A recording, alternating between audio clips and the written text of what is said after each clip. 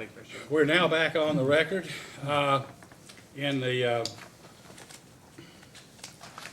case of 2018-00358, application of Kentucky American Water Company for an adjustment of rates. This is the beginning of the second day of the hearing. At this time, is there any member of the public present who would like to step forward and make a statement to the Public Service Commission, either orally or in writing, about this case or any of the issues in the case? If so, please approach the microphone at this time and state your name and residence address. Okay, no one having come forward, we're now ready to take some additional testimony. Mr. Ingram, do you have a witness? Yes, Your Honor. We call Melissa Schwarzel. Okay. Mr. Wazell, will you please raise your right hand? You solemnly swear or affirm under penalty of perjury that the testimony you're about to give will be the truth, the whole truth, and nothing but the truth? You may be seated. Counsel? Ms. Schwarzel, could you state your full name, please? Melissa Schwarzel. And could you tell us your job title and your employer? I'm Senior Director of Regulatory Services for the American Water Works Service Company. Could you give us your business address, please? 1 Water Street in Camden, New Jersey. Ms. Schwarzel, did you file in this case both direct and rebuttal testimony? We did. And were you also the witness identified on multiple data responses that have been filed in this case? Yes. Did you also adopt certain portions of Mr. Rogers' testimony and some of the data responses for which he was responsible? Yes. If I were to ask you the same questions today in your testimony and the portions of Mr. Rogers' testimony that you adopted into the DRs that are yours or that were adopted by you that were formerly Mr. Rogers', would your answers be the same? They would. Ms. Schwarzel is available for cross-trial. Mr. McNeil, Mr. Chandler? Yes, we questions? have cross. Thank you, Chairman. Schwarzel, good morning. Good morning, Mr. McNeil. So just to confirm, could you bring the microphone closer or speak up? Sure, I'm I think sorry. we're having trouble hearing down the line here. Thank Is this you. better? Yes. Thank you. Sure? Yeah. Okay. Okay. So I thought I heard you say, I want to confirm, you're based in New Jersey, correct? I am. So you're not really on the ground here in Kentucky very often, is that fair? Well, I lived here most of my adult life, so I have a lot of time spent in Kentucky. Well- Most recently, it's infrequent. Okay, in terms of your job performance, you're not in Kentucky all the time. Correct. Is there someone in state for Kentucky American Water who does rate and regulatory review? Yes, we've hired somebody who works for Kentucky and Tennessee in a rates capacity. Okay, what is that person's name? Elaine Chambers. Elaine Chambers? Okay. Thank you. I have a couple of questions that were deferred to you. I want to clean up, so they might not be related. The first is, do you know what the adjustment would be, the dollar amount, if the commission disallowed the cost of unaccounted for water above 15% as in accordance with commission precedent? Do you know that adjustment? I could give a ballpark. Okay. So, obviously, as Mr. O'Neill testified in his rebuttal, the company is requesting that an alternative threshold be set up of 20% for the company in this proceeding, consistent with the company's current water losses and based on the company's aggressive plan to try and address those. We think that we're doing the right thing, and we think that restricting cash flows at the time when we're trying to make the investments and put personnel on the ground to do leak detection work and to try and tackle that problem would not be optimal. However, if you look at our production costs from the base period update, you'll see that the total production costs were around $7.8 million. So depending on if an exclusion were applied to all of those costs or just a portion of those costs would determine how it was done. But if a 15% threshold were developed and the company is around 20%, then 5% of those production costs in theory could be excluded from recovery if that was the route that the commission went. And that would be mathematically a maximum of around $380,000. As a post-hearing data request, could you provide work papers just to prove that out? Yes. Thank you.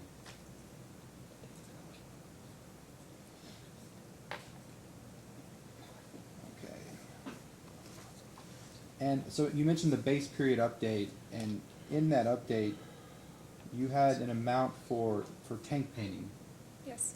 Can you tell me whether that amount is an incremental amount, or is that in addition to what was already forecast, or is that a new total forecast?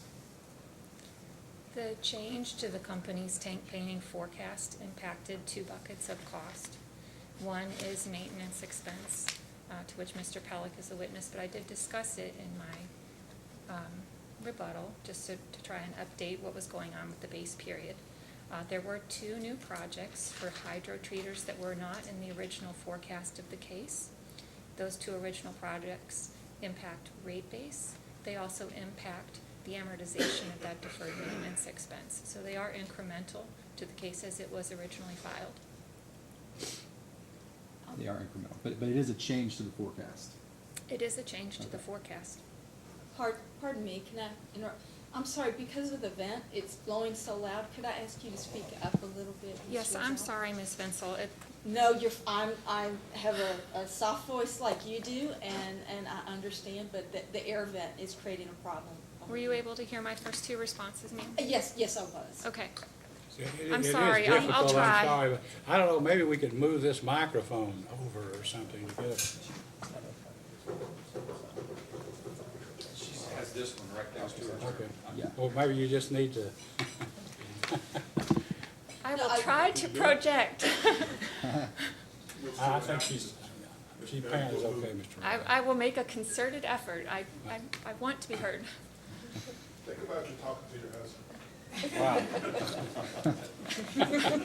We may need earmuffs.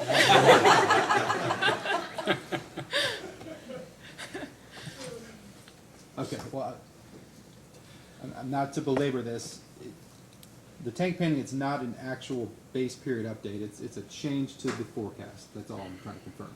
Is that correct? Right, so in the base period update, traditionally, the company has done a couple of things. It has updated the base period so that the actual 12 months of costs could be reflected through that February 2019 period. Additionally, the company has also traditionally updated the forecast for a number of things. In this case, we've updated the forecast to reduce expenses where we had better information. So for example, pension and OPEB expenses down more than $500,000, and we've updated the case for that.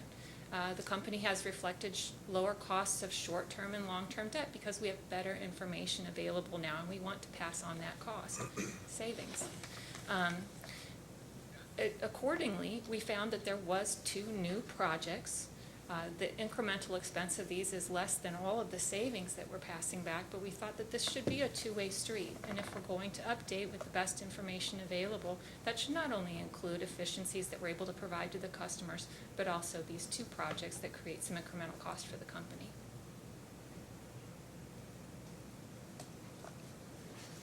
Okay.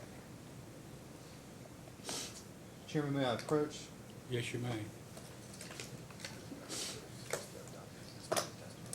Yeah, it's just packets. Yeah, it's almost. Oh, that's right. That's what I need. Okay.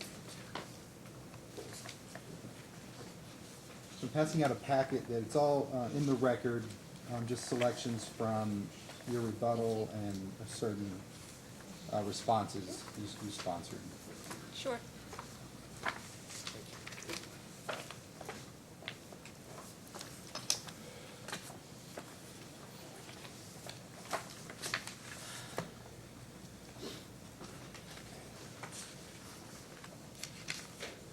So, in your rebuttal through pages 10 through 13, you sort of disagree with Mr. Collins' recommendation to include about 45 lag days to service company expense. Yes. Expense which is prepaid by Kentucky American to the service company. Is that right? You disagree with that? No, that's an accurate characterization of the position.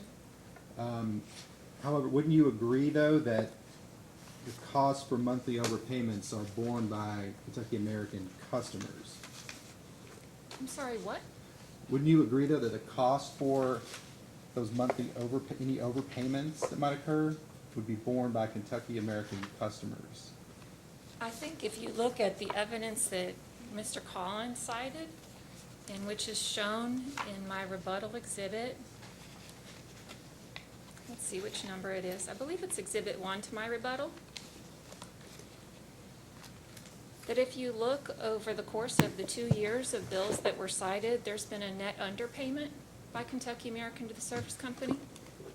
So it does fluctuate from month to month, but there's certainly no excessive payment going on. So in 2017, wasn't there an overpayment of 1.1%? Yes, there was. So it's possible that there could be an overpayment on an annual basis. I think you can get small timing differences. So for example, in 2017, there was an overpayment of 1.1%. And in 2018, there was an underpayment of 3.3%. Over the course of those 2 years, there was an underpayment of 1.3%. So I think the evidence in the case does not support any kind of overpayment problem. Well, wouldn't you agree that's sort of a small sample, though, over many years? It could change, is that correct? No, I don't believe so. I believe that given that all of the bills are trued up to actual, that at most you could get a nominal timing difference on a month-over-month basis. And I think that's why we're seeing that over the course of an annual period on which we set rates, there's really no appreciable difference, and there's certainly no overpayment. Isn't the service company's cost of capital lowered through this practice? Is the service company's cost of capital lowered? Yes. I don't know how it would be. Well, doesn't the service company benefit from not having to pay carrying charges on any monthly overpayments? As cited by Mr. Collin and as noted in the affiliate agreement, to the extent that there's any working capital or interest income, that's passed on. So Kentucky American would bear the burden of any working capital costs that were incurred by the service company. Kentucky American would also benefit if there was any net interest income. So any difference between the payments that are provided and the services that are provided, again, is it's all at cost. So Kentucky American customers never pay more than it actually costs to provide this service. But then doesn't American Water benefit from being able to recover at Kentucky American's grossed up allowed return? How? The- I don't understand. Well, instead of having to use the service company's lower cost of short-term debt. I think the prepayment of the service company bill is entirely reasonable. This is an at-cost entity that is incurring expenses to provide service to Kentucky American Water. And I think in essence, Mr. Collins' proposal would sort of mandate that an at-cost service provider incur debt. And I don't think that that's reasonable.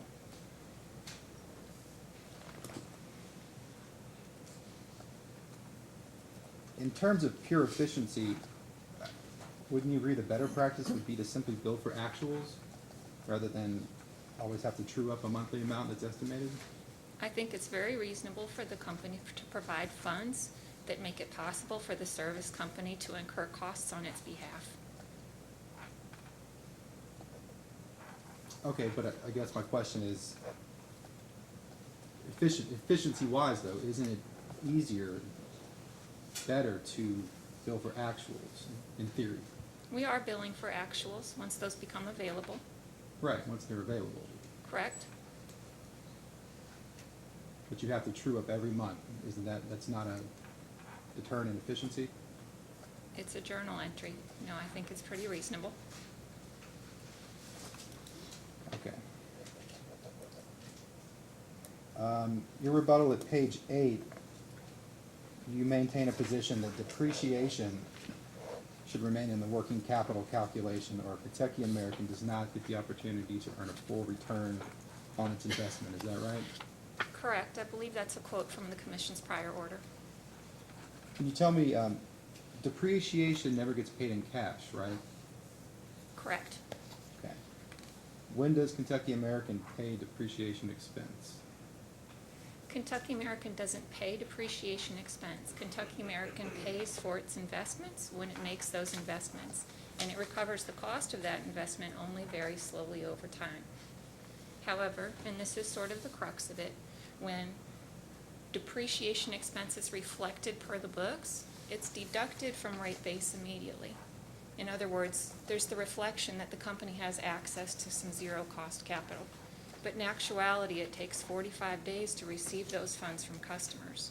So what we're trying to do is uphold a longstanding commission precedent that has been recognized as a sound policy and a reasonable theoretical way to calculate this, you only recover your full costs if those are included in working capital.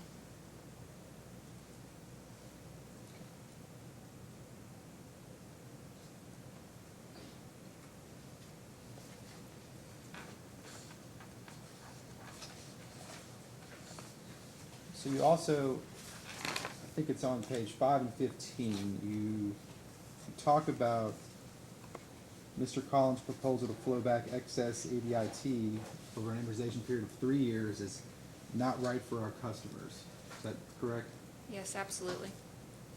But wouldn't you agree those funds were originally collected from Kentucky American customers and no other source? I believe that what Mr. Wildy testified to yesterday was that our customers pay a normalized amount of income tax expense each year. And that's based on the investments that have been made previously on their behalf. Right.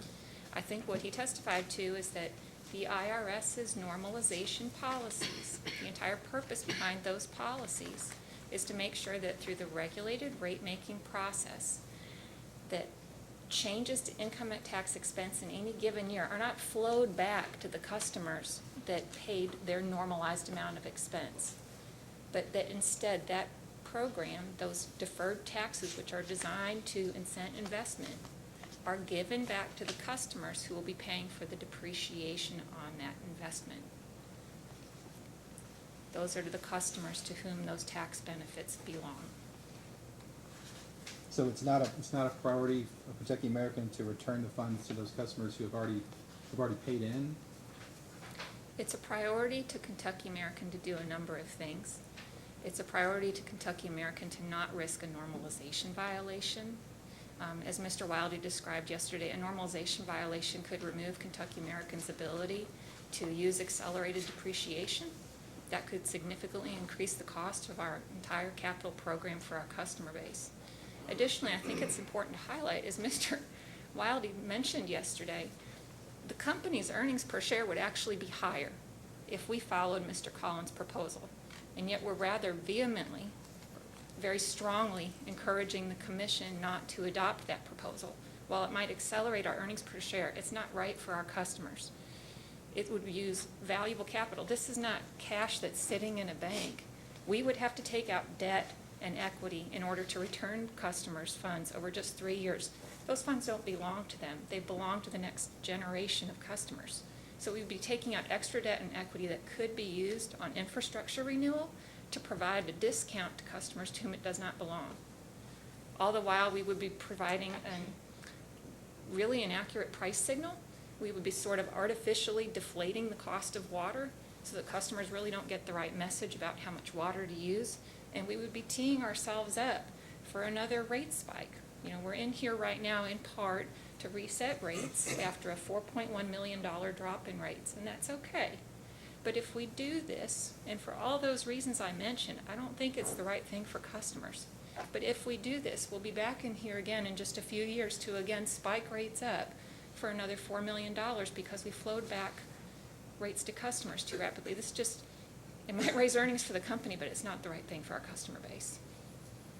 Wouldn't you agree a 20-year amortization, though, there would be many customers who had funds collected from them who would not get paid back, who might not take service anymore or move away. There are many customers who would not get refunded money they paid in over that long of a period. Is that correct? Well, I understand where you're coming from, but I think as Mr. Wildy explained, the purpose of deferred taxes is not to flow back savings to customers who are paying a normalized amount of income tax expense. The whole purpose of IRS normalization rules is to try to match up the savings that program provides, the zero cost capital that was essentially provided to the company in order to encourage it to make investments, and to make sure that that zero cost capital discounts the rates of the customers who will be paying the depreciation on that asset. So what Mr. Wildy is proposing, and he's a tax professional with decades of experience, is that the excess ADIT be provided to customers over the life of the underlying assets, It's consistent with how the IRS has consistently approached this. We think it's the right thing for our customer base. It will protect us from another credit downgrade, hopefully, and it will allow us to make the appropriate investments in infrastructure renewal for our customer base. Your argument, though, is the same argument that every utility has, that it's negatively affecting cash flow, and therefore there's a reason for not distributing the funds back to consumers more quickly, because utilities have always depended on that bank of cash that hasn't had to be paid out on deferred taxes. Isn't that basically what it comes down to? Well, that's one piece of it is the debt and equity, right? So, I mean, we can go out and finance this if we're directed to. Now, if we get a normalization violation, that will impact our ability to take repairs deductions. I understand the Okay. normalization, and I also understand the fact that you would have to go out and obtain financing and that would increase cost. I'm not necessarily agreeing with the Attorney General's argument for a shorter amortization period. I'm just saying that your argument you're making is basically the same as what all utilities are making right now, which is that we don't want to refund the money too quickly because we depended on it as a working capital type of fund that's used by the utility. I guess that's a way to think about it. I think that we've laid out in rebuttal what we feel like is the reasons that we support this position. I think it's really got to do with what's our cost of capital for customers from our perspective, how much are we able to invest in infrastructure renewal, and whether or not this is really the right thing to do in terms of just rate-making policy and making sure that we don't have spikes in rates. That's how we look at it. I'm not gonna, that was just an interjection. It's Mr. O'Neill's time to ask questions. Appreciate Thank it. you. Thank you. So I want to talk a little bit about the QIP to QUIP. Sure. So Mr. O'Neill had mentioned possible O&M savings from the QUIP. My question is, do you know of any other American Water subsidiaries other than Kentucky American that have any sort of mechanism to return O&M savings from a QUIP type program? So in terms of expense savings, Kentucky American's mechanism is similar to others in that the depreciation and property taxes that are associated with the QIP investments will be offset by any retired plant. So baked right into the tariff that's shown in our Exhibit 2 as filed with the application and as described in my direct testimony, we will be offsetting the costs of that new plant with expense savings for the property tax and depreciation that will be rolled off for the retired plant. So that's baked right into our mechanism, and I think that you'll find that that's consistent with other mechanisms in the American Water footprint. In terms of an O&M expense Right. savings, I'm not familiar with any state that requires that in their QIP mechanism. QIP is really about mitigating future costs, and it's not so much an O&M savings vehicle.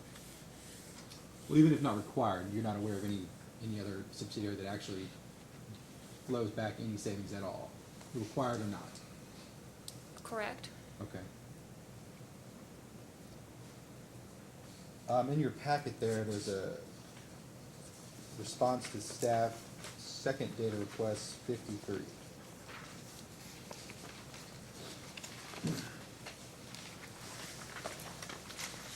I'm looking at in the response, the paragraph that begins with the word second. Yes. You see that? Okay. So, I'll read part of this real quick. With the forecasted QIP, the company would make its annual QIP filing not later than 90 days prior to the effective date of each QIP implementation. As a part of this filing, the company will provide a list of the proposed projects associated with the filing. This will allow the Commission to review all aspects of the filing, including verification that the included projects are QIP qualifying and prudent. The company believes this brings an element of transparency for the work being performed through the QIP and protection to its customers. So can you help me understand a portion of this proposal? Is it the company's position that once the Commission has reviewed projects to be completed throughout the year in the proposed annual QIP, application, that the Commission has sort of given provisional approval to the projects proposed in there, and that is there a chance to deny anything foreclosed I presume the commission has the authority to do what they deem is appropriate in terms of cost recovery. We do have a reconciliation that's a part of the mechanism that would also include a 90-day process for review, so that at the end of the year, when the actual projects were in place, the commission would have an additional opportunity to review those. So you do envision the commission having the ability to still deny a project down the line after that 90 days has closed? I would be surprised if an infrastructure renewal project were deemed imprudent, but ultimately, it's always the commission's authority to approve our rate making.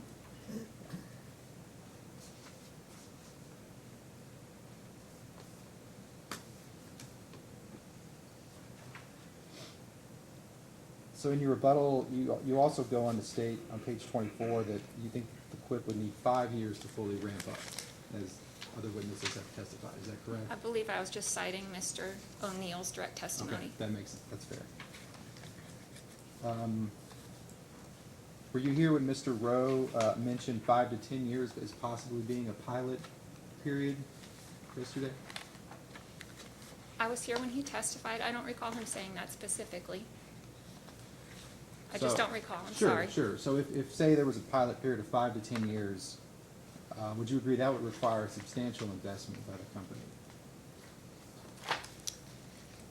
I think the company has, throughout the evidence of this case, already introduced what it would plan to spend, at least in the 5-year horizon, I think has been the discovery to date, what it would plan to spend. Mr. O'Neill's also talked about how the program would work over a longer term in terms of what that 10-year spend might look like, and in terms of the overall goal of the program to replace some of those mains over the course of 25 years. So I think the company's already been transparent about what it expects to spend, and even the estimated revenue requirements that would be associated with that, which are in general less than about 2% per year.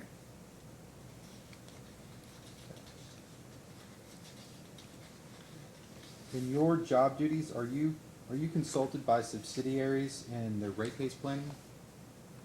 Sometimes. And I think Mr. Rowe also mentioned this, but has Kentucky American I want to ask it a little differently. Has Kentucky American projected the frequency of its rate cases with and without a QIP mechanism? I don't know if Kentucky American has done that. Do you agree that it might be prudent to think about it? Well, I think there's been, both in the 2012 rate case order and in some of the questions from staff, there's been a lot of interest about what the spacing would be between rate cases with a QIP mechanism. And I think there's a couple things that we can look to that are instructive. So, let's see. The commission staff's second request for information, number 57, and I realize you won't have this in front of you necessarily. We don't know what we're going to be asked, of course. But this DR goes through each of the American Water affiliates that have a QIP. And we were asked to compare what was the frequency of rate case filings in the 10 years prior to the authorization of the QIP versus in the years since the authorization of the QIP. And I think what you see very consistently, regardless of when these were authorized, is a strong correlation between the authorization for an infrastructure surcharge and increased space between cases. And I won't belabor it, but I'll just give you a couple of examples of what you'll see if you look at the DR. So for Illinois, for example, prior to the authorization of their QIP, they were filing cases every 2.5 years.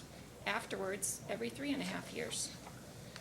For Indiana, prior to the authorization, they were filing cases about 1.7 years apart. After, 3 years apart. And I think you'll find that consistent trend here.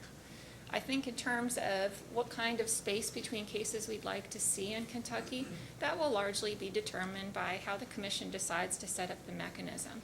So 2 things, for example, if the recommendation for a pilot were adopted, and we don't recommend that, that would obviously force us to come in a bit sooner than we might otherwise do so.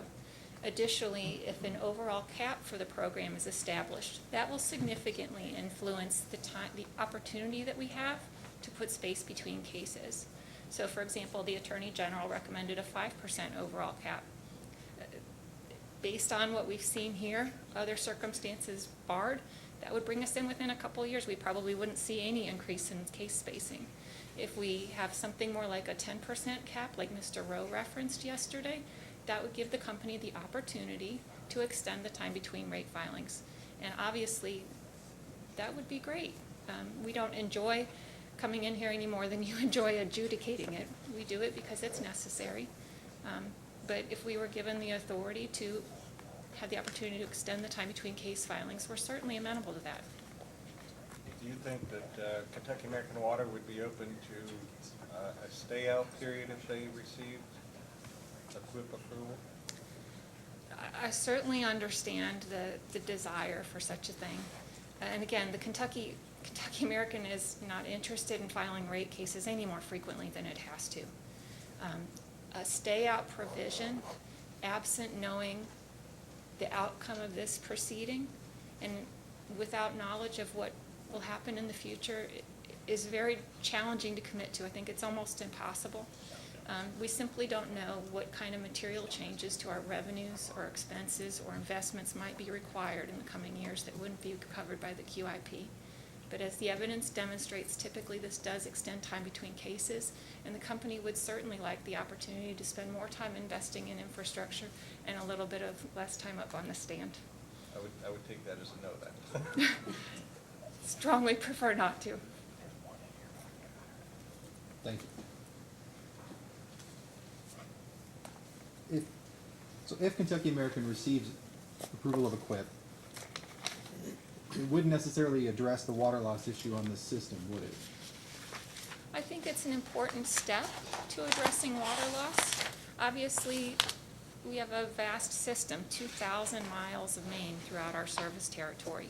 And Mr. O'Neill's described a program that would optimally replace 10 to 13 miles of that main each year.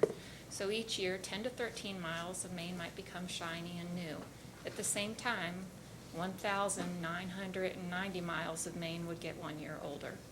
So this is an important step. It allows us to address the kinds of mains that we believe are causing the most breaks, as Mr. O'Neill testified to. Or maybe I mischaracterized it, maybe it's the most leaks. I'm not the engineer.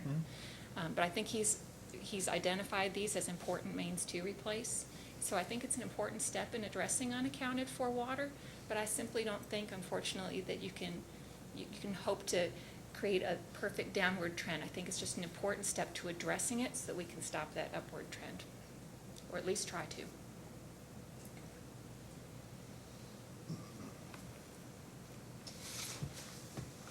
No further questions, Chairman. Mr. Gardner, Mr. Oswald, questions? Thank you, sir. And as we indicated yesterday with respect to Mr. O'Neill, this is a witness that we would each be asking questions on distinct areas. Thank you. Ms. Swarzel, if you could look at your rebuttal testimony at the bottom of page 18.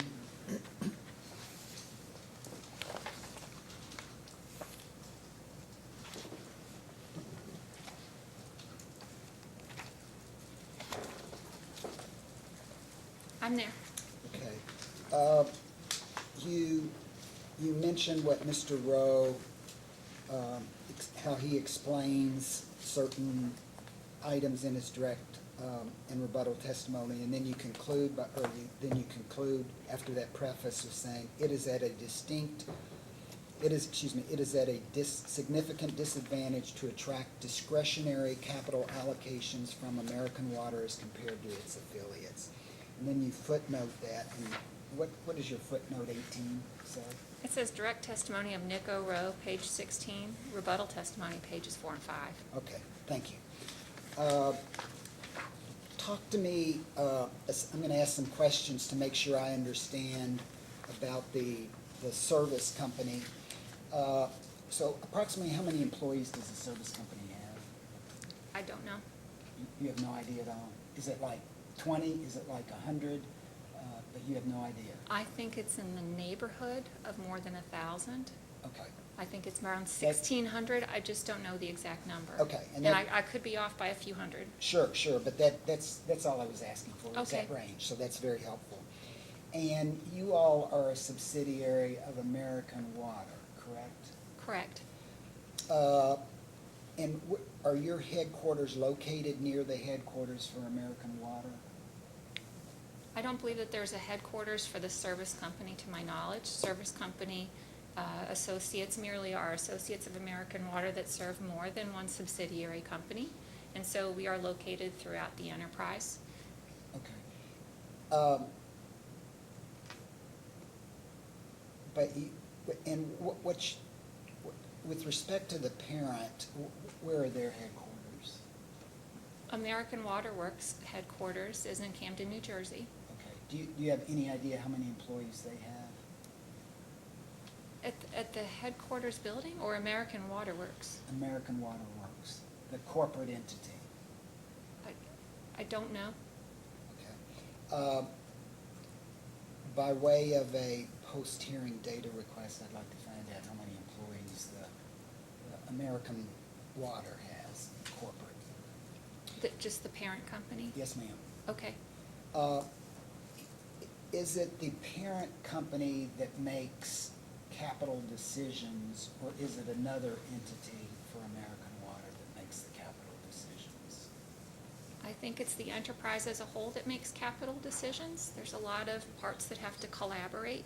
So I think the local businesses have to identify the capital needs within their system. I think that we have some diligence that goes on throughout. We have to collaborate with our Treasury Department to confirm access to funds. We have to work with the local budgeting teams. So I think the budgeting process is collaborative across the entire enterprise. The loans are the capital is actually made available to a subsidiary like Kentucky by American Water corporate, or is it a different entity that makes the capital available? I believe the American Water Works Board approves the capital plan on an overall basis. So I believe it's the operations of the company that deem how much capital should go to each state. Okay, so when Mr. Rowe was talking about going to corporate or going to American Water to argue for quote discretionary capital, is he going to? Is there an entity other than American Water Works that he's going to? Again, I don't know if parent company has any employees.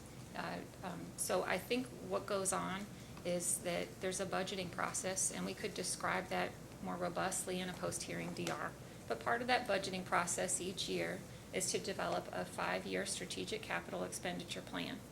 And that plan has to be worked so that it's appropriate. There's a lot of things that we look at, as Mr. O'Neill testified to. You know, what are the safety concerns in the system? What's the age of our pipes? Are there any large projects that need to be completed?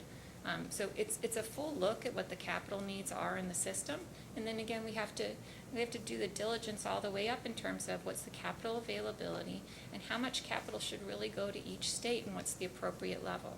And I think what we're just trying to highlight here is that when you look at American Water's current 5-year plan, 62% of that is for infrastructure renewal. So if you're allocating infrastructure renewal funds, and we've demonstrated, and it's well evidenced throughout the country, that there's a huge need for those kinds of investments. When you're looking at virtually every other state having access to a mechanism that allows them to adjust rates between cases for infrastructure renewal, and Kentucky does not have that, it does put us at a distinct disadvantage. You're an excellent advocate for your company, but I was just really trying to understand where the money was coming from. So when capital comes, and I'm just trying to understand a little bit more about the structure. In your in PSC data request 1 number 24, and you were asked about provide a copy of each service agreement or contract that Kentucky American has with an affiliate company. One of those that was listed was American Water Capital Corporation. Mm-hmm. Is that the entity that loans the money to the local Kentucky American, that would loan the money to Kentucky American, or would it be American Water Works? believe that American Water Capital Corp. Is our financing arm, so they're able to go out and for the entire enterprise, get least cost debt, and then make that debt available to the subsidiary companies. Okay. And so that's where the capital would come from. So, and you don't believe that, or you're gonna check and find out, does the parent company even have employees? Earlier, you are an employee of service company, correct? Correct. So when you say, you kept, in response to questions from Mr. McNeil, you said we would have to take out debt or equity. I mean, what were you meaning when you said we? You used we a lot. And are you referring to the enterprise as a whole or as opposed to service company? I wasn't trying to identify a particular subject. Here today, I'm talking about Kentucky American. We probably still rolls off my tongue. Okay. So, I'm sorry, I sat in the Kentucky office for a very long time, so it feels like we. sure. So you think that's all that refers to? Yeah, I'm not trying Okay. to imply anything. Okay. So,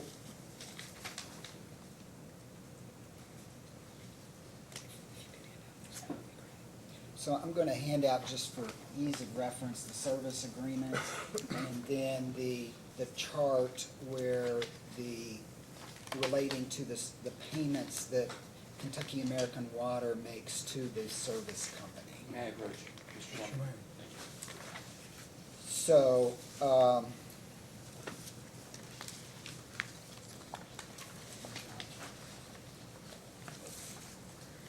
Thank you.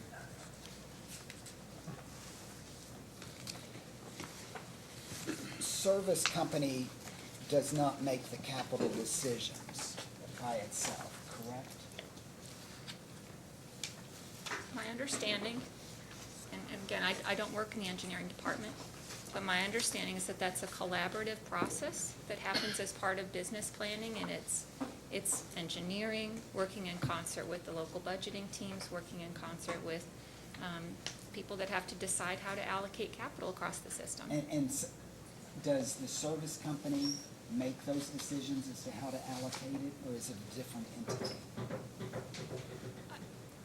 I'm really not trying to be cagey, but I just don't think that there's a affiliate that makes decisions. I think that we function as American Water, and that the local teams need to collaborate with the other parts of the business to determine the best way to invest in infrastructure. Okay. In your, you provided a copy of the current service contract between Kentucky American and American Water Works, correct? Yes, I believe so. Okay. Do you have that in front of you? I presume that's what this is. Certainly looks like it. Okay. Could you look at it so you could satisfy yourself that this is it? I trust that it is. Okay. And what's the date that this was entered into? Into the record in this case, No. When was this agreement entered between the parties? What's the date of the agreement? the first line seems to indicate it's January 1st, 1989. I'm not a lawyer, and this is an agreement, so. Okay. Do you have any reason to believe it's not been in effect for 30 years? I don't know. It appears to be an agreement from 1989. Do you have any reason to believe that it's not been in effect for a long period of time? I don't personally have any reason to believe that.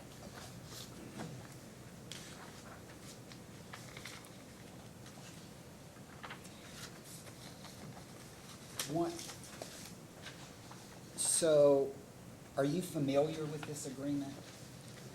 Somewhat. This agreement is what governs how Kentucky American Water pays the service company, correct?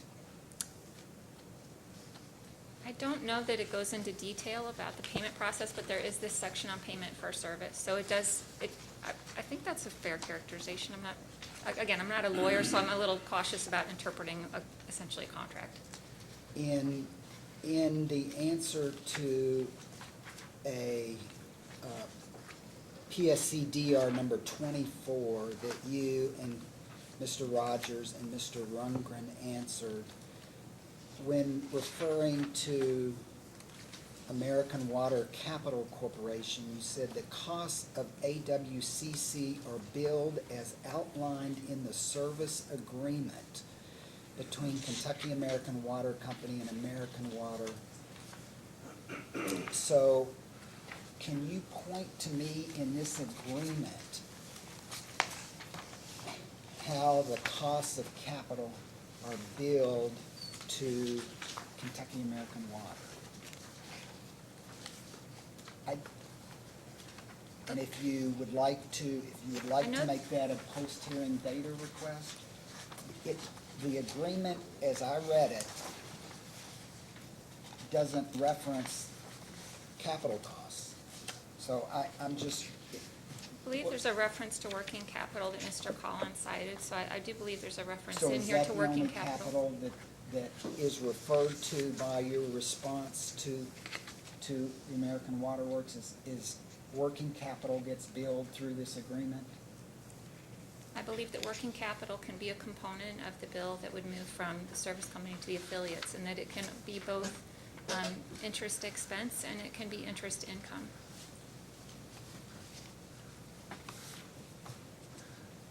Is there, when we're talking about discretionary capital and, borrowing $100 million,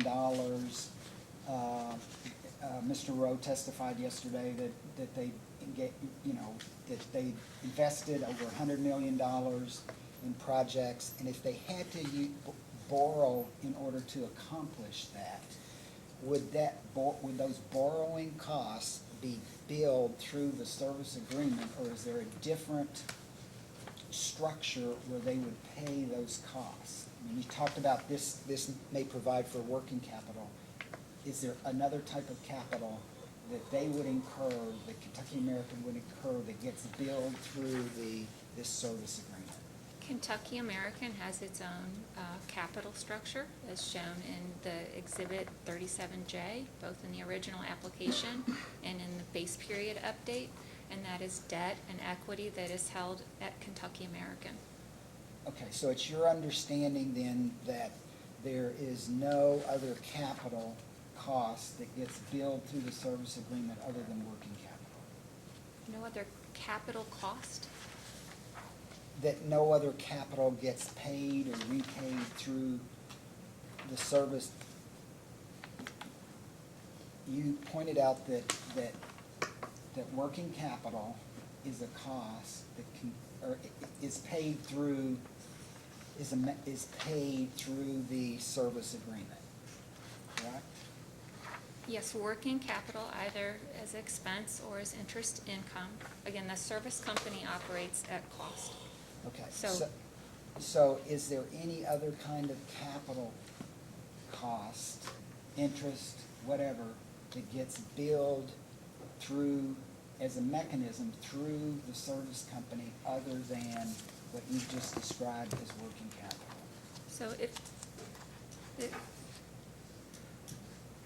if you look at the company's response to the Attorney General's first request for information, number 2, it shows the service company bill by account. That may be helpful to you. I'm not trying to be cagey. I'm just not positive which kinds of expense you would be looking to identify. There is some depreciation in here, for example. So So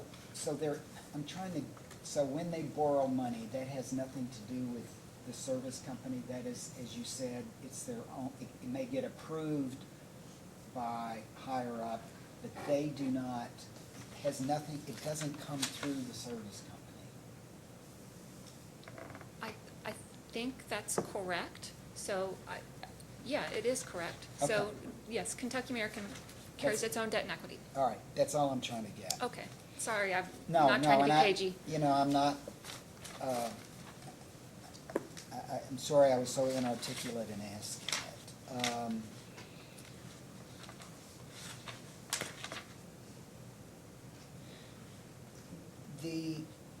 There is, I'm going to refer to the AGDR 1 number 4 for a minute about which breaks down between service company and Kentucky's portion, do you have that in front of you? I do. Okay. And this is the three type of expenses that Kentucky as well as the others get billed for. Do you have an actual role in this process, you personally? Well, I charge my time, for example. I'm sorry, as a supervisor, as making sure that this gets done, is this within your responsibility at service company?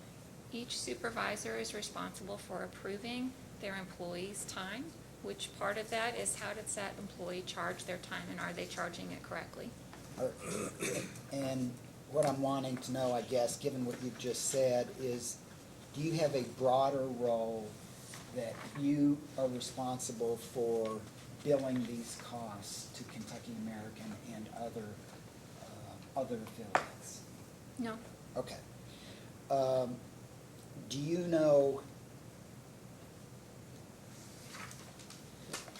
talk to me just a second about the allocated costs. Sure. What is that?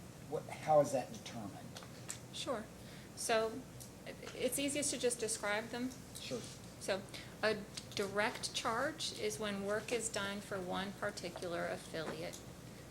So if you're working just for Kentucky American, you would charge your time just to Kentucky American. An allocated cost is when you're performing a service that benefits more than one affiliate. And in those cases, so for example, if you were a divisional employee and you were being trained on something, that would benefit your entire division. So you would code that time to a formula that allocates your cost, typically according to customer count across that division. So that's the difference between a direct charge and an allocated charge. You said typically, is there a manual that determines how those costs are allocated? I believe that there's a billing manual that dictates how that should be done. A billing manual for these type of, how your employees do that? I believe that's covered within it, yes. Okay. Are you aware if that's part of the record here? I don't know for certain. If it's not part of the record, could you provide that in a post-hearing data request? We will certainly look to see if we can do that within confidentiality confines. I guess if it's confidential, then your attorney will know how to do it. I will consult with my attorney, yes. Yeah. And talk to me about how overhead is computed. Sure, so overhead is, it's like overhead for any business. So it's things like a building or electricity, or costs that somehow you need to assign out to cost centers. And so what typically will happen is those costs are allocated out according to the overall work that's done, the hours worked, within that physical location. So much like an overhead that you would establish for a business that's running a manufacturing machine or anything else. If you're trying to assign those costs out, you need some practical way to do it. So that's how overheads get pushed out. Okay. Do you have are you the person who has direct communication with the local affiliates regarding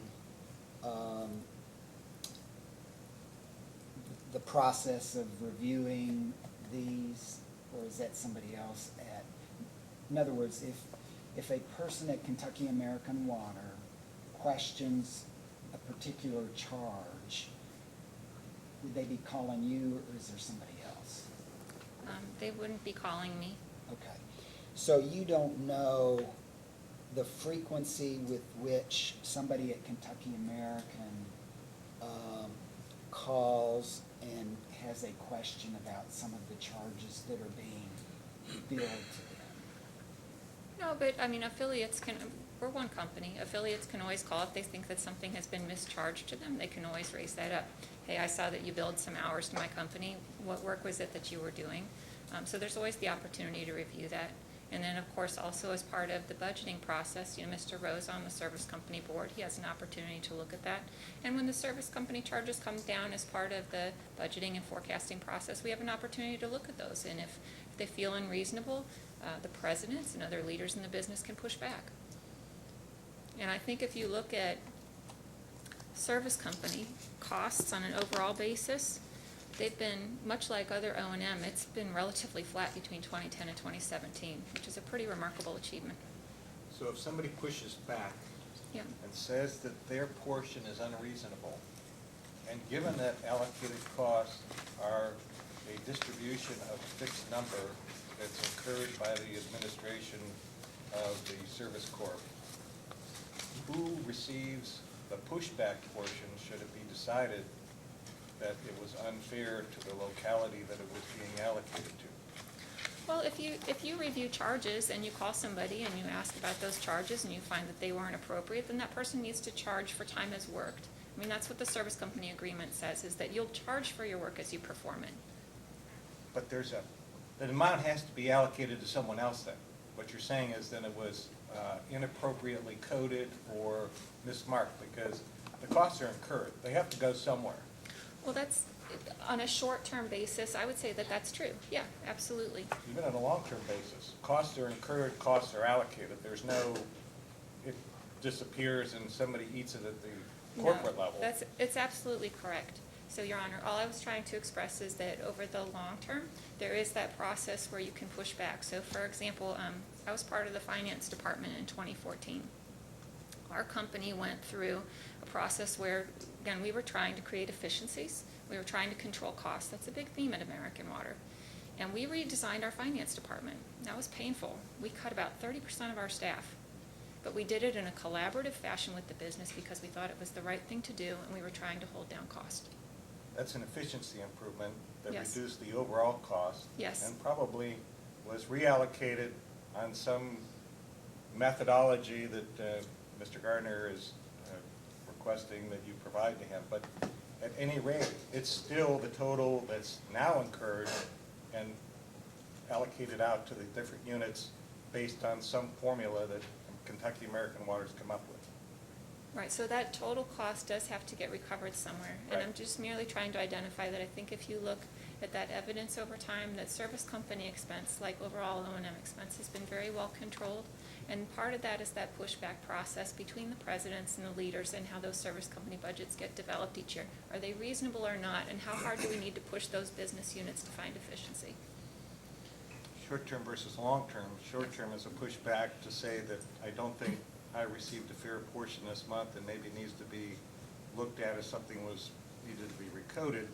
Long-term is saying I'm unhappy with the amount of overhead received from the finance department and it's overstaffed and what can be done to improve it, and then you make an adjustment that says I eliminate 30% of the staff and hey, great deal, everybody is happy because everybody's allocated costs are reduced through this efficiency improvement. Exactly, exactly. Sorry, Mr. Gardner, go ahead. Thank you. In a post-hearing data request, I'd like a copy of whatever document allows the service company to question and disagree with a charge. Mr. Gardner, I don't mean to interrupt your cross. Do you mean a document by which the operating subsidiary can contest a charge made by the service company? Yes. Okay. I may have missed it, but I didn't see it in the agreement. They had the service company has, the local company has the ability to review books and records, but I didn't see that they had any right to object to a payment. So that's what I'm looking for, is where is this right, where is this right located? If there's a document that If there's a spells that out, document, we will yep. provide that. If not, we Yep. will describe to you the process by which that occurs. That suits you. Yep, yes, sir, thank you.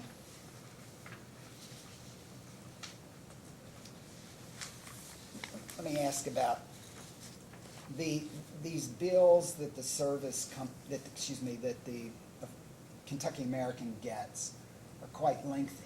I mean, I was looking at one that's in the record, and it was 75 pages. So it's, I thought they were about 2 pages. the bills Yes, sir. and the breakdown as to where, so the actual bill is only 2 pages long? I thought it was rather brief. Okay. I could be mistaken. I know it's an attachment to one of the DRs. I didn't print out all my attachments. But, have 1 second.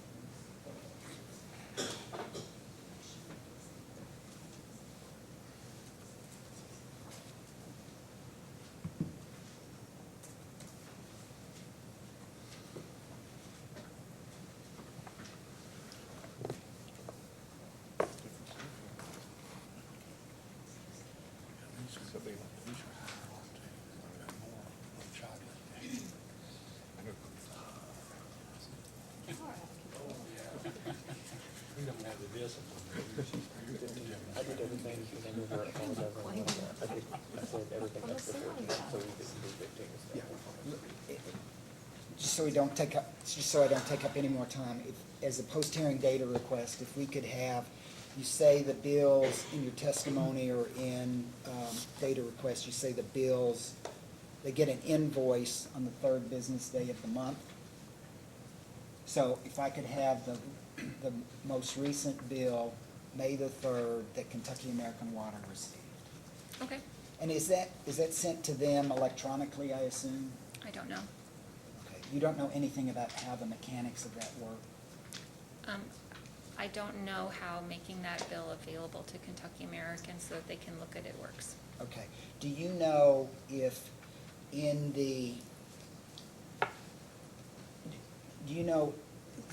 but you all do bill, as Mr. McNeil said, you do bill an estimate as well as a true-up for the prior month. Correct.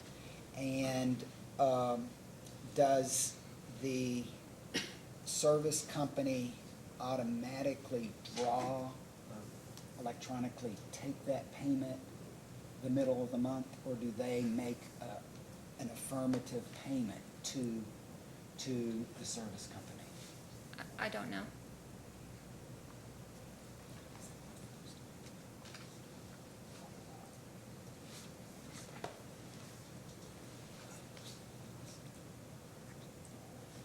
If I could have a post-hearing data request on that, as to how that is done. And just to be clear, and I'm not always clear, just to know whether there has to be something affirmative every month that the Kentucky American Water Company does to pay that, or after a set period of time, like 20 days, 10 days, 15 days, does the service company draw that from? Does that make sense? Well, it does, but I think as the chairman said, all of the hearing data requests that you're asking this morning will come to us in writing. Yeah, definitely.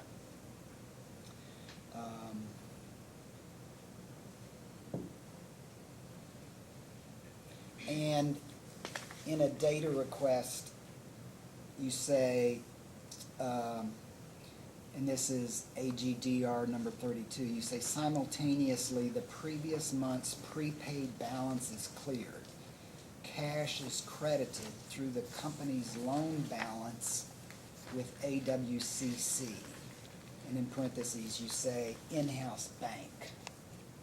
Okay. You need to look at that, or are you familiar with that? I'm getting there. Sure, I'm That sorry. came directly from our accounting department. Yeah, it's AGDR 2, number 32. Would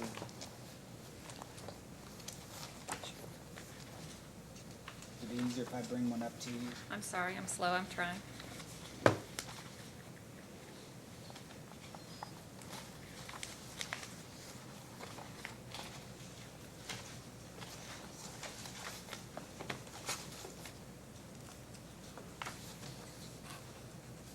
I can't find it for some reason, and I don't know why.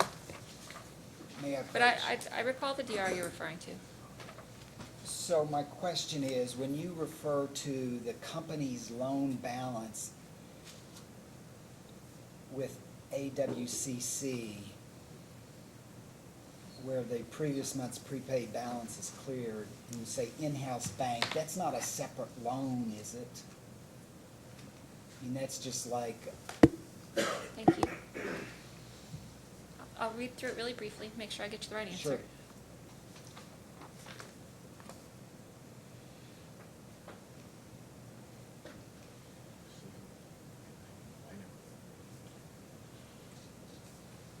I believe the in-house bank would either refer to cash or to short-term debt. And short-term debt could be working capital. No, short-term debt is a component of the capital structure for Kentucky American.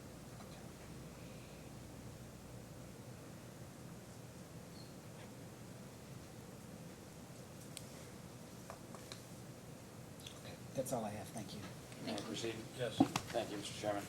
Ms. Schwartzel, I believe I have 3 areas of inquiry. Okay. The first is on contributions in aid of construction. Okay. For water utilities, examples of CIC include tap-on fees, relocation of water lines paid for by a third party. Is that correct? Those are some examples. And after For Kentucky American, those are examples. Okay. After the Tax Cut and Jobs Act became effective, CIC is now taxable, correct? Correct. And in its application, Kentucky American proposed to gross up CIC receipts for taxes. Is that That was the original proposal. We've since repealed that as part of our rebuttal and the base period update. And so now wants to spread those taxes across the rate base, correct? Correct. And the reasoning for that change position came actually from commission staff questioning where they identified administrative case 313. Is that correct? Correct. When making this decision by Kentucky American to switch from a gross up to a no gross up method, did Kentucky American perform any calculations to determine the financial impact to customers related to those two methodologies? I believe that we looked at the impact, and that impact is outlined already. So we've shown that here in the base period update, the impact of SIAC being that the refunds for the gross ups that had been collected to date, as well as the removal of the gross up from the forecasted test period. And I guess when I was looking through those materials and in particular Schedule B6 and Work Paper 17, which I thought that material, it may be contained in that material, but I couldn't see identical information to come up with the base period adjustment. I think the base period adjustment was approximately $276,000 for rate-based CIAC gross up, and for depreciation on CIAC gross up, $34,000 approximately. It would have been on that cover sheet. Right. I could not calculate that based on the other underlying documents. Can you provide that information as a post-hearing data request, or identify where it's located in the materials? Yeah, I think it would be easier to provide it in a post-hearing DR.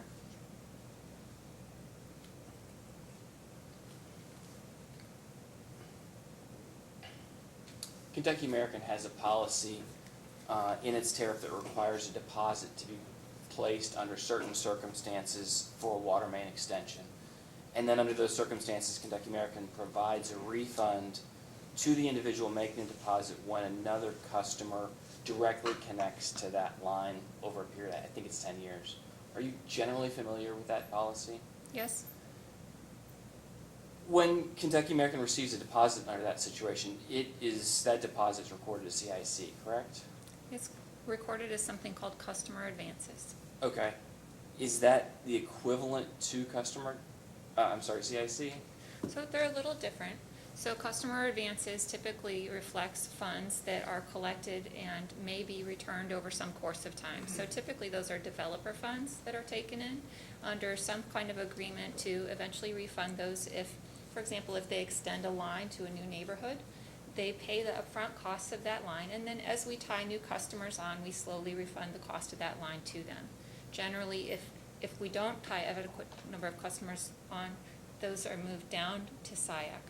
SIAC is different because typically it's not refunded to anybody, it's a permanent contribution.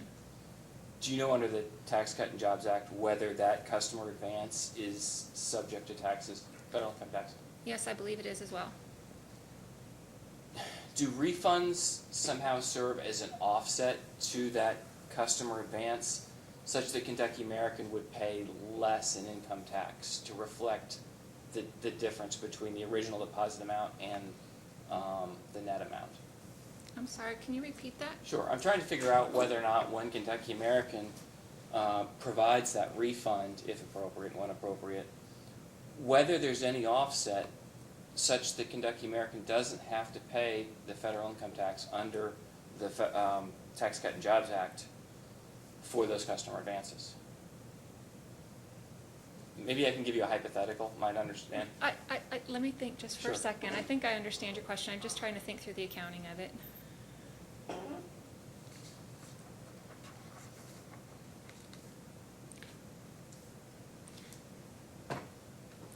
I think that, okay, I can tell you what I think goes on. I think I understand it, but it's a little bit of a confusing concept, right? So if you like, I could also provide that in post-hearing DR, come directly from the tax department, make sure it's correct. Okay.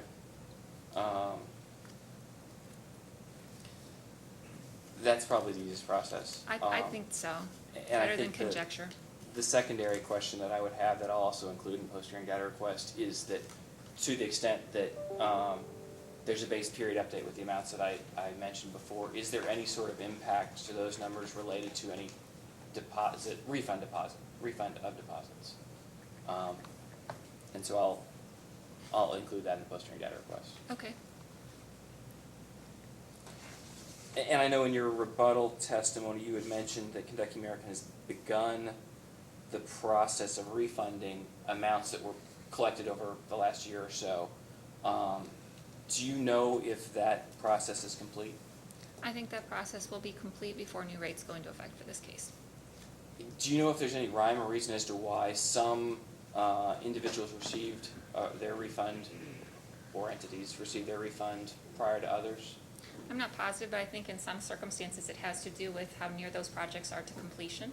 So when we're provided with a contribution for a project, I think there's a true-up at the end. So if the costs were different than we were provided a deposit for, we refund that difference or collect that difference. So I think we, in some cases where the project was nearing completion, we were waiting until see how the final numbers landed, so we didn't need to do two transactions.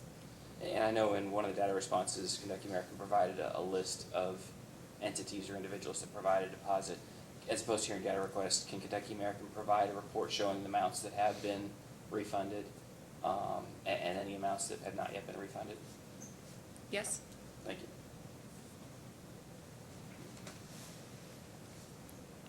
you. Changing gears a little bit to purchase power. In your rebuttal testimony, you indicated that Kentucky American agreed to reduce the proposed revenue requirement based on the settlement that was proposed in the Kentucky Utilities case. Is that correct? That's correct. Are you aware that the commission approved rates that were different than the proposed settlement? I'm not expressly aware of that. Okay. So I'm guessing by that response, you don't know whether Kentucky American has attempted to recalculate the purchase power expense based on the final order in the KU case. I don't know. I don't think so. And so I guess as a post-hearing data request, what I would ask is that Kentucky American provide the updated analysis reflecting the final order by the commission in KU's rate case.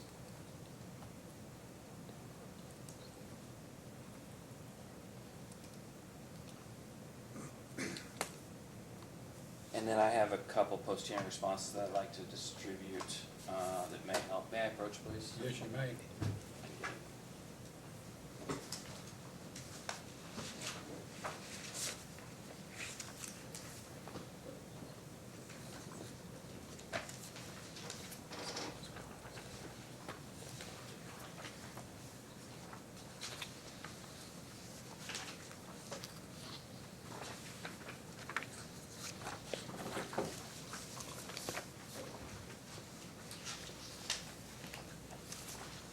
I'll note for the record, these are already part of the record, so no need to mark them for identification purposes or do not plan to introduce them as an exhibit.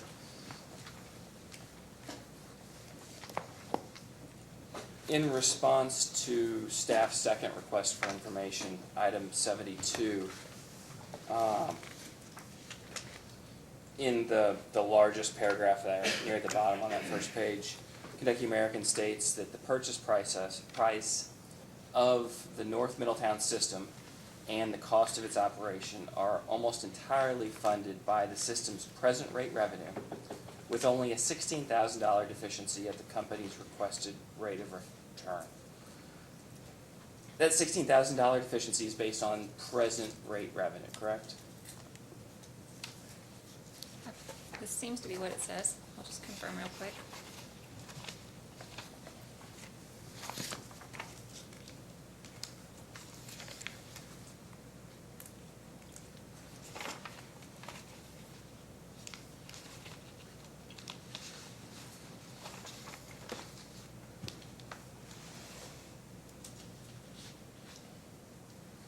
It seems to be the difference between the proposed rates and the present rates. Okay.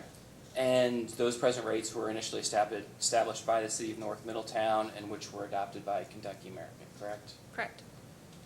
And in this case, Kentucky American is proposing to unify the rate structures that would actually be a resulting rate decrease for North Middletown customers, correct?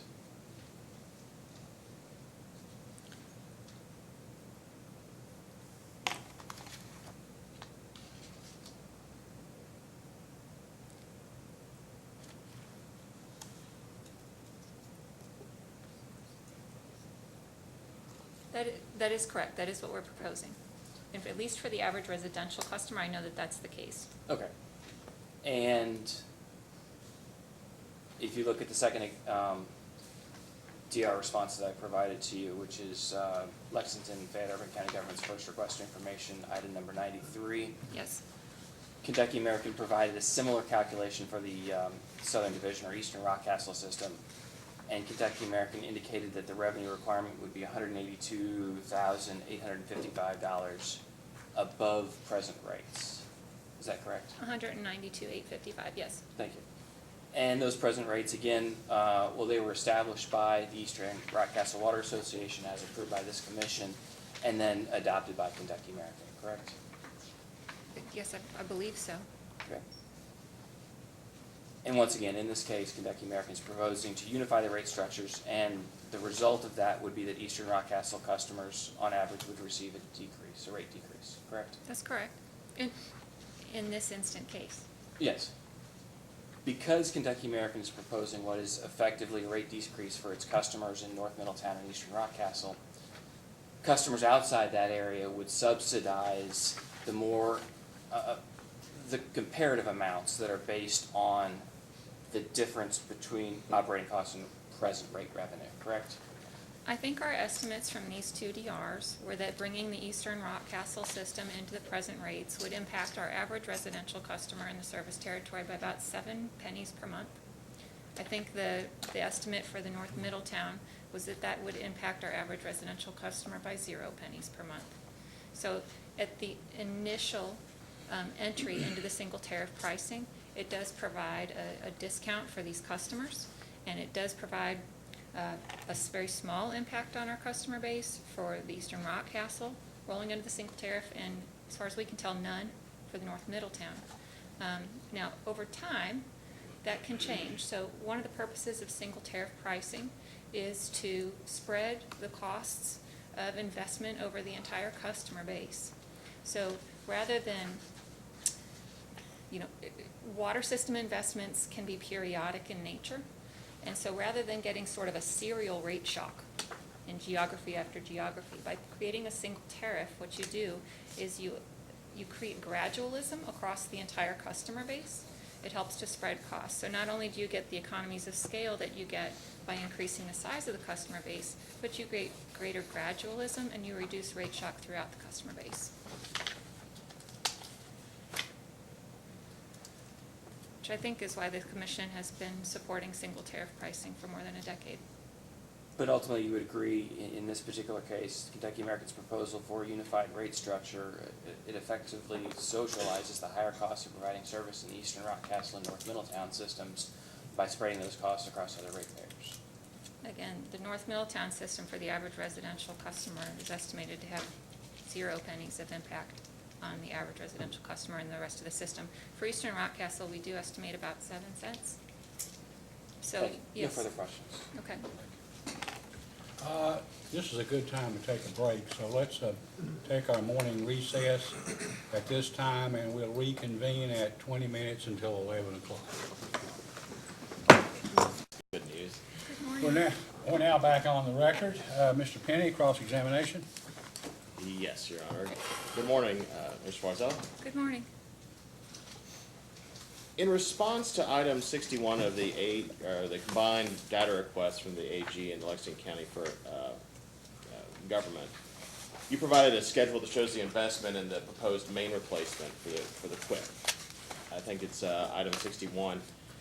And in that, you laid out a 5-year time frame. I think I'm looking at an Excel spreadsheet, and it's the 6th tab. And it begins in 2020, going through 2024. And, subject to check, the main replacement, the investment in the main replacement increases by $5.7 million between 2020 and 2021, and an additional $4 million between 2021 and 2022. Given that that's a pretty significant ramp up, how does that relate to the statement that the QUIP program will not be fully ramped up until 5 years? Given that I think it reaches its maximum annual investment within a 3rd year. I don't know how those dollars work. I think that Mr. O'Neill has testified that reaching that 10 to 13 mile rate might take 5 years to get there. Okay. I don't know exactly how that correlates to those specific dollar amounts. Okay, so the money doesn't necessarily equal miles in this scenario? I'm not positive. Okay, that's all. Well, I think you should pursue that. If you're gonna spend the money, you're either doing it in construction or whatever you're doing it in, but if you're gonna ramp up by the 3rd year and you're saying it's a 5-year program, I think you should pursue that. Well, yes, Your Honor. You posted a 5-year total of approximately $46 million. I'm sorry, but for some reason I'm struggling. Who's the party on the DR? It is the first request for the AG and Lexington Fayette County Urban Government. It's the attachment to number 61. As a matter of record, I think it's just the AG, I don't believe. Oh, just the AG. LFPC, My yes.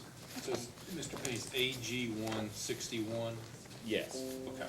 the attachment. I will catch up. Give me just a moment, please. And the Excel file that goes with that? Okay, it'll Yes. take her a minute to get that Excel Yes, file. If you please. can bear with us, Ah, thank you. Okay, I'm good. Okay, Okay. Okay, so, I believe the tab is QUIP investment 2020 to 2024. Okay.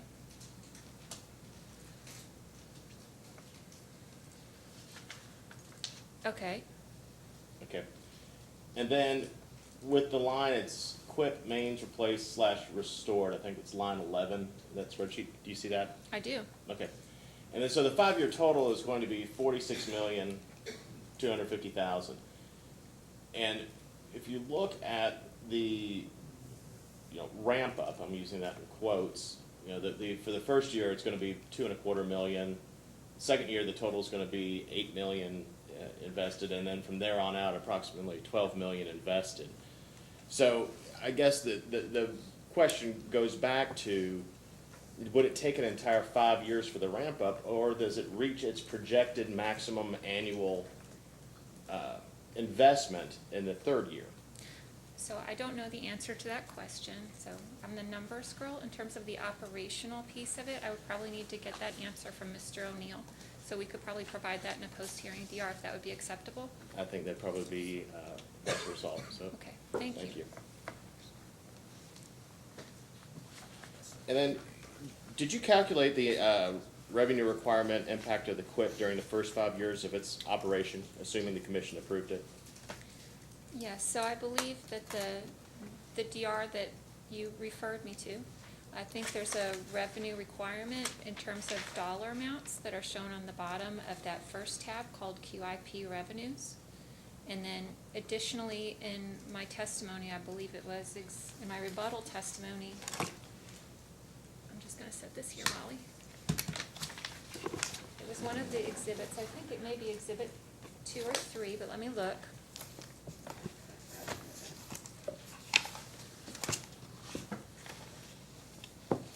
It was exhibit 2 to my rebuttal. We then took those revenue requirement numbers and compared them to the requested revenue requirement in this proceeding to try and get a feel for, on a percentage basis, what does that really mean? So during those years, the percentage basis as we moved forward towards year 5 went from 1.7 to maybe 2.1% per year. Now, for the average residential customer, if rates were granted in full in this proceeding, we would be looking at an average bill that's a little under $40 a month. So 2% per year would be maybe an 80-cent impact to the average customer to get this work done.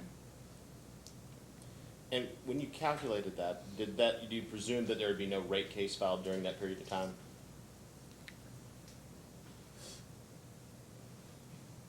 Yeah, I looked at this as a comparison to the revenue requirement requested in this proceeding. And so then if there was a rate case filed within that 5-year period of time that you calculated, then what kind of effect would it have on the QIP rider?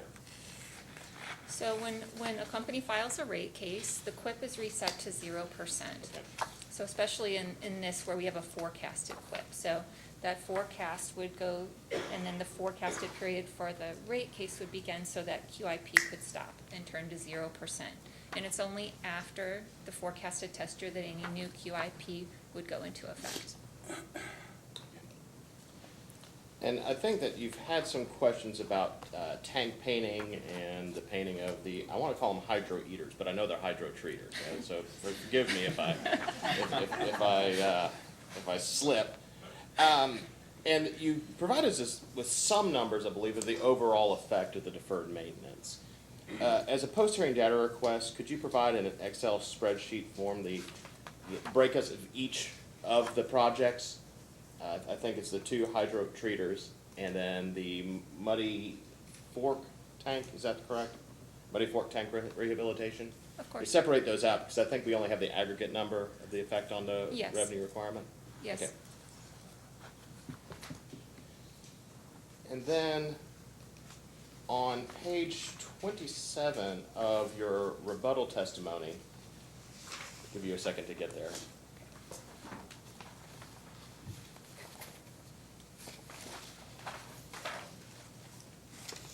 I think it's the very last page of your rebuttal testimony. Yes. You explain, are you there? I'm sorry. Yes. Okay. You explain that the Kentucky American is pursuing an opportunity to call and refinance 2 tax-exempt bonds, and there are several factors that make the success, timing, and benefit of the effort significantly uncertain. In there, you have a statement that says the company has made an adjustment to the managerial forecast in anticipation of savings from these potential refinancings. What exactly does that statement mean? That means the company did something very unusual in this circumstance. Typically, when a managerial forecast is established, it's fixed and doesn't change. In this case, that forecast was opened up to put a savings into there that the company was going to plan to achieve. Given that the forecasted test year process in Kentucky talks about aligning the forecasted test year to the managerial forecast in terms of assumptions and methodologies, we thought that even though we really don't know how or when this can work, you need a community partner. It can take time. Anything like this requires getting through some red tape. We thought it was incumbent upon us to share the information with this commission so that it could decide whether or not a rate-making adjustment should be made, or if a post-test year filing should be made to reconsider.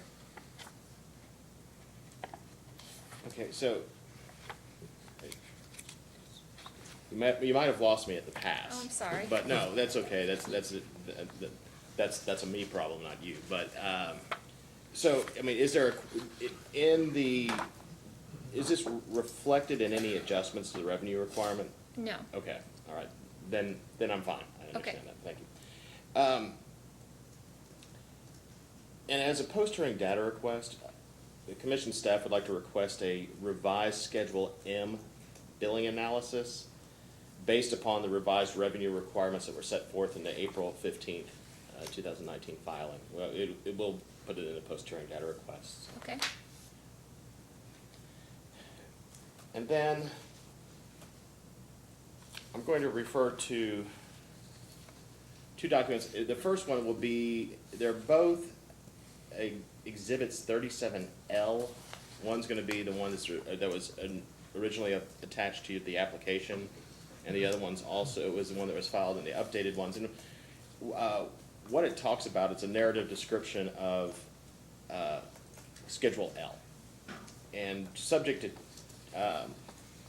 you can look at one of those. Why don't you look at the Yeah. updated one in the April 15th? Lindsay or Molly, do I have the capacity to see that on this machine? All right, give me mine. All I have on here is the exact thing that you mentioned, Mr. Yes. Okay. Should be.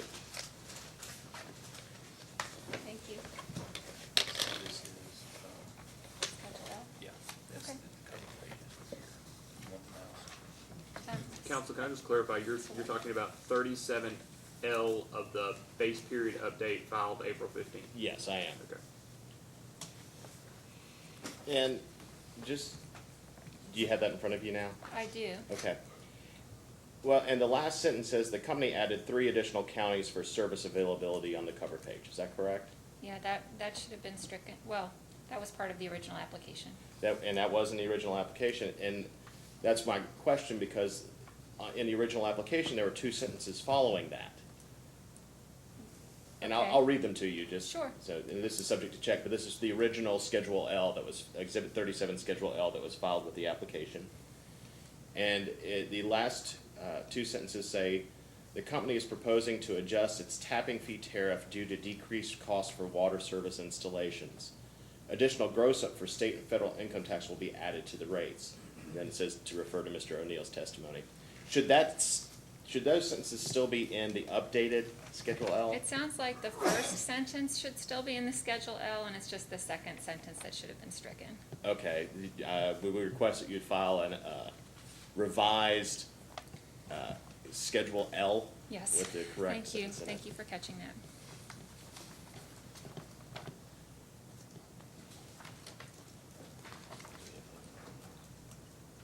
Staff has no further questions. Commissioner Cicero, questions? So Kentucky American Water is requesting a QUIP program, Yes. and you're also asking for a deviation from the 15% to 20%. Correct. Typically, a QUIP type program would be granted in recognition of a cost to replace infrastructure and with no deviation from the 15%, because basically when you grant the QUIP, you're addressing that higher water loss and allowing the company to recover those at a more rapid pace. Would you agree with that? I understand your perspective. I think that addressing main replacement needs is an important step to addressing water loss. But as we discussed, we're looking at replacing 10 to 13 miles of main per year once we get that program ramped up, which again leaves 1,990 miles of main still in the ground and aging. And I think what the company is striving to find is the appropriate cost-benefit trade-off.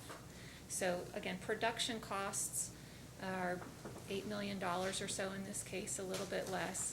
And we talked about that, the amount of those production costs that would be associated with the difference between, say, a 15 and 20% threshold of lost water. 380,000.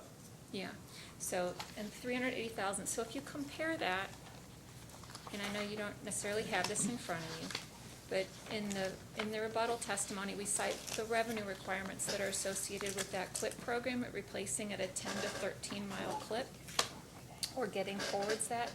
And the incremental revenue requirement for that is $2+ million per year. So what's the prudent thing to do? You know, so we want to put staff on the ground to do increased leak detection technologies. I think that there's evidence in the case of a lot of programs that we're pursuing to make sure that we're accurately metering, that we're pursuing the unaccounted for water in a responsible fashion. But the QIP program, we could go out and replace every single main in the system and solve the unaccounted for water problem, right? But the cost would be untenable. So I think we're trying to find, as a company, that right balance between pursuing a responsible, timely infrastructure renewal program, pursuing lost water on a responsible basis through staffing, while also not impacting customer rates excessively. I think we're acting responsibly, so I would just hope that we wouldn't be penalized essentially by having some of our costs disallowed while we're pursuing that program. But that would be the same argument that every utility would make in terms of a deviation at the same time receiving an accelerated pipeline replacement program. It could be. Hmm? It could be. I don't know how other companies would approach it. Again, we try and do the right thing for our customers. So this is just how we think is an appropriate rate to replace the pipe at. We think that that's the right thing to do, and I don't think we feel that we're acting irresponsibly. And I think also what we've seen across the American water system is that once that unaccounted for water starts climbing, it takes a while to get it to come back down. It's not a go out, replace a few miles of main, and you're good to go again.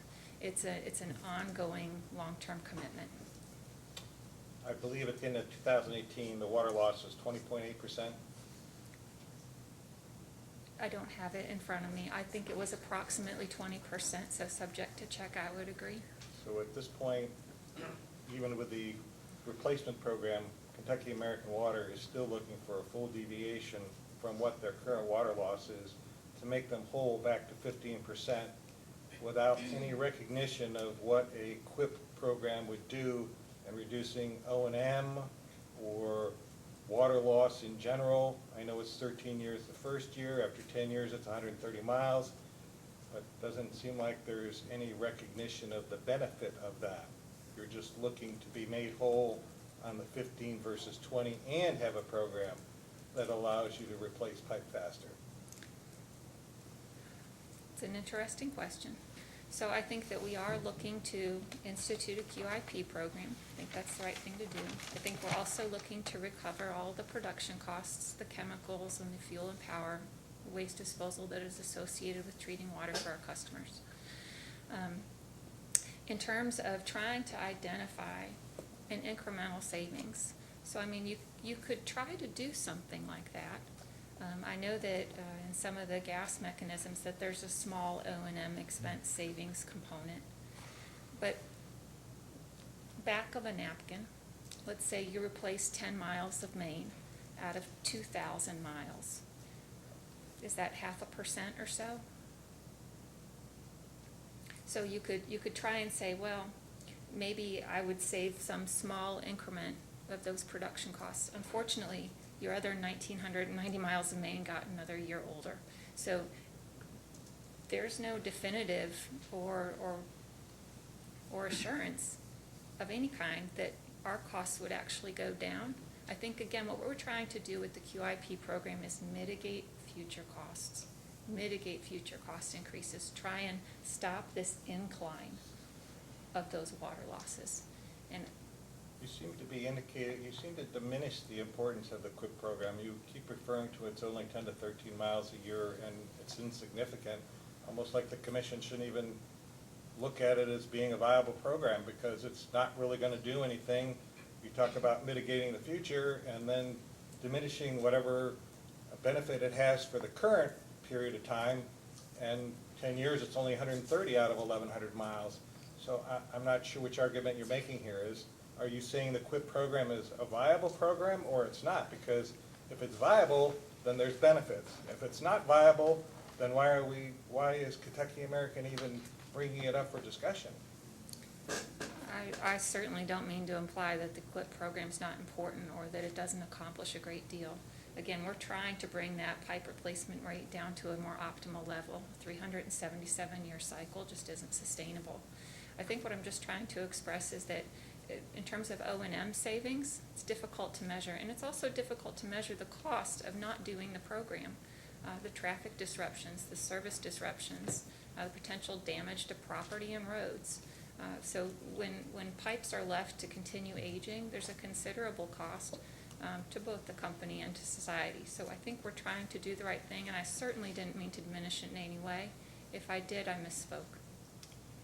Well, you may or may not be aware, I believe you are, because Kentucky American Water recently acquired Rockcastle, and they were one of the water utilities that the commission has recently subjected to an investigation on excessive water loss. We're well aware of the implication of not addressing infrastructure concerns. Obviously, when water loss exceeds, well, I think the standard we used was 35, which is 20% above the 15 or 20 percentage points above the 15, we realize that there's an infrastructure problem. And we want utilities to address that problem. But what we generally do, and a good case in point is a surcharge in Martin County and recently for Canonsburg, is to permit a surcharge so the customers are paying for that rapid improvement in infrastructure, but controlled by the commission in terms of what's allowed to be spent and how it's allowed to be spent without it being just an open fund that the utility can use as they see fit. The commission wants to participate in that. And again, I'm back to this, you're looking for a deviation from the 15% to the 20%, and at the same time asking for an open-ended QIP program, which I know Mr. Rowe is committed to the $6 to $10 million a year, but we're still a little uncertain on how this process works, whether it's a top-down or a bottom-up, or how the mix is on capital spending. So I'm still unsure here on this QIP program and its viability, or whether you think there's benefits or not. I think there's substantial benefits, and I think that those have been described throughout the record.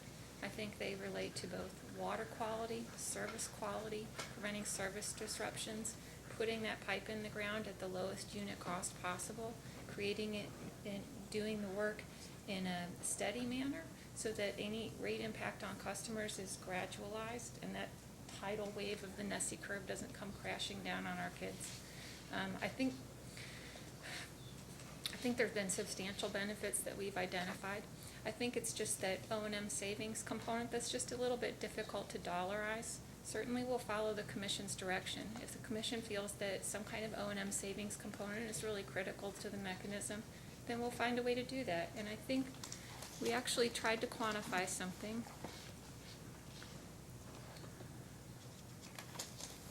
I think commission staff's third request for information, 39, asked us again to look at whether or not there wasn't some kind of O&M expense savings that could be quantified. And we looked at, for example, the overtime spent on unscheduled main breaks and tried to look at that as a percentage. You know, if we're replacing a certain percent of our system, or we look at that on a per mile basis, could we introduce some savings due to reduced overtime? And perhaps you could do something incremental on production costs. I'm not sure how it's worked with Atmos, but if that's what the commission feels is necessary in order to make the QIP viable, we're certainly open to that. And to your question on how does it really work, just to touch back on that, American Water plans its capital in 5 to 10 year cycles. But we go out each year and we create that 5-year capital plan. And as we described, that's a collaborative process between engineering, finance, how much can we afford to do, and then who gets that capital? You know, are there projects that are just, there's safety concerns and no messing around, the capital needs to go to that state and it just needs to get done, period. Right, and not to interrupt you. Okay. I mean, I had the discussion with Mr. Rowe, so I think my open-ended question was with regard to, there's a timing difference on capital spending, which may make funds available to move up to a state that needs it because a state has been allocated to, hasn't spent those funds, and those become, quote, discretionary for some period of time on the timeline. And then there may actually be discretionary funds that are in the budget but haven't been prioritized to any state. And then for those funds, those that have a QIP-like program may have a better access to those funds than those that don't. But the question came down to is what is the balance of those funds on an annual basis? And I know Mr. Rowe committed that it would be $6 to $10 million if a QUIP program was put into place. And I think we asked that it be identified as how exactly the process worked for this discretionary type capital money that's out there. And I think he was gonna come back with a response. And that's why when I said I'm not sure how the process worked yet, I'm still not certain how it works. And Okay. I'm sure we'll find out after the responses to the. Was that a post-hearing DR? Yeah, Okay, he's now I responding understand. on a Thank post-hearing you. data request basis. Let's go back to a leak detection program. Mm-hmm. When I asked the question about whether Kentucky American Water would be willing to stay out for a certain amount of time in return for a QUIP program, you kind of beat around the bush, and the answer was no in the end, which I understand that. That's obviously a decision that's made by Kentucky American Water on what they can commit to and can't commit to. But in terms of a leak detection program, we're talking about this 10 to 13 miles per year of replacement main pipe. Has Kentucky American identified mains as the main source of leakage, or is it in service lines, or is there some engineering study that has analyzed and said this is, mains are what we need to do because that's where the majority of our loss is? I would love to give you an answer. I'm not an engineer, so I think it really should come from the engineers. If it would be acceptable to you, we could provide that in a Absolutely post-hearing fine. DR. Okay. I understand you're very good at accounting. You've done very good with your answers, and I defer if you would like to have the engineering group respond to that. That's I just want to make sure we get it perfectly okay with right, me. so. Yes, that's fine. So let's switch gears and go to the allocation of overhead from the service corp. Okay. There appears to be three levels here.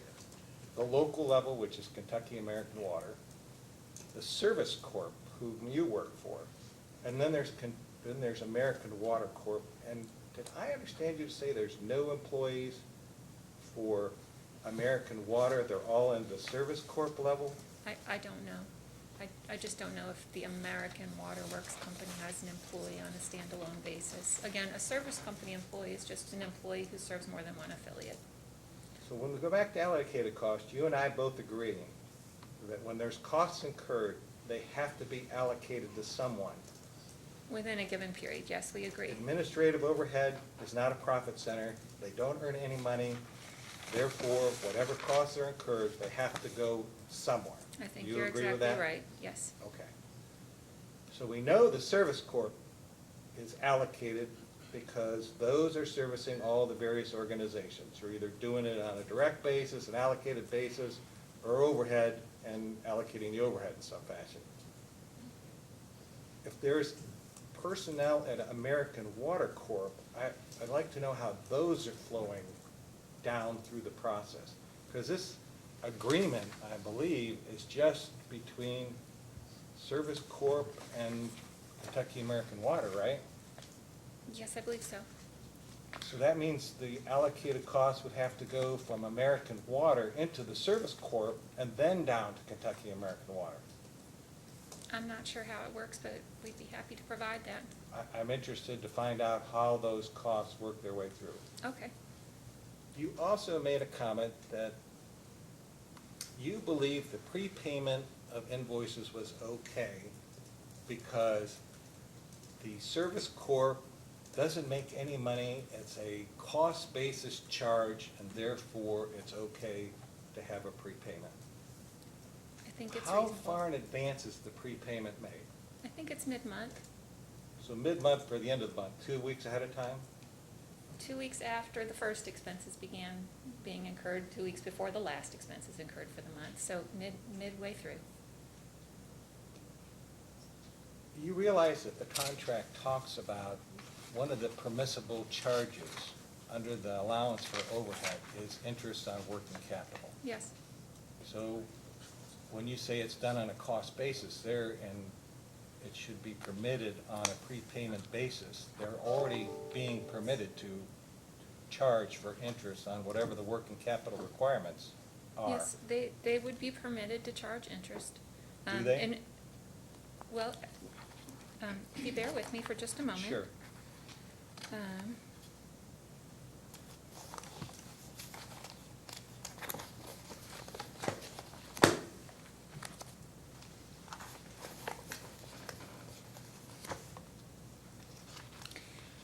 we had a discovery response. It was Attorney General's first request for information, number 2. I know you don't have that handy, but I'm just gonna describe it to you if that's all right. Sure. So what this is it shows the service company expenses charged by account, labor, insurance, the works. All the items that are in the contract. Exactly. And it goes back to 2014 and through the forecasted test period. So if I look down that, and I'm gonna have to bust these out, the small print. Let's see where it is. So towards the very bottom of that schedule, there's a line called interest. And it's interest income intercompany. And it has been a credit in recent years, and it's a credit in the forecasted test period. So, let me get the columns right.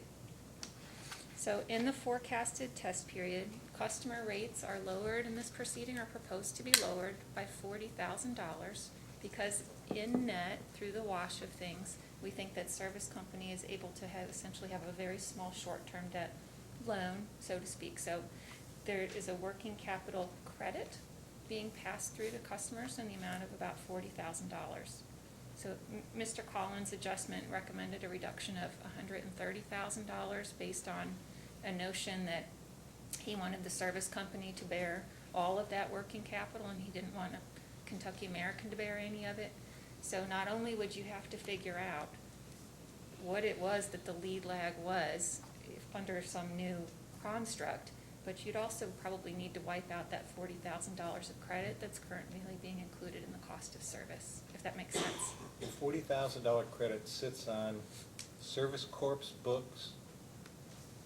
$40,000 baked into the service company bill provided as a discount to Kentucky American. So it's on the Service Corp's books that they're reallocating back, and then that's the amount that you're referring to that comes as a reduction to the customers I think because that's you're a fair- passing back income in the form of a $40,000 credit back to the paying entities, which would be Kentucky American Water. They'd receive their customers, I guess it's the $40,000 or some portion of whatever that is. Yes, It's the $40,000. it's the $40,000. That's their portion of it. That's Kentucky American's piece in the forecasted test year. What's the total that they have for interest income on their, this Water Service Corp? I don't know.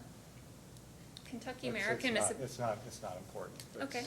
We're only interested in the Kentucky American portion of the interest income. Sans the 40,000, I would have an issue myself for a prepayment. Almost anything that you would look at in today's world would be at the earliest time of shipment or time of the end of the month, when you would bill at all. Now, the fact that you're doing it mid-month rather than requiring a prepayment at the beginning of the month, like your cell phone service or anything like that. and most companies that you would interact with, they have a profit margin or an operating margin, right? So they have some ability to float funds, but it's potato. I think you're right. So we see a $40,000 credit in here, and it is being provided back as a credit to customers. Well, the only reason why I took issue with your statement that they're done on a cost basis is because, I go back to the co-ops in Kentucky, because they're a nonprofit organization. The problem with nonprofit organizations is you are able to incur costs, and as long as all the revenue that you take in covers those costs and whatever you think those costs are that are reasonable, you're still nonprofit.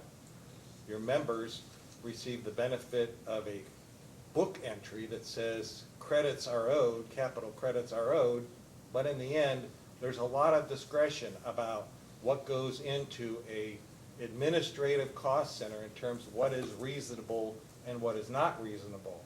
We only know that in the end, the total amount will be allocated, and someone has to pay the allocated cost. Yeah. So from the entity that is the profit center, which is Kentucky American Water, their ratepayers will somehow pay for those administrative costs. And then I guess it's in the eyes of the beholder on whether those are reasonable or not. Okay. I don't have anything else, Chairman. Commissioner Matthews? I don't have anything. I have no questions. Mr. Hinton, questions? Just a little bit of redirect, please, Your Honor. Ms. Schwarzel, could you turn to, I think it's PSC 1-24, if you have that handy. What's the topic, please? It is service company contract between Kentucky American. Got it.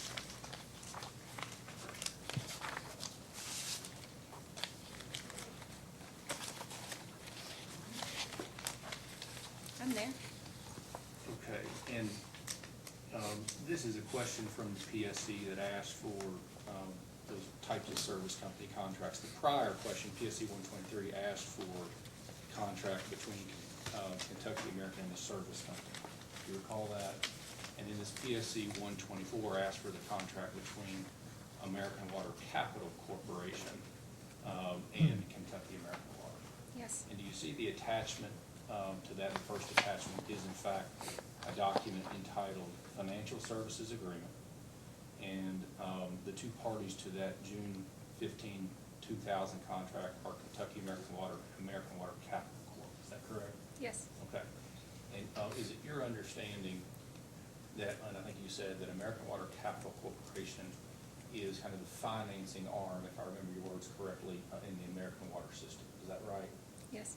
And so the purpose of Capital Corp is to go out and hopefully obtain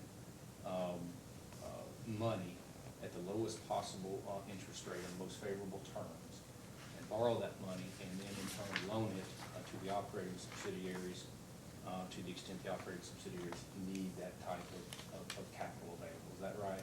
Yes, I believe that's exactly the situation. And Mr. Gardner asked you several questions about service company and financing and capital corporation. And all I'm trying to do here is to make the record very clear that there's a separate entity called Capital Corp. And the contract is provided here, and that is the entity that borrows money and then re-loans it to the operating subsidiaries, as you have said.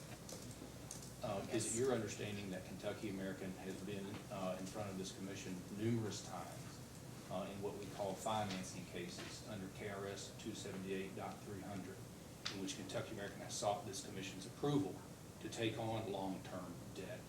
Long-term meaning for a period for longer than 2 years. I don't know the statute number, but yes, I know that we have to complete financing applications. Okay. Is it your understanding that in all the recent financing cases that Kentucky American has filed and this commission has considered, this commission has specifically approved the borrowing program that has been called between American Water Capital Corporation and Kentucky American Water pursuant to this financial services agreement that is attached to this data? That's my understanding. And in fact, Kentucky American Water filed just this year, and it was the subject of some testimony yesterday, a financing case with this commission in which Kentucky American sought approval to borrow from Capital Corp, American Water Capital Corp, about $16 million sometime in May of this year for some of its capital requirements. Is that accurate? Yes. Okay. And is it your understanding the commission approved that financing case as proposed by Kentucky American? It's my understanding. Okay. Mr. Osterloh asked you a few questions about what he termed socialism or a subsidy that he alleges that would exist by virtue of the fact that either Eastern Rockcastle or North Middletown customers might see a rate decrease resulting from this rate case. Do you remember those questions? Yes, I do. Regardless of whether you agree with the term socialism or subsidy, do you know of any examples in this rate case of investments that Kentucky American plans to make that will solely benefit customers in Lexington and and will not benefit customers in Eastern Rockcastle, for example? Yes, I mean, I'm sure there's several, but two significant ones are the chemical cost improvements at the Kentucky River Station and at the Richmond Road Station. So part of what's going on in this case is that those costs are being incurred for the central division of the company, but will be paid for in part by Eastern Rockcastle customers. So, and as I recall, those chemical improvement projects are going to be at Richmond Road Station and Kentucky River Station 1, is that correct? It's my understanding. Do Eastern Rockcastle customers, do they get a single drop of water that is produced at those two stations? No, Yet under the proposal here, Eastern Rockcastle customers would pay for a portion of the chemical improvements that are the subject of those projects, is that right?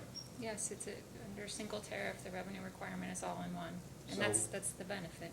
Okay, so in sum, it is true that there are expenses incurred in one area of Kentucky American system that all customers are expected to pay for, is that right? Absolutely. But it's a two-way street, is that fair to say? Yes. No further questions. Okay, Commissioner Cicero, did you have something else? Just one last question. Yes.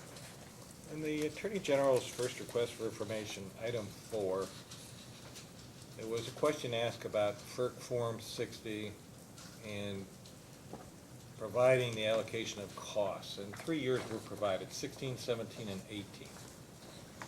And this is just a curiosity question. 2017 was lower than 2016, and then 2018 jumps up way above what 2016 costs were. Why does it go like this? I don't know what caused that particular fluctuation. Can you, I mean, if it wasn't significant, it drops, it was 219 million in 2016, drops 15 million down to 204 million, and then jumps up to 229 million in 2018. So it's a decrease of 15 and then an increase of 25, which, 25, that's basically a 10, 15%, whatever it is. It's a significant change.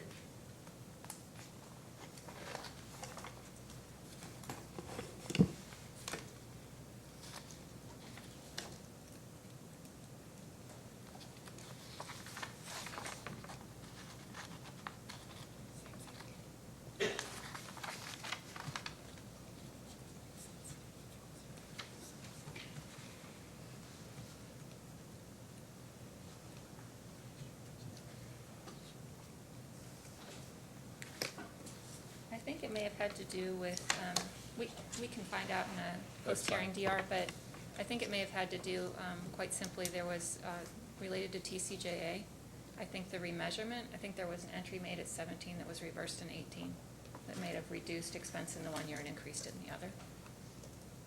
I'm not sure it was, Can you provide that answer? yes, of course. Ms. Finsel, do you have that? Thank you for your responses. May this witness be excused? Yes, you may. You may step down, thank you. All right, is that the case for Kentucky American and Mr. Ingham, or do you have something else?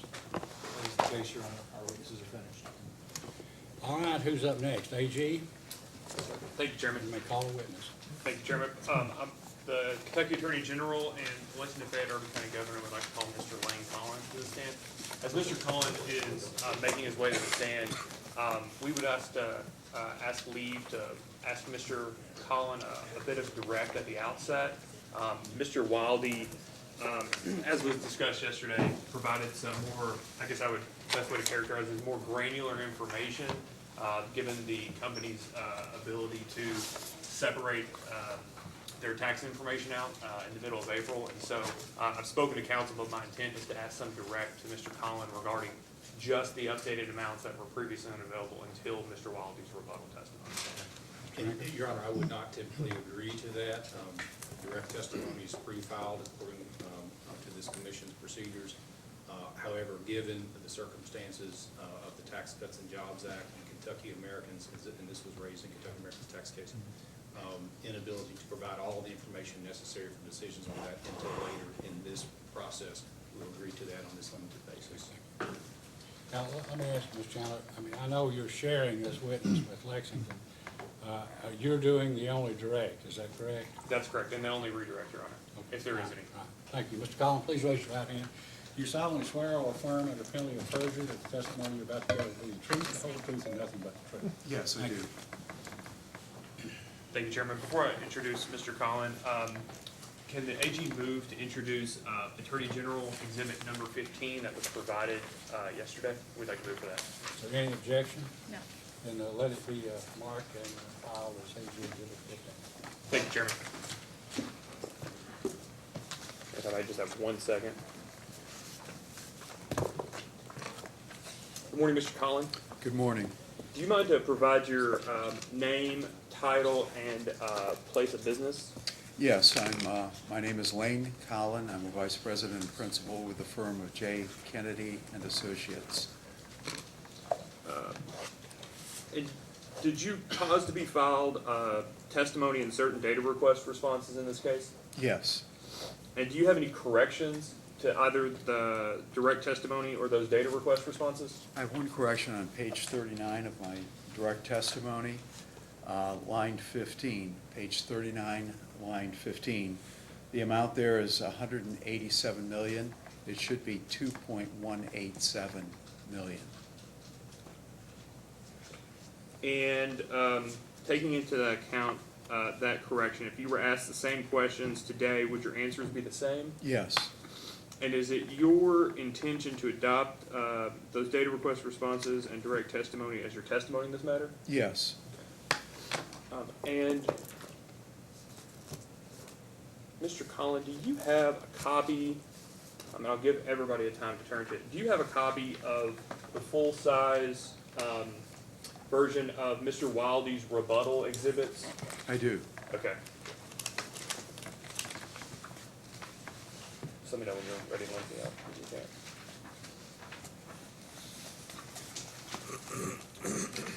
Okay.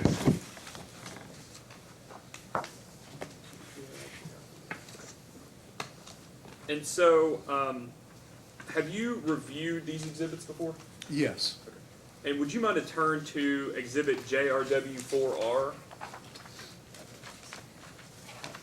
Okay, I have that. And you were not at the hearing yesterday, correct? That's correct. Okay. So, do you understand, as a general matter, the explanations on the left-hand column of what these different accounts represent? Yes, I do. I read Mr. Wildy's testimony, or rebuttal testimony, and I understand what this chart is. Okay, and so you understand that the second column where there's either a Y, an N, or a Y question mark, you understand what those represent from Mr. Wildy's perspective? Yes, I do. The Y stands for Mr. Wildy's belief or understanding that it would be a normalization violation if it was treated as unprotected as opposed to protected.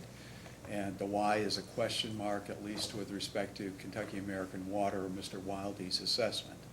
And the no is that it would be unprotected. In other words, there's not an issue, even a potential issue with respect to a normalization violation. So I think probably the most efficient way to walk through this is the first Y on this chart is on the second line that says M/L. What is your understanding of what that M/L means?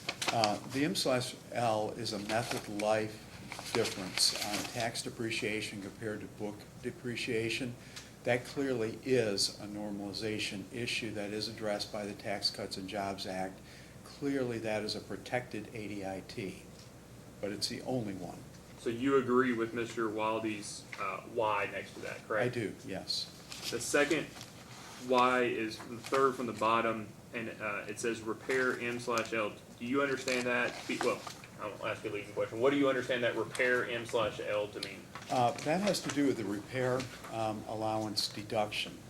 And there is a disagreement between the AG and Kentucky American Water as to whether or not the repair allowance is a normalization issue, and whether or not that would be considered protected, excess ADIT, or unprotected. I believe that it's unprotected, all of it, for the reasons in my testimony. But in Mr. Wildy's rebuttal testimony, he identified three components of the repair allowance.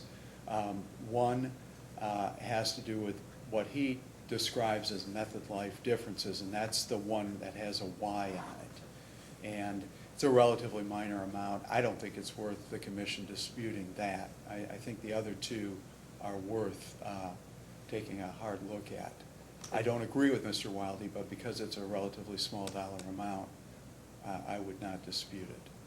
Okay, so for that single line of the, I think the total net is the 1.357, you would agree or not dispute the Y for that provision? Treating it as protected. Protected for the yes. purposes of or for amortizing it? Yes, that's correct. Okay. And applying the ARAM, the average rate assumption methodology, which is basically a 30 to 35-year amortization period, and as opposed to unprotected, which the commission has complete discretion over, whether that's 1 year, 3 years, 5 years, 10 years, or 20 as the company has proposed.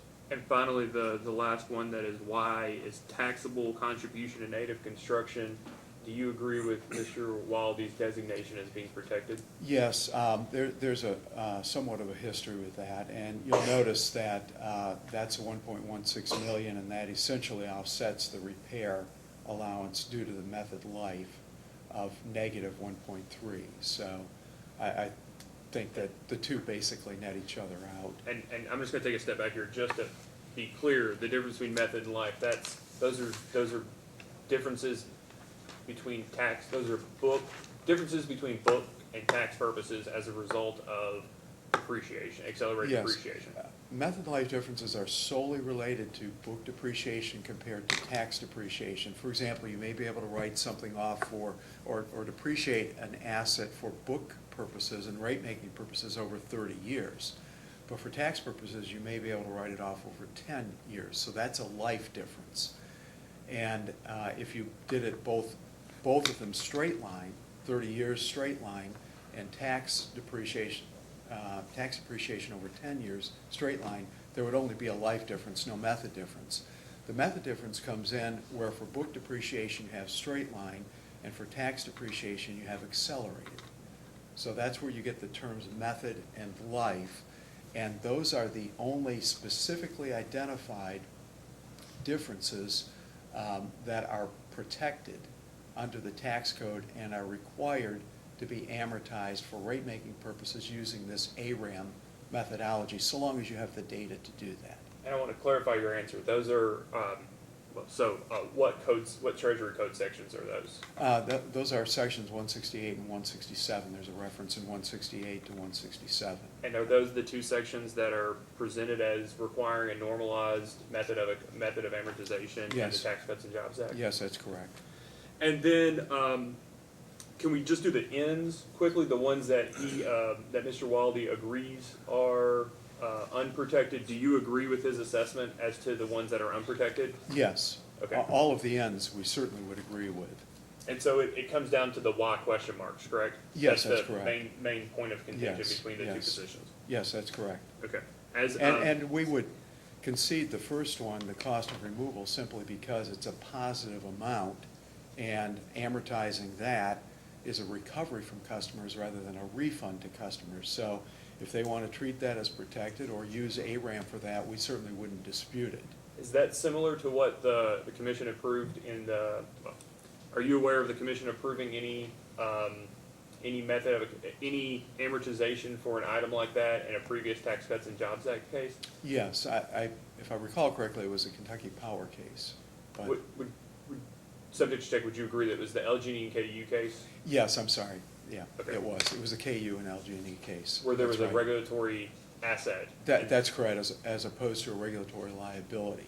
And so if the company thinks that's questionable and wants to amortize it using the ARAM methodology, we certainly would not dispute that, because it's a recovery from customers as opposed to a refund to customers. And so one of those other repair allowance regulatory assets here, the repair 481A, do you see that? I do. Do you see that Mr. Wildy has a Y question mark? Yes. Do you and agree with that? I do not. I would say it's a definite no.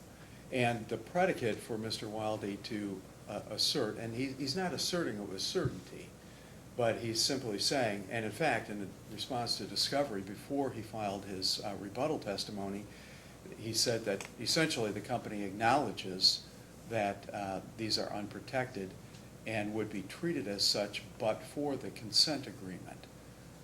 And my reading of the consent agreement is that it addresses ADIT related to the repair allowance, but it does not address excess ADIT. Instead, what it does is it addresses subsequent changes to the law, and it says that that agreement is not applicable to the extent that there are subsequent changes to the law. And clearly, the Tax Cuts and Jobs Act is a subsequent change to the law. And that's your tax opinion, not a legal opinion? I'm Just not wanna a make lawyer. clear. That's Okay. right. And, Tax practitioner. and then the next one, the tax repairs, do you take the same position regarding that line? Yes. Okay. Yes. And then the very last one, the net operating loss plant and service that is below the line, as a regulatory asset, you would, If the company proposes to amortize that over using ARAM, obviously, we wouldn't dispute that because it's a longer period to recover from customers. So really, the excess ADIT with respect to unprotected versus protected, we disagree with the company on the repair 481A and the tax repairs, two of the ones with the Y for yes with a question mark. thank you, Mr. Collins. Mr. Collins, available for cross-examination, Chairman. Good morning, Mr. Collins. Good morning. I don't think we've met before. I'm not sure what your name is. My name's Lindsay Ingram. Nice to meet you. Good to meet you. You have proposed several disallowances to the revenue requirement in this case in your testimony. Is that accurate? Yes. One of those proposed disallowances relates to payments made under Kentucky American's annual performance plan. Some people call that incentive compensation. Is that accurate? It is incentive compensation, yes. For that issue of performance compensation, have you reviewed Mr. Mustick's testimony and Mr. Mustick's study that he submitted with his testimony that measured the total compensation paid to Kentucky American employees as against market? I've reviewed Mr. Mustick's testimony. Okay. Have you reviewed his study? I've reviewed his testimony, exhibits, and everything else. Okay. His study was one of his exhibits, so you did review his study, correct? Yes. Okay. Are you in agreement with me that Mr. Mustick's study compared total compensation, including performance compensation, to both national and regional benchmarks? Ostensibly, that was what it did. And are you also in agreement with me that for Mr. Mustick's comparison, he used both entities in the energy industry and in general industry sectors? He did. His testimony really speaks for itself. I'm just making sure you understood it. I understood. I was just responding to your question. No? Okay. Are you aware that under Mr. Mustick's study, including performance compensation, that the Kentucky American labor expense is 12% below national market medians? I don't recall. I think he came up generally Can you with provide him that a copy if you're conclusion, going to cite but- to specific sources? Sure. Specific amounts? I thought he said he'd reviewed the testimony in the study. I did not memorize it. Well, I will just, how about I just show you, this is a copy of page 5, 6, and 7 of Mr. Mustick's testimony that Mr. Collins said he has reviewed.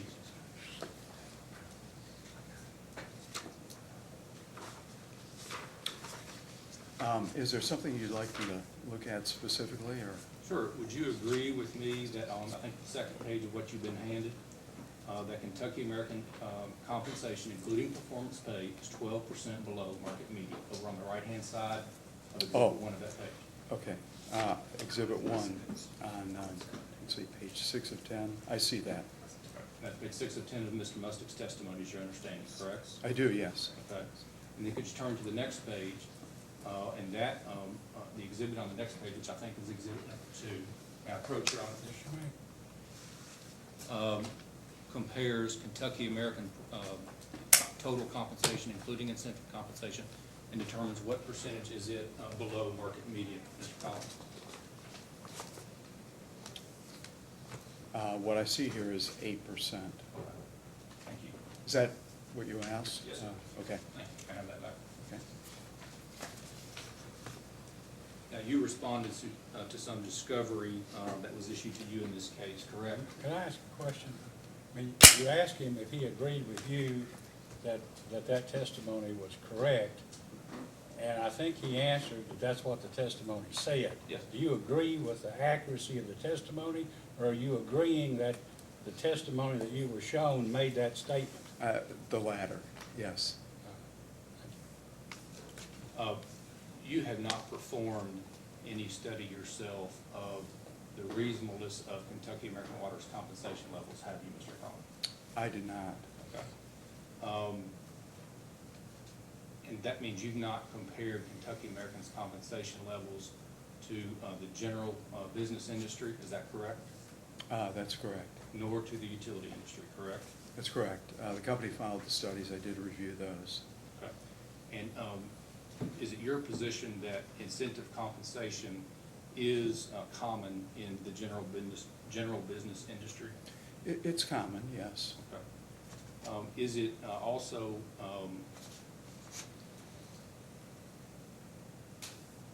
your position that you have not, have you performed a study that measures the reasonableness of the incentive compensation paid to Kentucky American employees? I'm not sure what you mean by the question. I have looked at the plan, I've looked at the amount that the company has requested, and I've recommended, based upon commission precedent, that be disallowed. Okay. You were not in the hearing room yesterday, is that correct, Mr. Collins? That's correct. Did you, so I guess you weren't here when Ms. Vinsel asked questions relating to performance compensation that was addressed by this commission in a recent Kentucky Power case? I wasn't here. Okay. I mean, if I wasn't here, I wasn't here. I'm just making sure. I'd like to hand to you a copy of the Kentucky Power decision. I think it was also cited in your direct testimony at page 25, please. May Ms. Loy approach, Your Honor? Yes.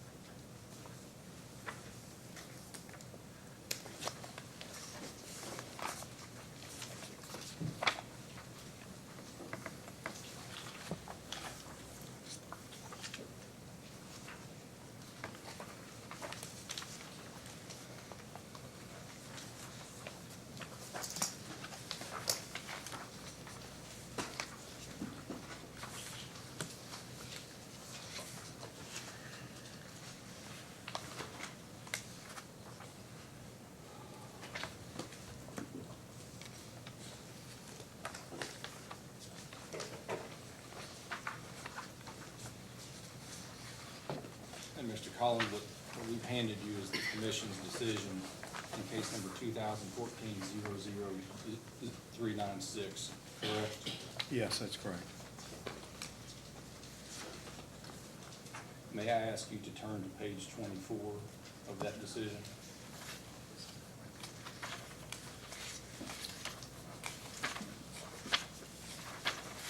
All right.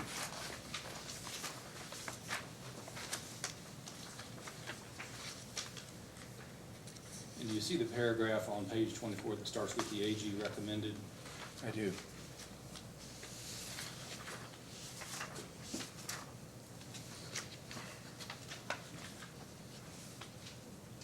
Do you see where in that case the commission describes that the AG recommended an adjustment for incentive compensation to eliminate 75% of the requested recovery.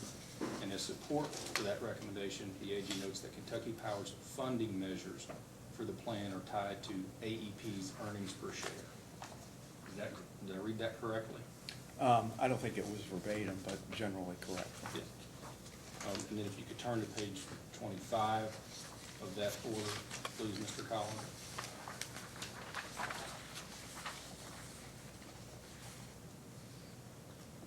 And do you see the paragraph that begins at the bottom of that page, and I'll read it. While the commission agrees with the AG conceptually, we found that the amount that should be removed for rate-making purposes should be based on the performance measures of the plan, not the funding measures. Among the performance measures, only 15% is based on financial performance. So would you agree with me that in the following sentence, the commission removed only 15% of the requested recovery of the compensation it issued in that case? With respect to that particular issue in that case, I'm not aware that the commission has done that previously or since. Have you reviewed as part of your proposed disallowance for this case the Kentucky American document that is the annual performance plan? I believe I did. Is it your recollection that 50% of the metrics that constitute the formula for a performance compensation award are non-financial metrics? That's correct. And I state that in my testimony. I described the two earnings per share threshold. One is a threshold for any funding is based upon earnings per share. And then once that threshold for funding is achieved, if it is achieved, then 50% of the performance metrics are tied to earnings per share, 50% to other factors. You've also proposed a disallowance for cash working capital related to non-cash items. Is that correct, Mr. Collins? I wouldn't characterize that as a disallowance, but a correction. Okay. Do those non-cash items include deferred income tax expense, depreciation expense, and amortization expense? It did, yes. May Ms. Lloyd approach? Yes, you may. Well, it's the same issue procedurally we discussed yesterday, Mr. Chairman. That is an order from a prior case that Mr. Collins has relied on and discussed it on. I don't necessarily take the position we need to mark those as exhibits and introduce them because they're prior commission orders. If the commission would like for me to, I'll be happy to. You can if you prefer, but it doesn't matter. They're gonna be cited in briefs, and we know what they are, and it's not necessary. But when council wants to do that for one reason or another, we usually permit it. Okay, and we will refrain from doing that for the orders I'm gonna use in this cross-examination. Those all three? Each of these three? Okay. Sometimes when, maybe I'll check out the record or something, and then it'll all be there rather than finding it somewhere else, but it really isn't necessary, so whatever you prefer.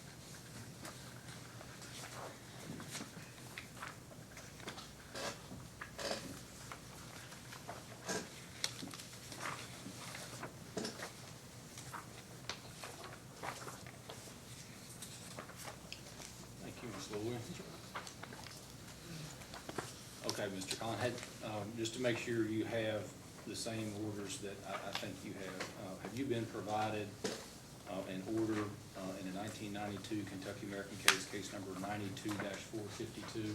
Yes. And have you also been provided an order in another Kentucky American rate case number 97-034?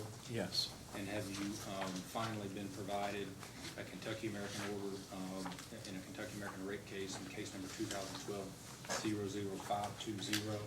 Yes. Could you turn to the order in case number 92-452, please, at page 72?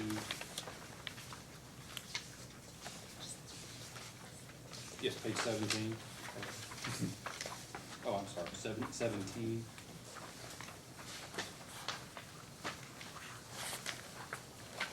Okay. And you see the section on that page entitled Cash Working Capital? I do. And do you see the commission's language at the bottom of that page that says non-cash items such as depreciation, amortization, and deferred taxes were included in the legal ag study in the case? I do. And then if you could turn over to page 19 of that order, please, Mr. Collins.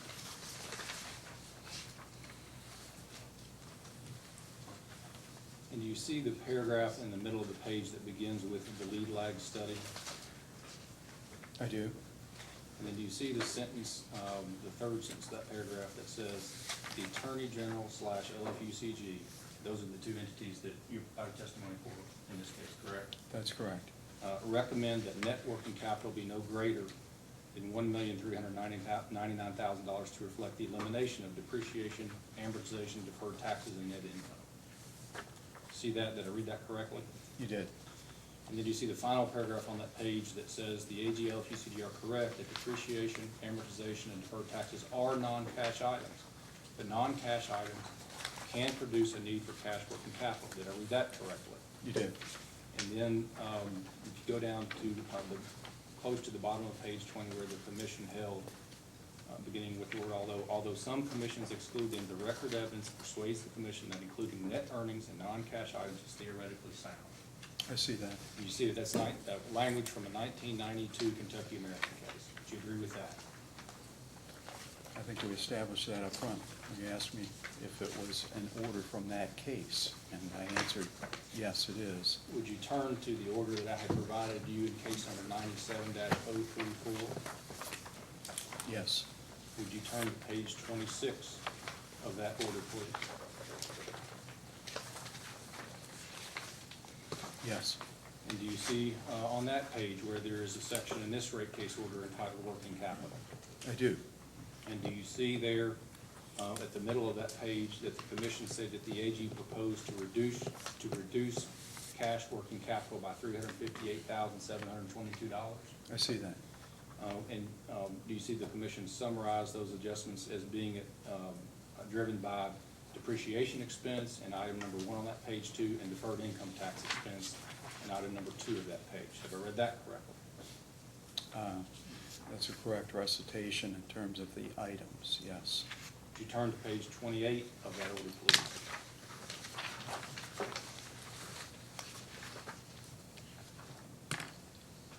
Yes. At the bottom of that page, in the last paragraph beginning on that page, the commission is not persuaded by the AG's arguments to exclude from the lead lag study depreciation expense funded by customer advances and deferred taxes, and these adjustments are rejected. Did I read that part correctly? I see that. And would you turn to the third order that I provided to you in the Kentucky American rate case number 2012-00520?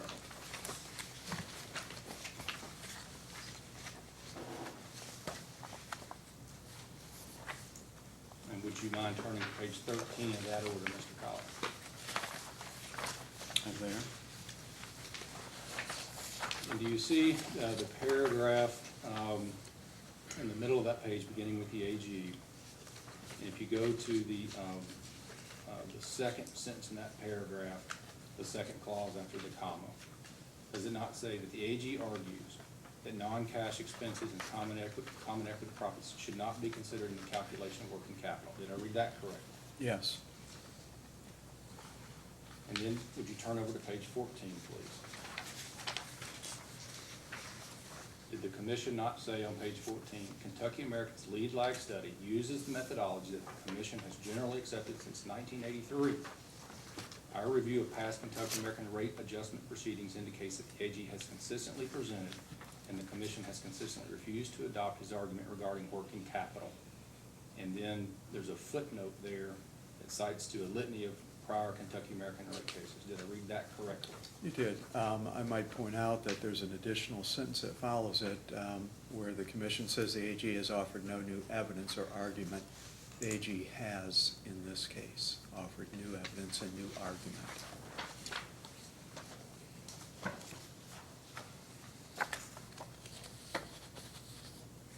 Are you familiar with Mr. Brent O'Neill's rebuttal testimony, Mr. Collins? Yes. Are you familiar with Exhibit 1 of his rebuttal testimony? I don't recall what it is. May I approach your honor? May.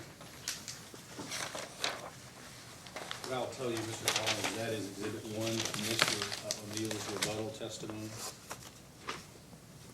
regarding slippage.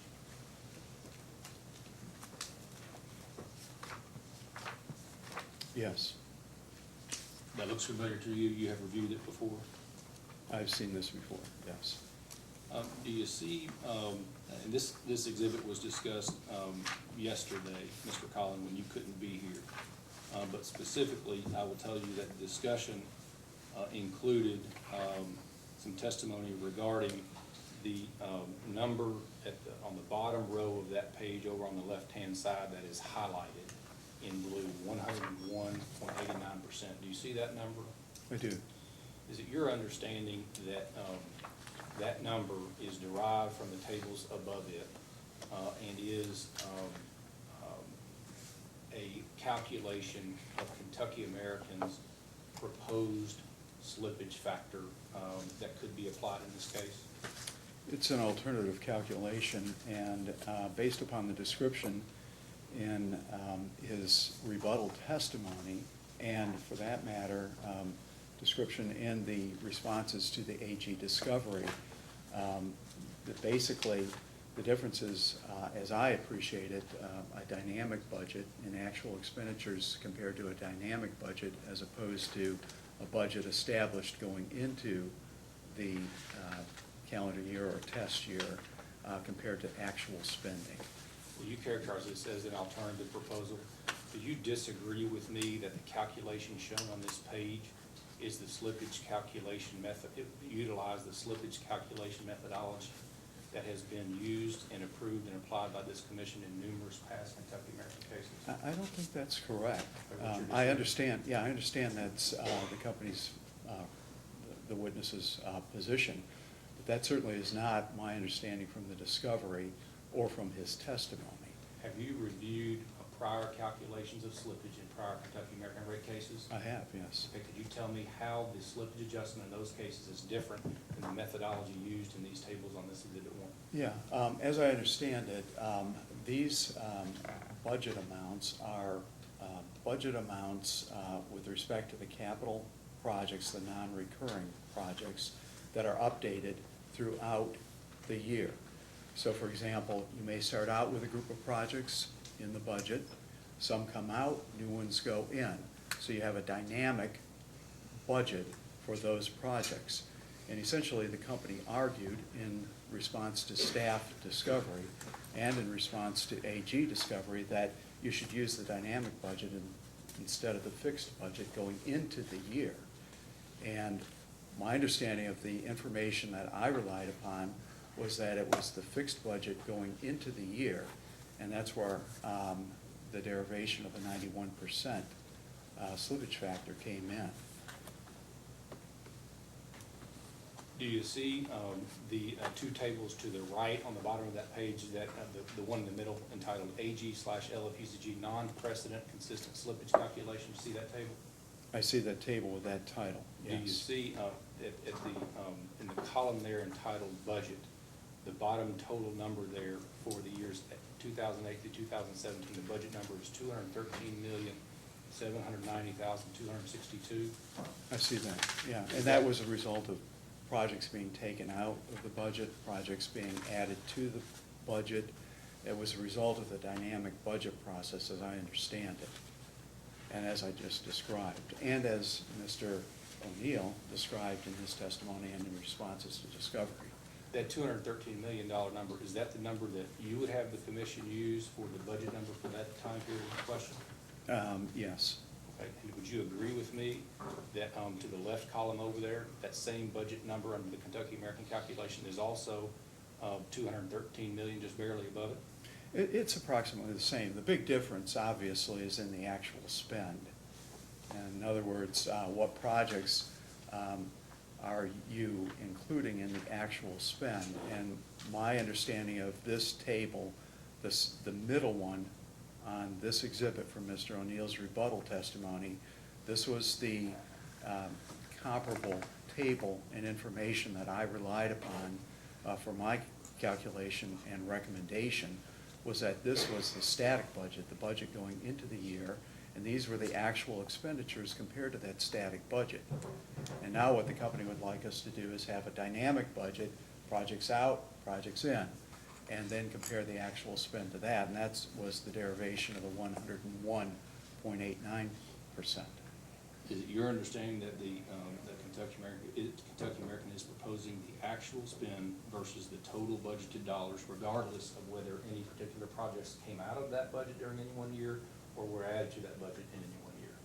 Well, that's a description that Mr. O'Neill has provided, and its position is that there should be no slippage factor, not that it should be 101.89%.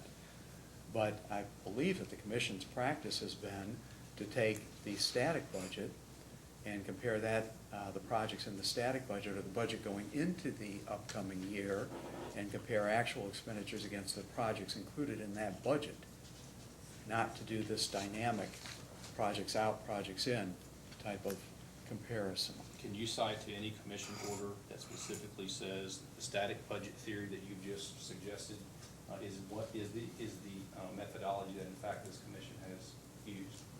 I have gone through the last several Kentucky American Water orders, and I don't see that the commission explicitly addressed that. Thank you. Now, on page 31 of your testimony, in general, is that where you discuss your proposed treatment of excess ADIT? That's where I start my discussion of it. And is it your position that unprotected excess ADIT should be returned to customers over a 3-year amortization period? Yes, and the reason that I recommend the 3-year period is because these are amounts that have been recovered from customers in prior years, and we don't really know over what period of time that was, but it could be as little as 5 to 10 years, because you have accelerated tax depreciation that writes off the asset for tax purposes and builds the ADIT balance very quickly. So customers essentially are paying normalized income tax expense before you hit the peak on the accumulated deferred income taxes. So it's not like it was collected over 30 years, but in any event, it was collected from customers in prior years. So my recommendation to use 3 years is to put that refund back to those customers, the ones who paid it, as soon as possible. And you were in the room today when you heard Ms. Schwarzel testify about that exact same issue, correct? I do, I was, and I totally disagree with that. I'm sure you do, but do you have any reason to dispute the notion that she testified to that a return of unprotected excess ADIT over such a short period of 3 years could cause Kentucky American to have to finance that refund amount? Well, let me, if I could, partially rephrase the question and answer it this way. Any refund of excess deferred income taxes will have to be financed. And whether the refund is over 3 years, whether it's over 10 years or 100 years, it's still going to have to be financed, because it's a refund and there's a cash outflow that will go back to customers, because as the Vice Chairman pointed out earlier this morning, the ADIT itself is an amount collected from customers, and then it's subtracted from rate base, and it's a very low cost source of capital, because the company doesn't have to finance it with equity or debt. It comes from the customers. So if you reduce that balance by refunding the excess portion to customers over whatever period of time, that has to be replaced with new financing. Would you agree with me that there were several investigation and/or complaint cases that resulted from the Tax Cuts and Jobs Act that this commission oversaw over the last year or 15 months? Yes. Would you agree with me that in those cases, the commission examined the issue of the amortization period that should be used for the return of unprotected excess ADIT? Yes, I believe most of those were determined on the basis of settlements. Would you agree with me that in any settled case, that settlement is not effective and final unless and until the commission approves the proposed settlement? Of course, I would agree with that, yes. I'm going to have Ms. Loy, if she may approach Your Honor, provide you with a couple of 3 orders from those investigation/complaint cases. Mr. Collins.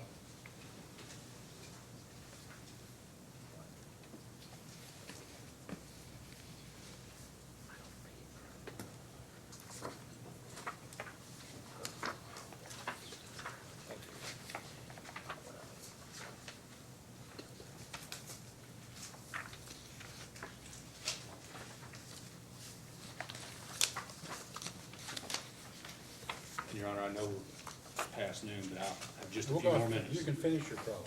5 more minutes. Take whatever time you need.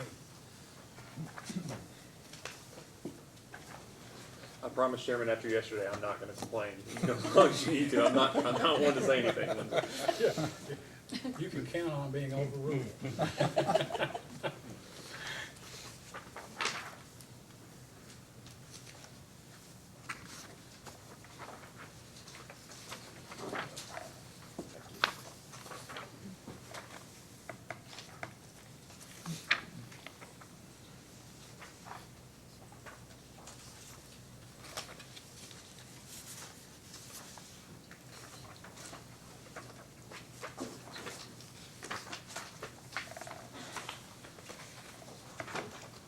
Thank you, Ms. Loy.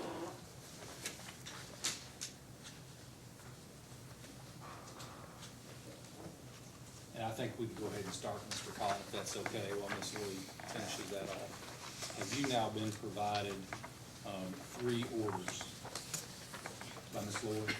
I have been, yes. Okay. And is one of those orders the commission's order in case number 2018-00035? Yes. In that case involved, this is one of the complaint cases that I mentioned, or the parties to that case, KIUC versus Kentucky Power Company. Yes, that's correct. Is it your understanding that that was a case that included the commission's review of the amortization period that should be used for the return of unprotected excess ADIT to Kentucky Power's customers? Yes, that was one issue in that case. Okay. And again, you have recommended a 3-year amortization period? For Yes, that's correct. American unprotected excess ADIT? Yes. You see on page 6 of that order?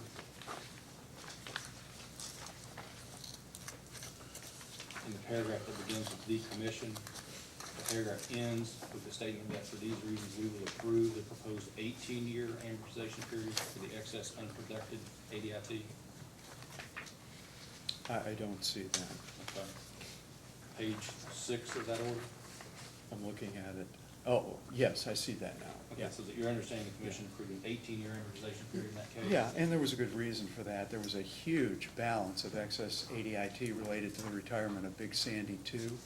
And because of the significant balance, the sheer magnitude of it, the commission went with a longer period of time. And I believe that was reflected in a settlement agreement that I think is attached to the order. The order approved 18 years, correct, Mr. Collins? Yes, and Okay. the commission prefaced that, it says agrees that these characteristics differentiate Kentucky Power from the other regulated investor-owned utilities. Understood. Could you turn to the second case that I have provided to you, it's case number 2018-00034. Yes, I'm there. And do you recall, that's the case in which the commission looked at the various tax issues for KU and Louisville Gas and Electric Company? Yes, I was in that case as well. I recall you being in that case. You do? Yes. Would you agree, would you turn to page 15 of that order, please? Okay. Would you agree with me, I'm sorry, are you there? Yes, I am. Would you agree with me that at the last sentence beginning on that page 15, that it states that for the non-protected, KU and LG&E applied a 15-year straight line method, and KIUC agreed to the use of a 15-year amortization period for the non-protected, ate it? Yes, that's correct, and that was in conjunction with a settlement of all issues. And so the conclusion of that case was that a 15-year amortization period was used by the commission, correct? Yes, that's correct, consistent with the settlement, which brought significant benefits to customers. And then in the final order I have provided to you, that's in case number 2018-00040. You have that one, Mr. Collins? I do. And is it your understanding, if you need a minute to look at it, because I'm not sure you were involved in this case, that this was the tax investigation case involving Delta Natural Gas Company? That's correct. Okay. And Correct on all counts. I'm sorry? Correct on all counts. And would you turn to page 5 of that Yes. order? The very last sentence on that page, does it not say, the commission further finds that the amortization period of its unprotected excess ADIT over 15 years is reasonable? Did I read that accurately?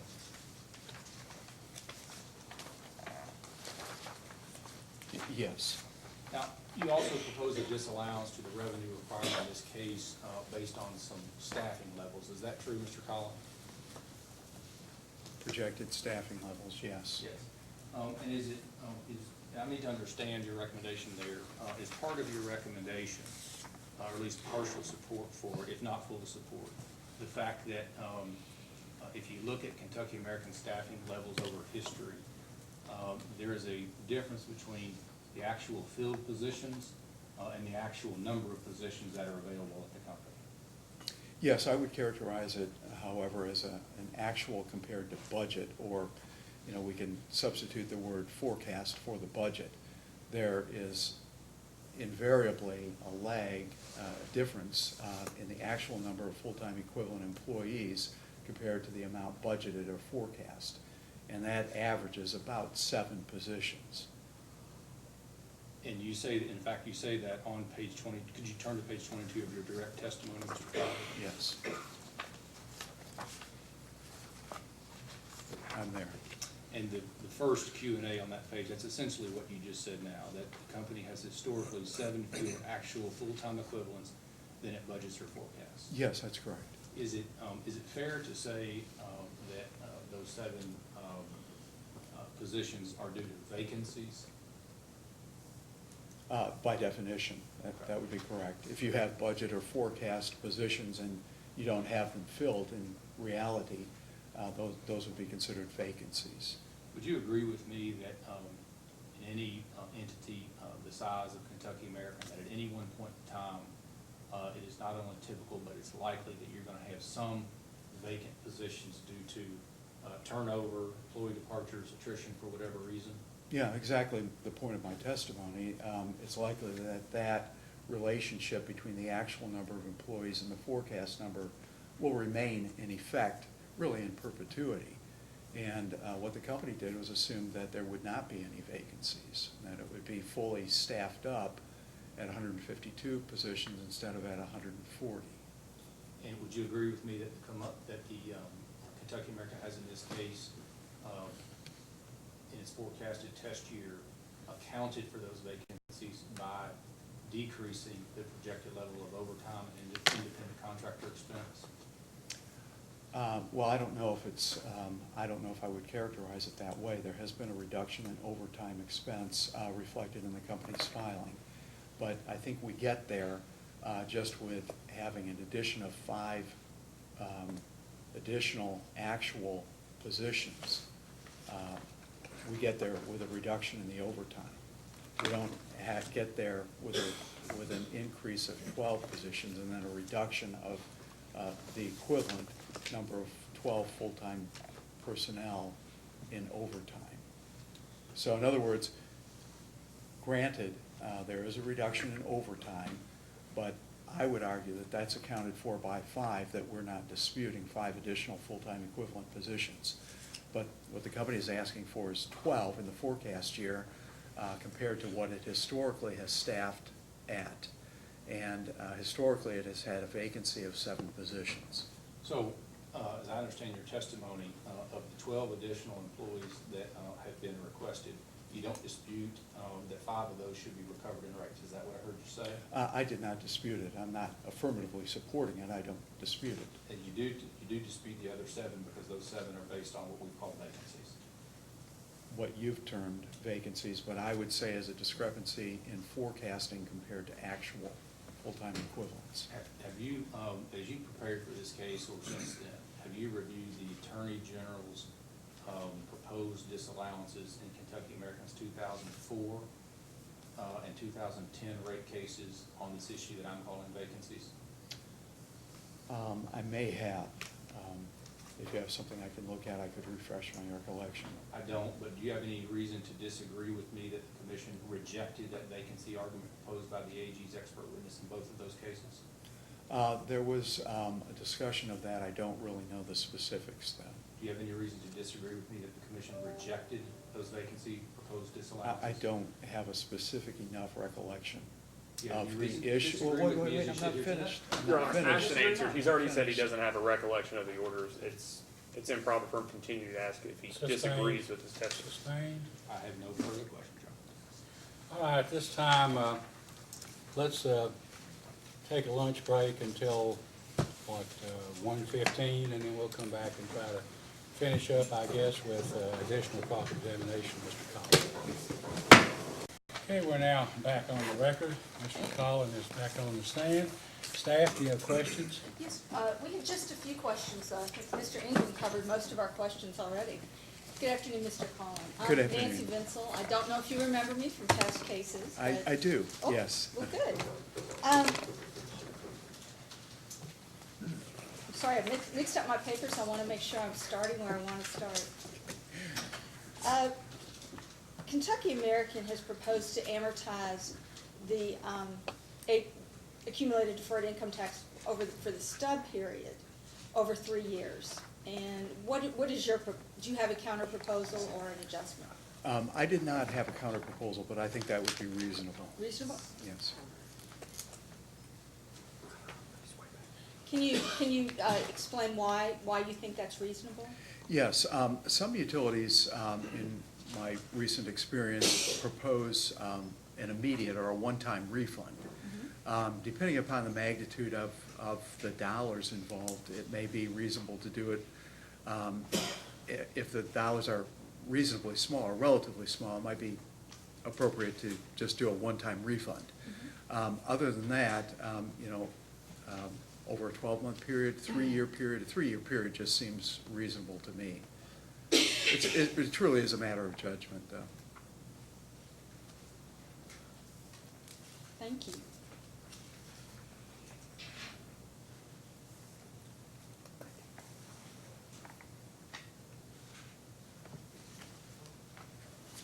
Staff has no further questions. Okay. Mr. Cicero? So if I said 40 years seemed reasonable, that would just be an opinion, right? Well, it should be an informed opinion, so if there's a predicate for it, yes. And, with respect to the ARAM, the reason for that, which is maybe 30 to 40 years on the protected excess ADIT, is because that's really what the Internal Revenue Code requires. But absent that, I think the... It's very subjective. It is, but, you can apply some judgment to it. And one of the reasons that I propose 3 years is because, as the company said, it's going to be probably 3 more years before they come in for their next case. And that's why they wanted to have a 3-year amortization of rate case expenses. So I thought it would be appropriate to use a 3-year amortization period to time the amortization over that same period when they were not in for a rate case. Mr. Ingram pointed out several rate cases that the unprotected rate classes were given an amortization period of between 15 and 20 years by the commission. And you mentioned, but there were settlements involved, implying that without the settlements, the outcome may have been different. Is that your opinion, or why are you relying on the fact that they may have been settlements? Well, I think that, there was a lot of thought that went into the settlements. For example, on Kentucky Power Company, much of the unprotected excess ADIT was due to the remaining network value of Big Sandy 2. And we had a retirement rider in place that was roughly 25-year amortization period, retired plant, a couple $100 million worth of plant that still had to be recovered from customers, and a 15-year period related to that was, relatively speaking, and again, informed judgment, what was appropriate. But that was due to the unique circumstances in that case. I think if you had a situation such as we have here, where the company is arguing that the unprotected is about $1 million, it hardly seems to make sense to me to go a 20-year amortization period on that. 3-year would be $300,000 or $400,000 per year under their quantification. Under ours, we think it's closer to $6 million for the unprotected, based upon the discussion I had earlier with counsel for the company. A 3-year amortization would be roughly $2 million a year. So, I mean, that's really a relatively small percentage of their total revenues. But in some of these utilities, like, for example, Kentucky Power, where the excess ADIT is so significant, then it is appropriate to do it over a longer period of time, and that's where the judgment comes in. I guess the exception I took is that because it's a settlement that sets them apart from what the commission is looking at, and from our perspective, we look at all settlements, make a determination of what the valid points are, or ones that we believe are valid enough that we are not going to change them, but everything is reviewed for appropriateness. It doesn't matter whether it's a settlement or not. We're going to apply the commission's judgment, and whether it's 15 years, 20 years, or 5 years, it won't be because there's a settlement involved. I think this commission has made it clear that since we started doing transparent black box settlements, that it doesn't matter what the parties agree to. It's always good that there's a settlement to start with, because it gives a good point for the commission to start from. But other than that, a settlement doesn't bind the commission to either party's mutual agreement with one another. That doesn't make any difference. I understand, and I completely agree. And going back to Kentucky Power, the commission itself cited that the Big Sandy 2, that so much of the excess ADIT for Kentucky Power was due to the Big Sandy 2 retirement, and that's why you found specifically that 15-year amortization or 18-year amortization period was reasonable. But I mean, obviously, you considered that. I think you were also asked a question about the lead lag, and Mr. Ingram again pointed out to you that the commission has denied over and over and over and over the AG's argument about non-cash items being excluded, and you indicated you had new evidence. And he said, I think he read, absent new evidence, the commission is not going to change its mind. And you said, but I have new evidence. Can you refresh us what that new evidence is? Yes. A couple of things with respect to the three non-cash items, depreciation, deferred income taxes, and amortization expense. And then there's a separate issue with respect to the net income portion, because that really has two components, a non-cash and a cash. But with respect to the non-cash items, Kentucky American Water has asserted that there's a 0 expense lag days for the payment of the depreciation expense, for the deferred tax expense and the amortization expense, but those amounts are never paid. So it's really not a 0 expense lag days, it's really an infinity number of days, because they're never paid. And so when you compare that, the revenue lag against the expense lag, the revenue lag, I recall, I think it was maybe 35 days or something like that, against infinity, Infinity cancels out the revenue lag, and so it really shouldn't be included in the cash working capital. The other new evidence is that the company argues that, listen, we recognize the depreciation expense, but we get into the month accumulated depreciation for rate base, so we don't have any way to get a return on the beginning of the month balance of the plant before that month's depreciation is taken out. Well, that's not correct, because you use a 13-month average of accumulated depreciation. And so what that essentially does is it takes the beginning of the month for each of the 12 months in the test year, and then, so you do have a return on the beginning of the month plant before the depreciation is taken and the accumulated depreciation is increased, therefore reducing, or thereby reducing rate base. Only in the last month do you have both the beginning of the month and the end of the month averaged together in terms of accumulated depreciation. So the company's argument just is simply wrong on that. It's not the end of the month where they don't get a return on the depreciation from the beginning of the month. They do. You may contend that their argument is wrong. I've heard the Infinity argument before, and I believe the commission was unpersuaded by that argument. I hadn't heard it before. I thought it was unique. I'm sorry. No, I have heard that argument before, and I don't believe it made a difference. Okay. Well, I hope it does this time. Well, I appreciate you providing your insight into it. Thank you. I don't have anything else, Chair. Commissioner Matthews? I have nothing. I have no questions. Mr. Chandler? I have some short redirect. Thank you, Chairman. So I appreciate the Vice Chairman for helping me out a little bit and taking a couple of my questions. We seem to be doing that to each other.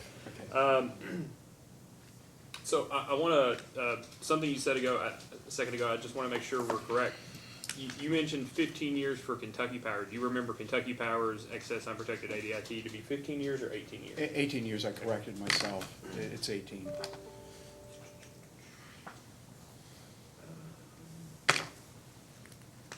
None of the, well, okay, let me ask it this way. Were any of the orders that you went over with counsel for Kentucky American Water, did any of them provide for a 20-year amortization of unprotected excess ADIT? No.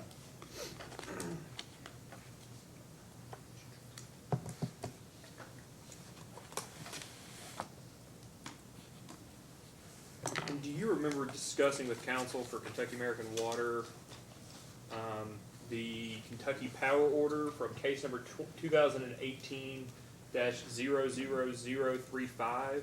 I do. May I approach, Chairman? Yes, you may.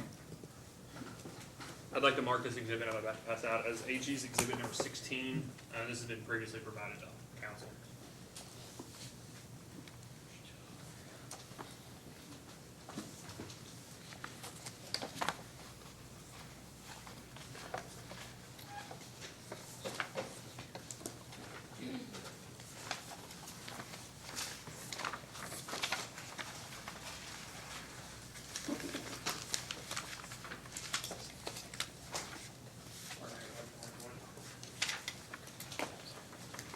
You said this was 18? 16, 16. Chairman. Thank you. Feels like more than that, but I think it's only 16. That's because you're bundling. What's that? That's because you're bundling. So, do you mind to turn, so let me take a step back. Do you remember discussing, I guess you've discussed it now twice through your cross-examination, the Big Sandy 2, the excess unprotected ADIT as a result of the Big Sandy 2 retirement? Yes, yes. And just big picture, Big Sandy 2 was a coal-fired power plant that, had it not been retired, demolished, and turned into a paper asset, would otherwise, the resulting excess ADIT from it would have been protected, right? Yes, in terms of the tax depreciation, the method life differences, yes. And because it's a regulatory asset, it was unprotected. That's correct. And do you mind to turn to page 14 of the document in front of you? Oh, let's go back to the beginning. I'm sorry, I need to lay a bit of a foundation here. Would you agree that this appears to be the direct testimony of Matthew Horlid on behalf of Kentucky Power Agreement in support of the settlement agreement in 2018-35. Yes, And that was the case in which, the Kentucky Power case in which council discussed with you earlier, correct? yes, that's Okay. correct. Will you mind to turn to page 14 of that testimony? Do you see a Yes. chart there on page 14? I do. Okay. Do you see the top row there where it provides for unprotected excess ADIT as of December 31, 2017 Yes, for KU, LG&E, Duke, and Kentucky Power? yes, And do you see the below that, it says the commission approved / proposed amortization period? yes, So your understanding is that, subject to commission approval, and it was approved, KU and LG&E, were provided a 15-year amortization for unprotected excess ADIT. that's correct. Do you understand, in support of that settlement position of 15 years, well, that's okay. I'll withdraw the question. And it says the next one is Duke, correct? Yes, And it provides for 10 years. Is that what your understanding is, that the commission approved in the litigated case 2017-321?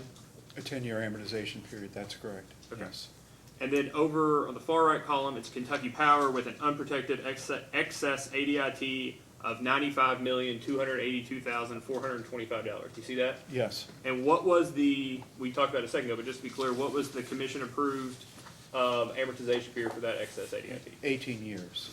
Do you see the unprotected fourth row, unprotected excess ADIT as percent of equity? I do. Do you see what percent of equity the unprotected excess ADIT of Kentucky Power was? Yes, 14.2%. And that's significantly more than those levels, or that's significantly more than those levels for KU and LG&E, Yes, and more than for Duke. yes, Do you see the total debt / total capitalization there at the bottom? I do. Do you see that Kentucky Power's debt as a percentage of capitalization was 56.75%? Yes, the converse of that is that Kentucky Power has a relatively low equity ratio by comparison to the other utilities. Approximately 43.25%, correct? Yes, that's correct. And that's, is your understanding that that's about 5 percentage points lower than Kentucky Americans in their forecasted period in this case? Yes,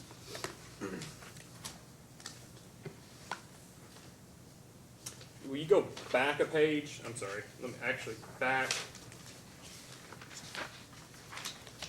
one page to part 13, or page 13. I'm there. Do you see that, hold on one second, excuse me.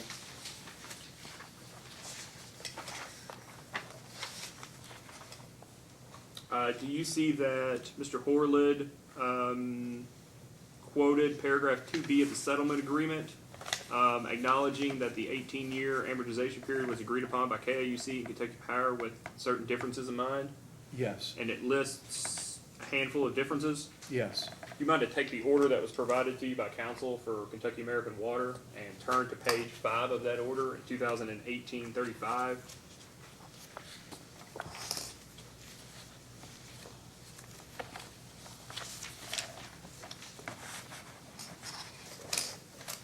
okay, what page? Page 5 of that order. Okay. Yes, You see at the bottom paragraph, they discussed that the proposal was 18 years for Yes. unprotected excess ADIT. And that settlement, that sentence, the settlement supports the 18-year amortization period by citing to the following financial and operating characteristics as being unique to Kentucky Power. yes, And then it lists those items from Mr. Horlit's testimony. it does.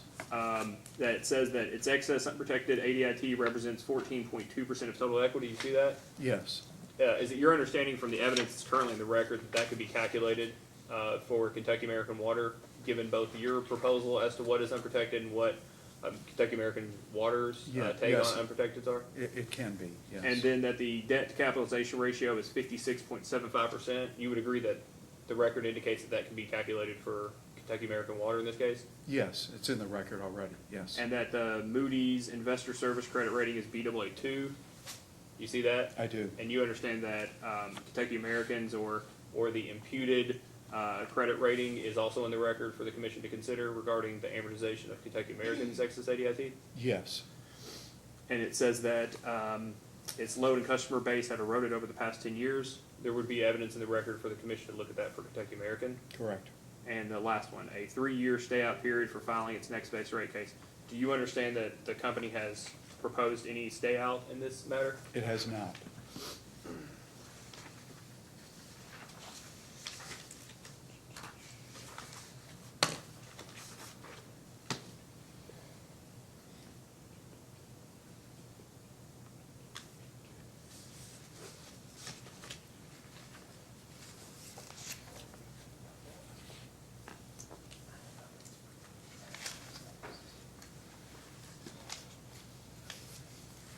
That's all the questions I have for Mr. Collins. May this witness be excused? Yes, sir. You may step down and be excused, sir. Another witness? Thank you, Chairman. The Attorney General and Lexington Fayette Urban County Government will call to the stand Mr. Richard Bodino.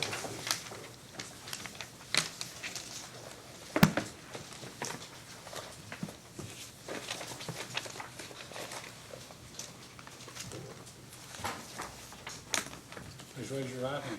Do you solemnly swear or affirm under penalty of perjury that the testimony you're about to give will be the truth, the whole truth, and nothing but the truth? Yes, I do. Please be seated. Mr. Chandler? Thank you, Chairman. Good afternoon, Mr. Bodino. Good afternoon. Do you mind, will you please state your name, address, and title of, name, business address, and title for the record, please? Yes. My name is Richard Baudino, and the business address is J. Kennedy and Associates, 570 Colonial Park Drive, Suite 305, Roswell, Georgia, and I'm a consultant with Kennedy and Associates. And did you cause to be filed testimony and certain data request responses in this matter? I did. And do you have any corrections to that testimony or those data request responses? I do not. And if you were asked those same questions today, would your answers be the same? Yes. And is it your intention to adopt those as your testimony in this matter? Yes. Chairman, Mr. Baudino is available for cross-examination. Mr. Ingram, Ms. Braun? Good afternoon, Mr. Bodino. Good afternoon. My name is Monica Braun. I represent Kentucky American Water Company in this proceedings. Nice to meet you. Nice to meet you as well. I want to start with some questions about your proposal with regard to what I'm going to call the QIP. Okay. Do you understand that that's the Qualified Infrastructure Program that Kentucky American has proposed in this case? Yes. And if you can turn to page 49 of your direct testimony, please.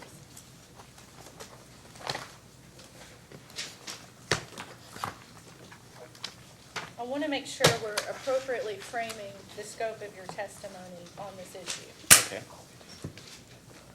And when I look on page 49, on line 15, the sentence begins, "It is not the purpose of my testimony in this case to address the reasonableness or prudence of the company's proposed QIP as described by Mr. O'Neill." Did I read that correctly? Yes, you did.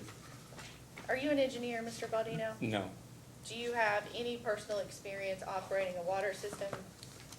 No, I do not. Have you ever replaced a water main? No. And in looking at the testimony you filed in this case regarding the QIP, and to be clear, you recommend the commission reject it, correct? That's right. And this isn't the first time that you have drawn such a conclusion to a proposed infrastructure replacement program, correct? No. I mean, yes, it is correct. It's not the first time I've recommended rejection of these kinds of programs. And in fact, you testified in 2016 in a West Virginia American Water proceeding in front of the West Virginia Public Service Commission on a similar issue. Is that correct? Yes, I did. I'd like to hand you a copy of your testimony in that proceeding. May Mrs. Loy hand out copies, Yes, you may. please? I would like to mark this as hearing exhibit 1 for Kentucky American. Is this one of the documents that was provided to council ahead of time? It's in the record. It's in the record? Yes, we asked for copies of Mr. Oh, in response to Baudino's- data requests? Yes, sir. Thank you. No problem. Thank you.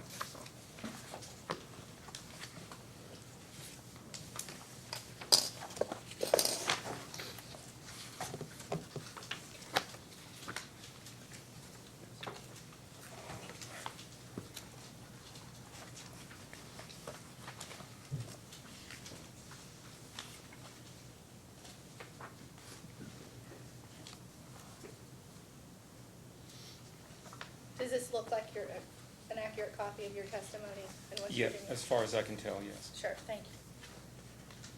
And if you can look at, and I'm gonna have 2 pages going here at the same time, I'm gonna try to make this as understandable as I can. Okay, If you can turn to page 51 of your Kentucky direct testimony.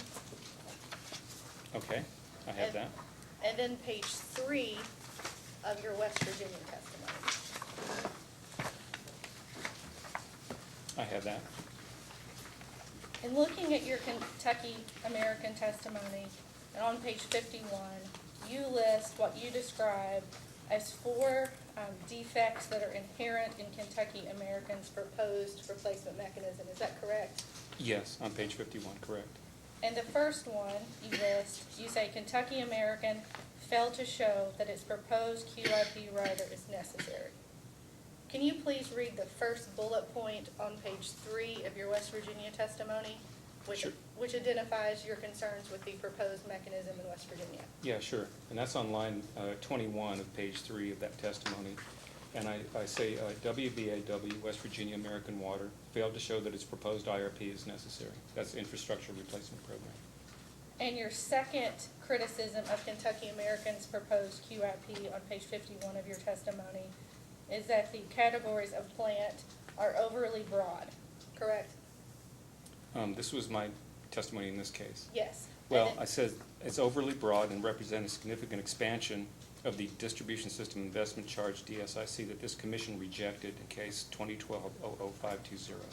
And you would agree that the second bullet point in your West Virginia testimony in 2016 was that West Virginia's proposed IRP was overly broad? Same- Exactly right. It was the same conclusion. problem in West Virginia that it is here. And then your third complaint with Kentucky American's proposed QIP, and I'll read it. Kentucky American Water's proposed QIP fails to include an adequate review process that would ensure reasonableness of costs for eligible facilities. Would you please read the third bullet point on page 4 of your West Virginia testimony? Yes. WVAW's proposed IRP fails to include an adequate review process that would ensure reasonableness of costs for eligible facilities. So same sentence, just changing out the utility name and the proposed acronym. Well, I would say it's the same problem that West Virginia American had that Kentucky American has. Very same thing, that's why it's the same testimony. And then your fourth issue with Kentucky American's proposed QIP, Kentucky American Water's proposed QIP fails to provide adequate protections to customers from unreasonable cost and unnecessary rate cases. And if you would just read the last bullet point on page 4 of your West Virginia testimony. Right, you misread I'm on sorry. 52, it should be unnecessary rate increases. Oh, my apologies, I did. Yeah, and so the bullet point on line 9, page 4 from the West Virginia testimony is WVAW's proposed IRP fails to provide adequate protections to customers from unreasonable costs and rate increases, which it certainly did. Okay, so then, and also in looking at your testimony in Kentucky, if you would please turn to page 58, please.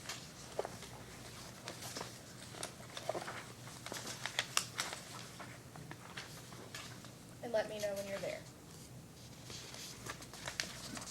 Okay, I'm there.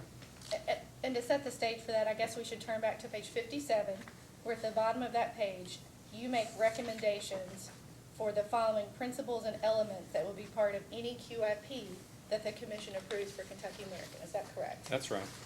And you list those recommendations. And the first one is the QIP should be limited to a 2-year pilot program, correct? Right, And on page 4 in West Virginia, did you make that same recommendation? I did. And the second recommendation for Kentucky is that QIP eligible facilities should be limited to distribution mains only. Did you make a similar recommendation in West Virginia in your recommendation number 3? No.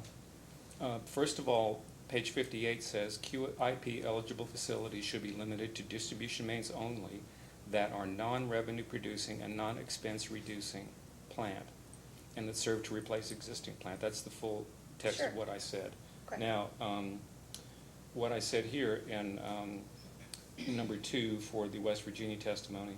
IRP eligible facilities should be limited to smaller diameter mason services consistent with the recommendation made by staff witness Mr. Fowler in case number 150676-W-42T. I'm sorry if you misunderstood my question. I asked you to read number 3 in West Virginia, please. Oh, I'm sorry. I did misunderstand that. IRP eligible facilities should be limited to non-revenue producing and non-expense reducing plant that serves to replace existing plant. Your third recommendation in Kentucky, and it's 2 parts, I'll paraphrase, if you wish to correct me, please do so, is a yearly cap of 2.5% on QIP-related rider increases above the authorized tariff rates, and a similar cap of 5% cumulative. Right. Is that a fair summary? Yes. Did you make those same recommendations in numerical paragraphs 5 and 6 in your West Virginia testimony? Yes.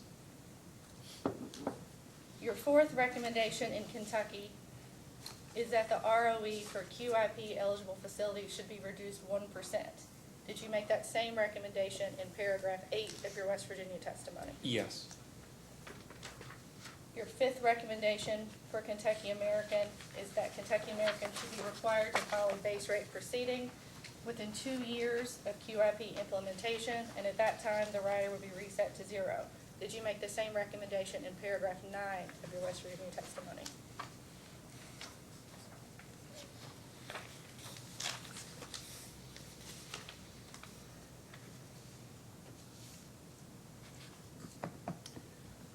Yes. And then number 7 in Kentucky, you state the commission should allow for a reasonable review process of cost. And I didn't see this listed in your list of recommendations in West Virginia, but I did see it on page 11 of your testimony in West Virginia, if you would like to confirm.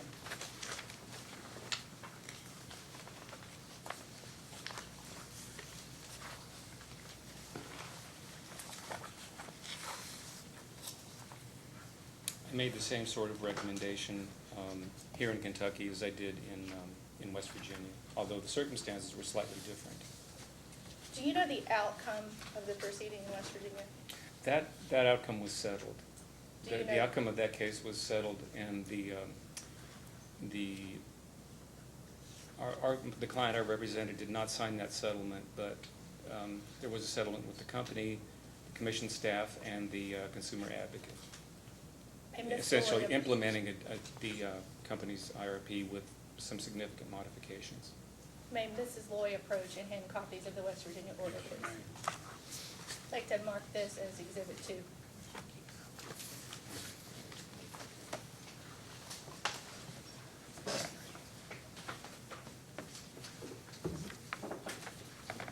Thank you.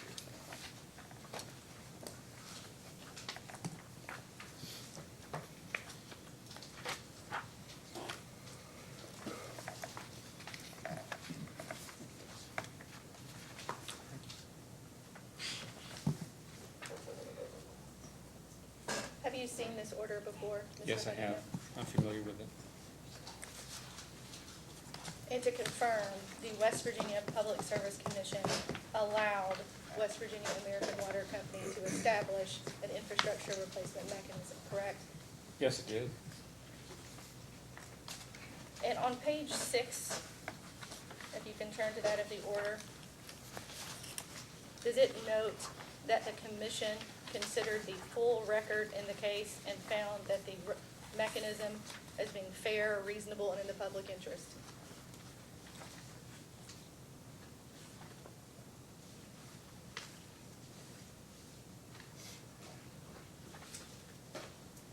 Yes. Is the program that the West Virginia Commission approved a pilot program? No, it is not. Did the West Virginia Commission lower the ROE for infrastructure plan? No, it did not. Did the West Virginia Commission require West Virginia American Water to file a rate case within 2 years? No.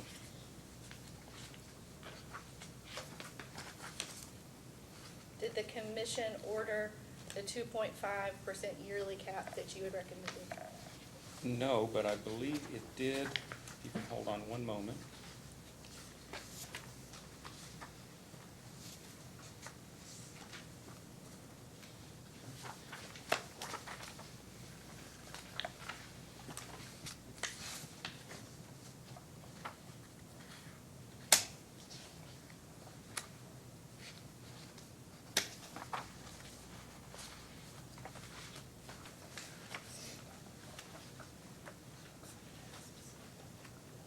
I believe I can help you with what you're looking for in I page think I 7. found it. Yeah.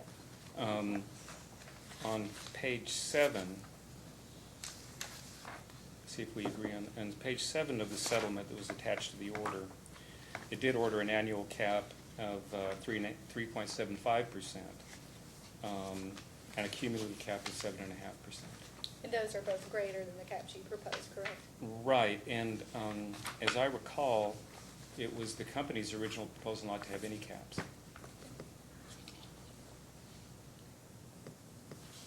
And turning now to just talking about the QIP proposed here in this case, you agree that the QIP as proposed by the company would be subject to annual review proceedings? It would be, the way the company has proposed it, it would be subject to some annual review. It probably would not be enough for staff and interveners to really fully audit and determine the reasonableness or the prudence of the investments that would be included under the company's QIP, and 13 different accounts at that. So yes, it would allow for an inadequate review process. And as I read your testimony, your direct testimony on page 51, you expound upon that a bit. And you state that in a rate case, the commission, its staff, and other parties have time to conduct a detailed examination and review all the elements of a utility's revenue requirements to ensure the cost ratepayers are required to pay are prudently incurred. Is that a fair reading of your testimony? What page was that again? 51.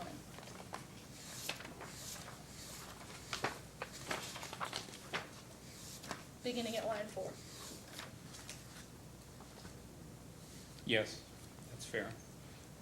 So in so doing, you are comparing the reviewed process in a rate case versus the annual review process that Kentucky American has proposed. Well, that's true. And I think that's very important because, one of the things that differentiates West Virginia and Kentucky is that Kentucky allows a future test period. West Virginia does not.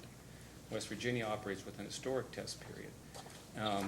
So given that you've got forecasted dollars of plant going in, being collected from ratepayers, I think it's very necessary to have that additional time for review of those costs to make sure they're just and reasonable. And of course, with a forecasted QIP, forecasted dollars, and a very reduced time to review all of that, I think that's very problematic.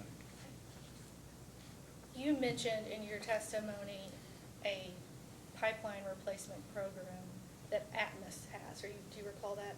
Yes. And are you aware that the commission recently issued an order in an Atmos rate case? Yes, I read that order. Okay. And in looking at that order, and would you like to see a copy of it? Yes, I would like to Yes. see a copy of it.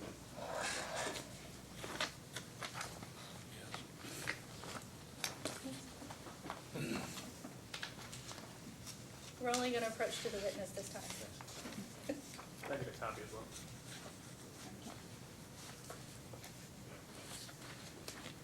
Can you please turn to the bottom of page 13? Okay, I have that. Can you read the last sentence into the record, please? The commission has never before withdrawn approval of a forward-looking PRP program in favor of historical recovery based on actual spending for any other natural gas utility, and the commission urges Atmos to take note of this fact. So you would agree that this commission has extensive experience in analyzing forecast replacement programs? It has experience with that, And really, I think to just have me read one sentence out of here kind of takes out of context and really ignores the context of the problems that the commission very well documented in this order with the history of Atmos and its pipeline replacement program. And I think that speaks for itself. There was a lot of problems with Atmos's prior forecasts. The commission then changed those forecasts to historical, and then I think in this order they went back to forecast again. Yes, the commission has some rather difficult experience with Atmos's program. And despite what you call difficult experience, going back to your testimony again on page 51, you compare the review in a rate case of capital expenditures as opposed to ones being passed through a mechanism. And if you will look, please, on page 14 of the Atmos order, and the last sentence on page 14, let me know when you're there, please. Okay, I'm on page 14, and where did you want me to look? The last sentence. During a base rate case, a multitude of issues are examined in detail by the parties and the commission. If PRP projects are also included in the base rate case, then the commission and the interveners may not have adequate time to review and analyze the proposed projects. Did I read that correctly?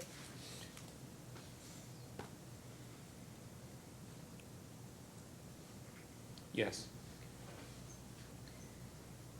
And in your direct testimony, you characterize the QIP mechanism the company has proposed.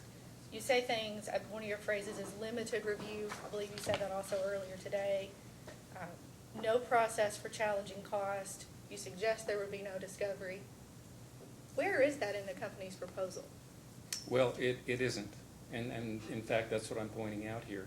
The company has no provision for any of that kind of review, or how it would be challenged, how testimony, how discovery would be conducted, or testimony would be filed, and what the adjudication of all that would be. It's lacking. So that is what I'm pointing out in my testimony. And you were in the room earlier when Ms. Schwarzel testified? Yes, for part of it, yes. Did you hear her describe that there would be reconciliation filings that were proposed by the company? I believe that's right, and I believe that's in her testimony, in fact, yes. Is there anywhere in the record where Kentucky American says there will be no discovery on the QIP project it's proposed? There's no specifics of that process. And it's really the burden is on the company to propose a program that can be reasonably and justly administered by the commission and have input from parties to make sure that these investments that are being passed through to ratepayers on an accelerated, forecasted basis are just and reasonable and prudent. Sure. I say the way the company has proposed the QIP fails to do that. I appreciate your clarification. I just wanted to make sure that your use of those phrases was your characterization and did not have a basis in testimony. I beg your pardon? I didn't get the last part of what you said. Sure. I wanted to clarify for the record that your characterization of the QIP program as being automatic or a limited review was your characterization and did not have a basis in Kentucky American Water's testimony or data responses. Those phrases are not to be found in the proposal of Kentucky American. Is that a statement or a question? Just seeking your confirmation, which I believe you've provided. I will move on. I have not provided that confirmation in any way. You said that I said it was automatic. I never used the word automatic in my testimony that I recall. 1 second, please.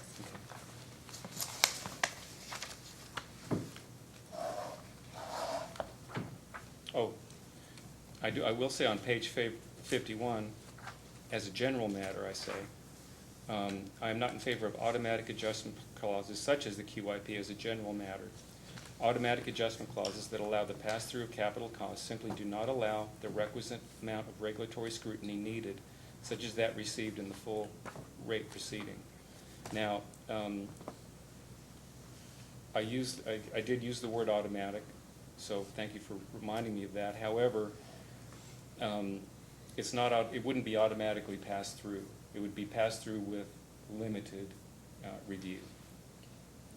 I'd like to turn back to where we started, which was to clarify the scope of your testimony on the QIP. And if I recall your testimony, you say the purpose is not to evaluate the prudence of the QIP that was proposed by Mr. O'Neill. I was surprised then by your testimony on page 53, lines 3 through 11,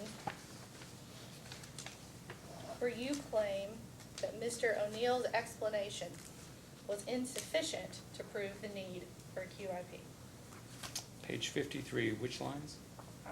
Lines 3 through 11. Are you an expert on the causes of water leaks, Mr. Baudino? No. Do you know, for example, what types of pipe Kentucky American wants to replace first in the QIP? I did review Mr. O'Neill's testimony on that, although I don't recall which ones those are as I'm sitting here. I've looked through your testimony, and I don't see any study that supports your recommendation that the return on equity for QIP eligible facilities should be reduced by 1% from the ROE that's authorized commission in this case. Can you just confirm that that's your opinion, but there's no study behind that? It's my view that as a sort of a quid pro quo for accelerated recovery of investments outside a rate case, and with the certainty of that, that there should be some kind of consideration for the reduced risk that the company would experience with those investments. So it is my opinion that in order to recognize that a 1% reduction in the ROE on those QIP investments is reasonable until the next rate case. And speaking of the next rate case, are you aware of any replacement program in Kentucky, whether it be gas, water, where this commission has ordered a utility to file a rate case every 2 years? I'm not aware that this commission has ordered a utility to file a rate case every 2 years. And I'm not recommending that either. I'm recommending a rate case after a 2-year pilot program. Or recommending consideration of it.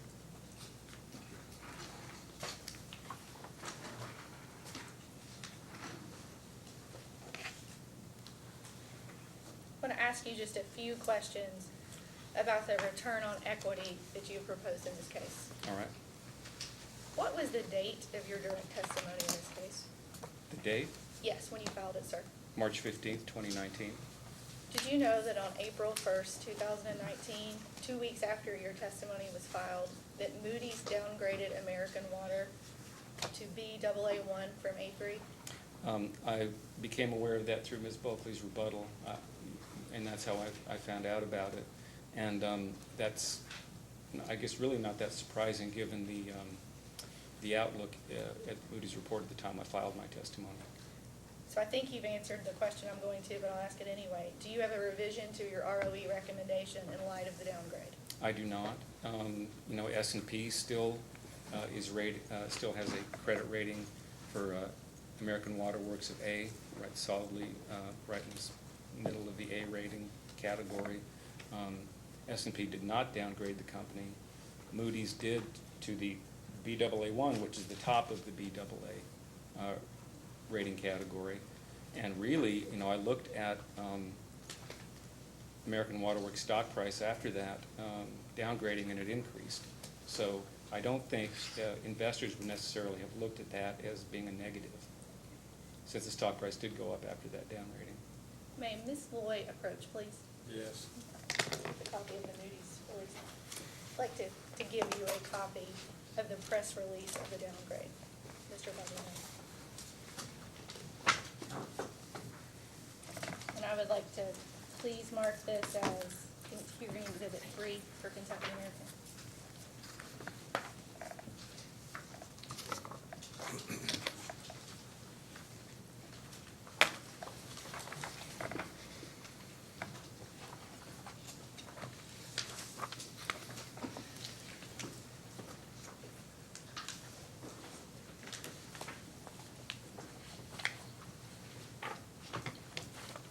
you seen this press release before?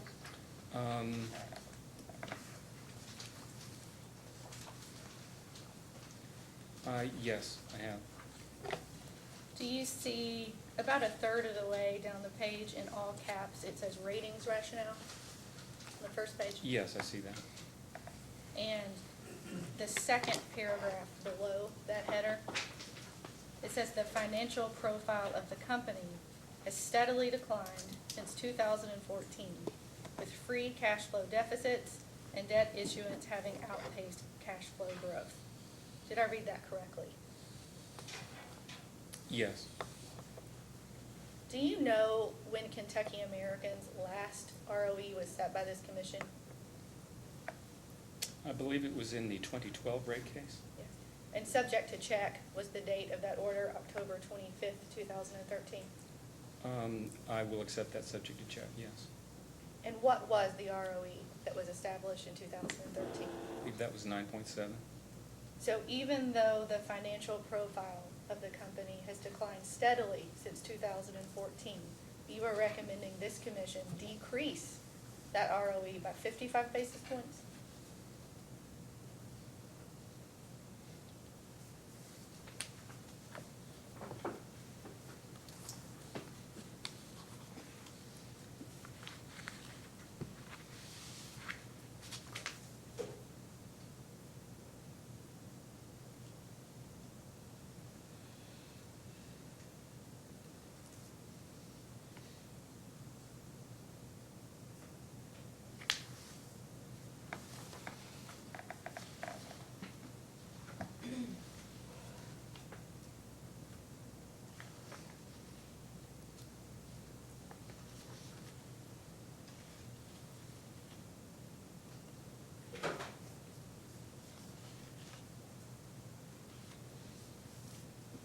Well, this, the information here in this press release is similar to the concerns Moody has expressed in its report on American Water Works that I cited. And let me just go back to that, if I may.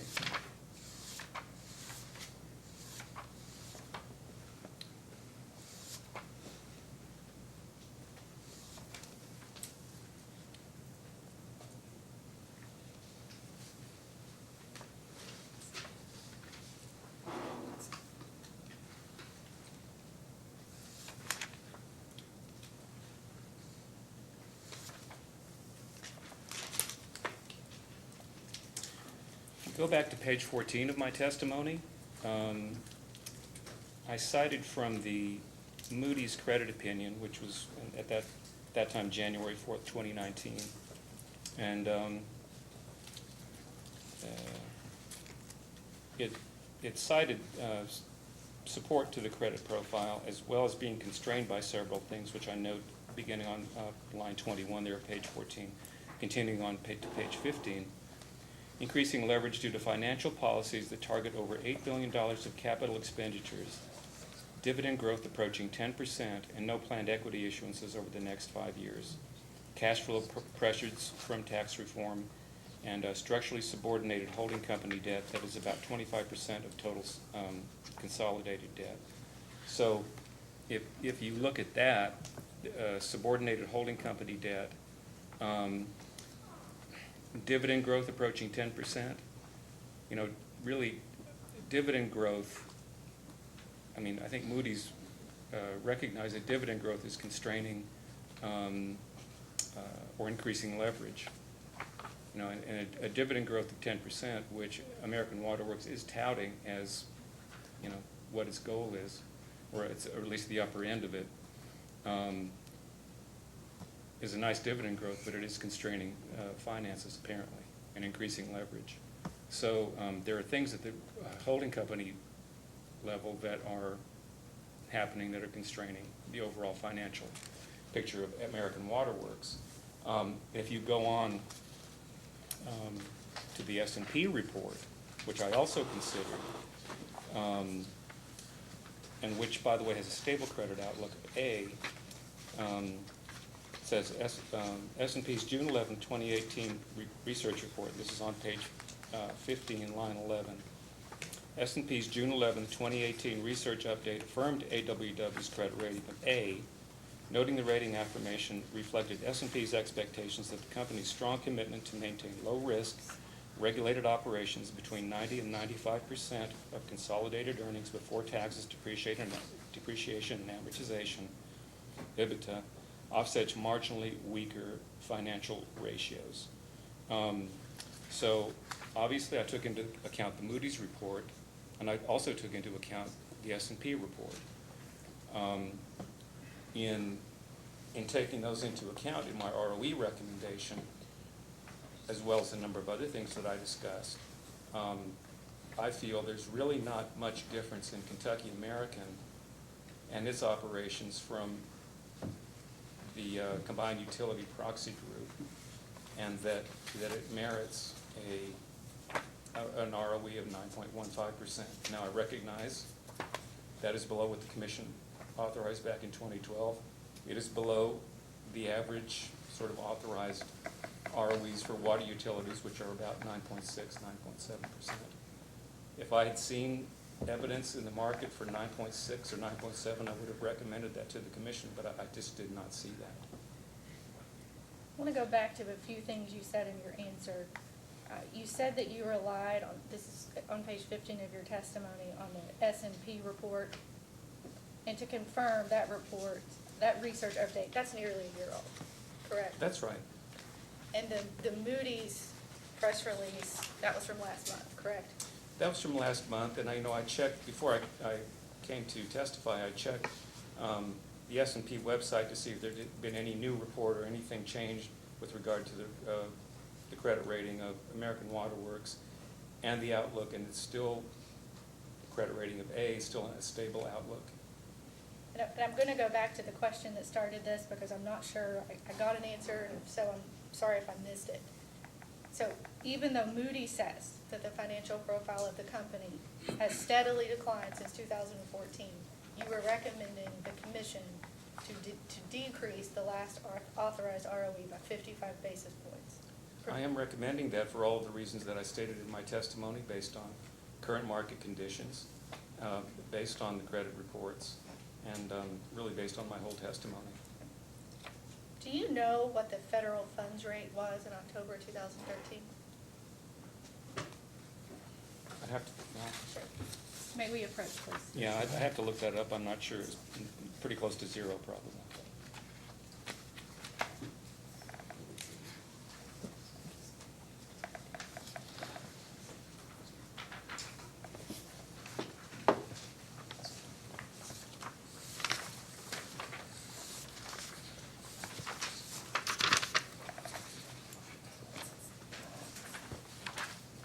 Is this going to be 4? Yes, thank you.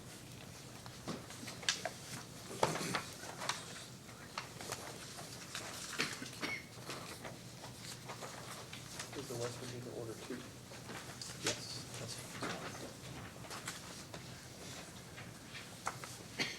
Mr. Baldano, this is an exhibit that was used and prepared based off the Board of Governors Federal Reserve System online that shows the change in the federal rates federal funds rate from October of 2013 to present. Do you see this?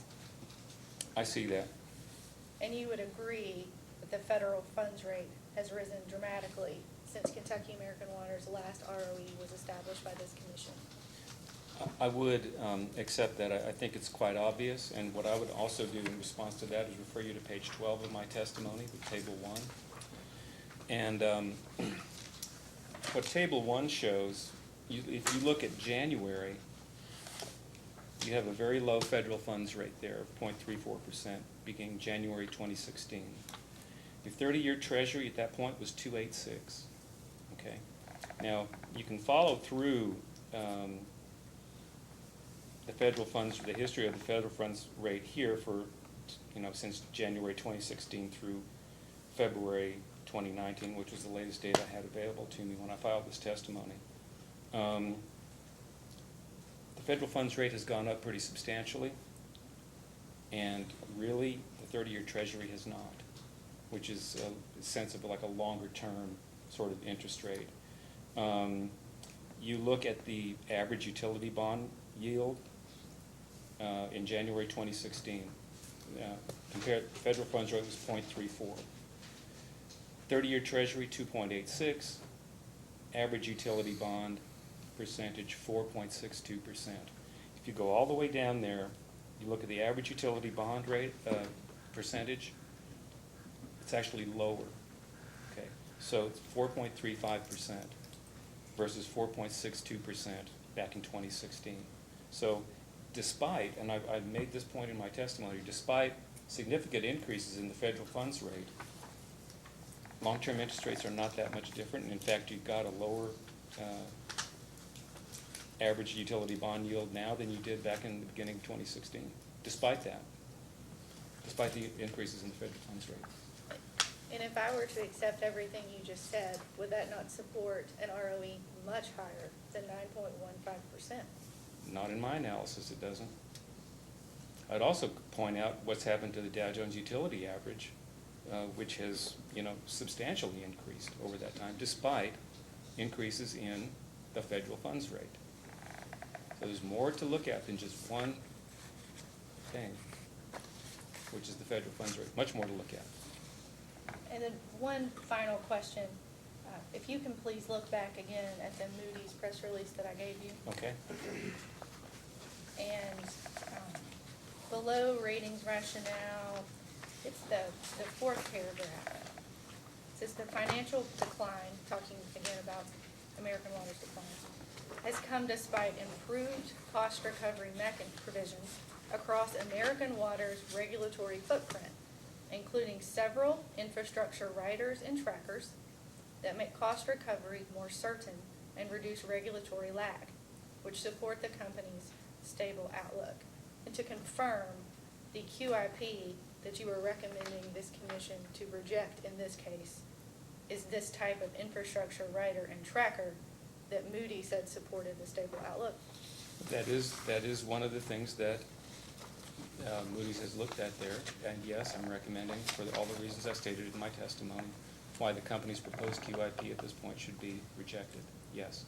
Thank you. I have no other questions. Any questions? Just a few, Your Honor. Good afternoon, Mr. Baldino. Good afternoon. I'm Jeb Penny. I'm with the Office of General Counsel here at the Commission. Could you settle something in my mind for me? I've heard testimony today, and I believe even yesterday, discussing certain findings of commissions, either this commission or other commissions in cases. And sometimes the phrase is said, or the term is that, oh, well, that was, according to a settlement. What is the significance of something being settled or being litigated if the commission approves it?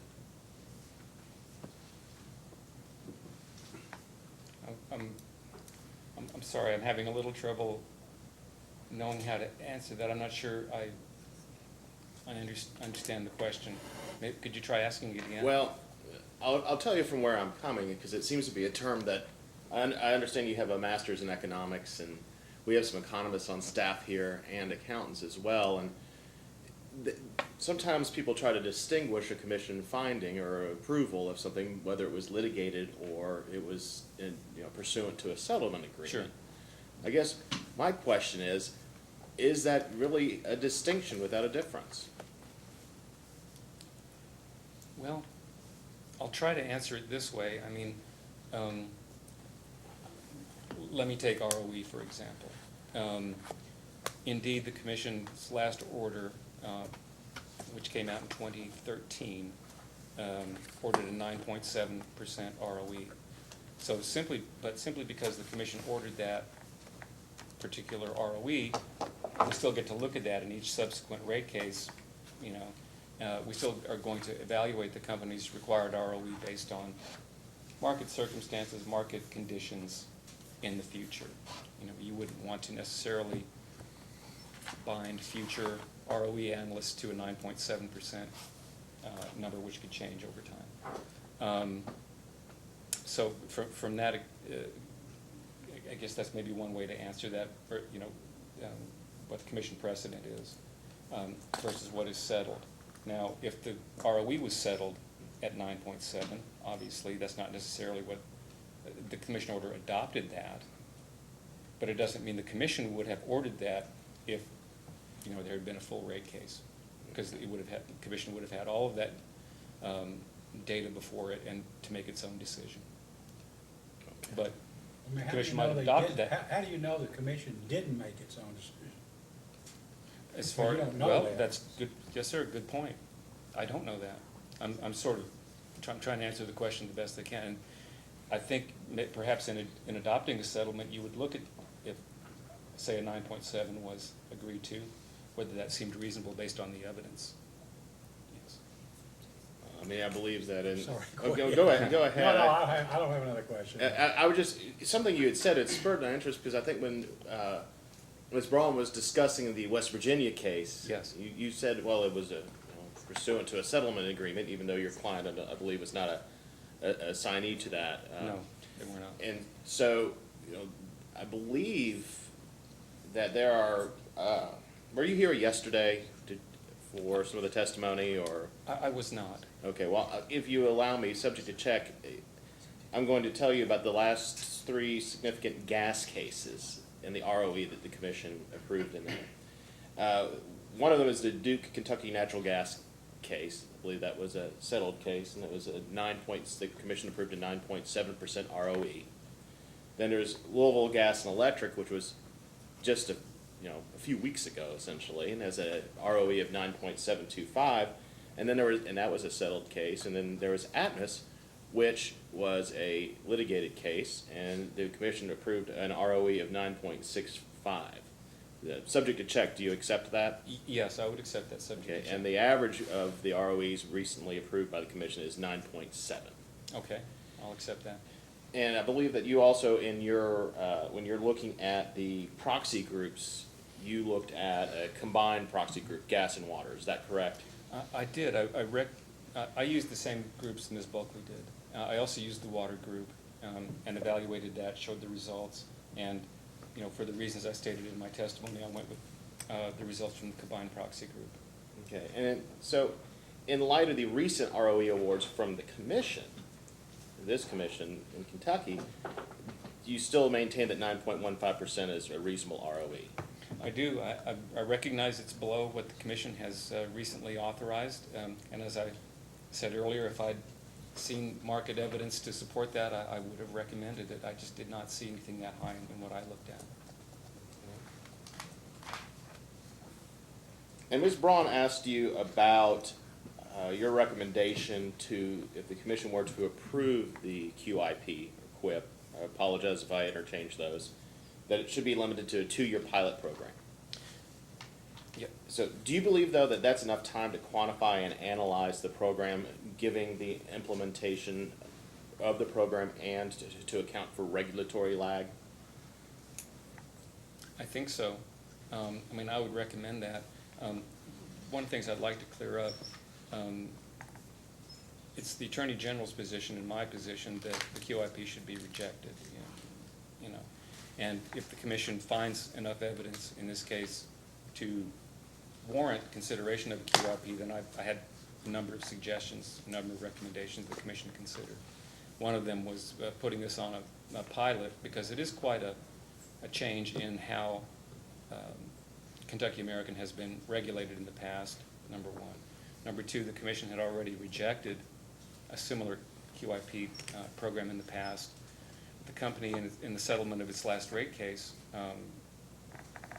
it dropped its distribution system investment rider proposal in that case. So, given that you've got something quite a bit different in terms of regulation for Kentucky American, I thought it would be prudent to have a pilot program, check it out after 2 years to see how it was working.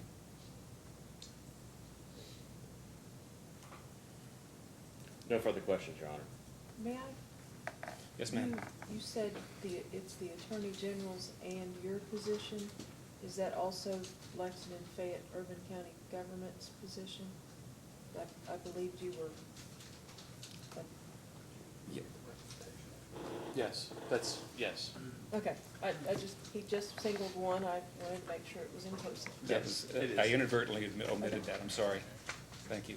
Don't leave out Lexington. Yeah. No, no, I they're don't not. like to be left out. They contributed to the fees. Leave them, maybe I am not. well aware of that, you're right. Question. Are you currently representing any other organizations in front of a state regulatory group? Here in Kentucky, sir, or? Any other organization in front of any other state public service commission? Yes, I mean, I have ongoing consulting projects in other states. And are you recommending in those cases a similar ROE, or are you saying that Kentucky American Water happens to be dissimilar enough that this 9.1 that you're recommending is just unique to them? I'm coming up with similar recommendations, not exact. I'm testifying in a case in Louisiana now for Entergy New Orleans, where and that's an electric company. I'm recommending a 9.35% ROE in that case.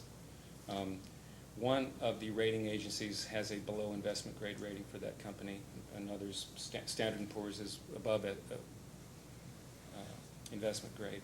So I think that's probably the difference there. Over the past year, how many times would you say you represented someone before a state public service commission? I can count that for you if you like. Sure.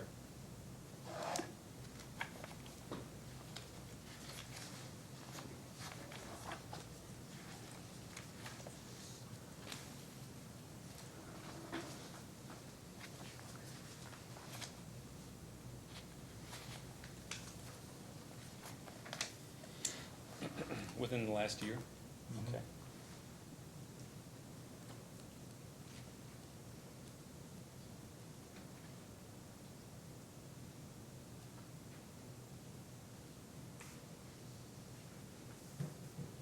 Going back to the beginning of 11 cases. In those 11 cases, have they all been settled? They're all complete?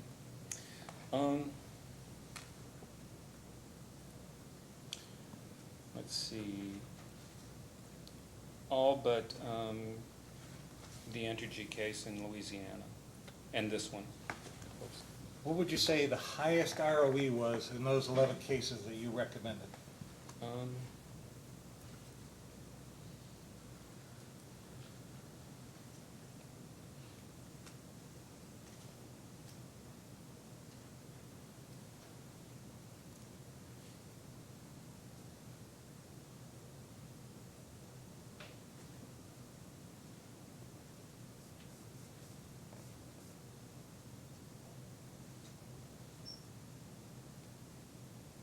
I would need to look that up. I would say 9 or low 9s, or roughly.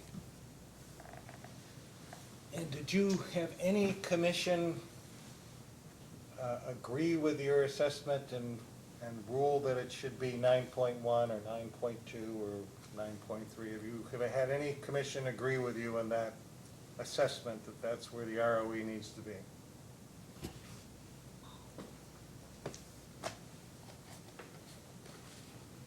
Within the last year?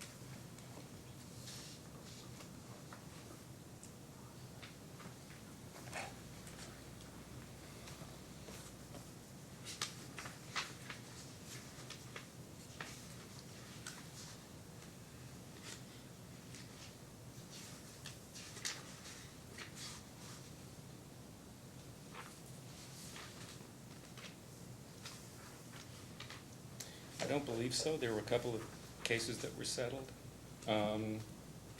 None, say, within the last year that I can recall that, where the commission adopted my number. So with all due respect, and I'm sure you use a lot of your expertise and a lot of scientific evidence to support what you believe is a reasonable ROE.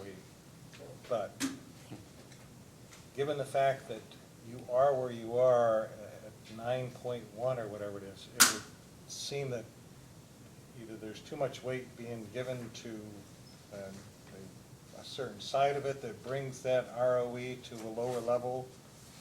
I mean, I don't know what the commission is going to rule on because we still have to discuss it, but you know, as I said, with all due respect, it sounds like you may be on the low end of what would be considered a reasonable ROE given the Moody's rating and some of the other factors that go into making sure. Our job is also to make sure the utility is viable, not just to make sure that the ROE is at its lowest point for the benefit of ratepayers, because if there's no utility to serve the ratepayers, it doesn't do any good to save money. So, I mean, that's just my comment. I don't have anything else. Commissioner Matthews? I don't have anything. Over from 2015, 16 to now, the Dow Jones Industrial average is up about $10,000, or 10,000 points, isn't that correct? 16,000 to 26,000? I'll accept, I haven't looked back that far yet, but I would accept your number, subject to check. Sure. Right, they always say, don't they, rising tide lifts all boats? Yes. No further questions. Anything? I do have some redirecting.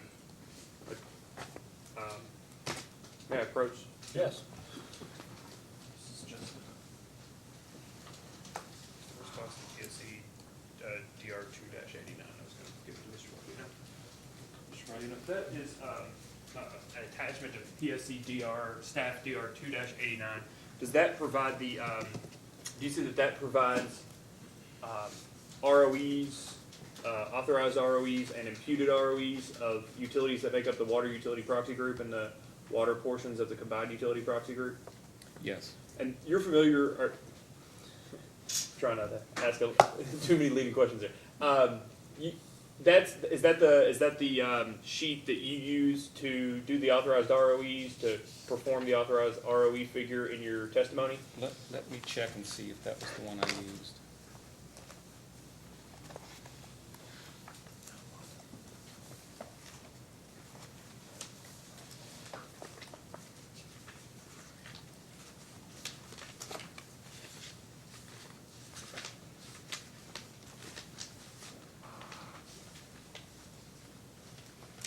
It's on page 39, Yes. I think. Yes, it is. That's the same data request? Yes. Okay, great. So let's just take the original data request. And to the Vice Chairman's questions, I want to make sure we got all the data in the record. Sure. Are there any of those American Water subsidiaries that are listed on that exhibit that have, let's just say, within 10 basis points of your recommended ROE in this case? Yes. And what are those and what are the ROEs? Okay. California American Water, the date of the decision was March 22nd, 2018. That's 9.2%. New York American Water, with the decision date of May 18th, 2017, that's 9.1%. Versus what was recommended? Virginia, I'm sorry? 9.1 versus what was recommended? This is the authorized return on equity. Right, and I think Mr. Chandler asked. No, I'm asking about the authorized, the representation, the data request response only has the authorized, the commission approved ROEs. Yes, and I thought you said within a tenth of the amount that Mr. Baldino recommended. Right. Of 9.15. He didn't testify. Not in those particular cases, I'm sorry, in this matter, Vice Chairman, compared to his recommendation in this case. Okay, so you're just, this recommended ROE. This recommended ROE versus Gotcha. the authorized of other American Water So there subsidiaries. could be other factors that play into this. Yes, sir, I just, Okay. for American Water purposes, thank you. Thank you for clarifying. Okay. New York American Water, May 18, 2017, 9.1%. Virginia American Water, date, May 24th, 2017, 9.25%.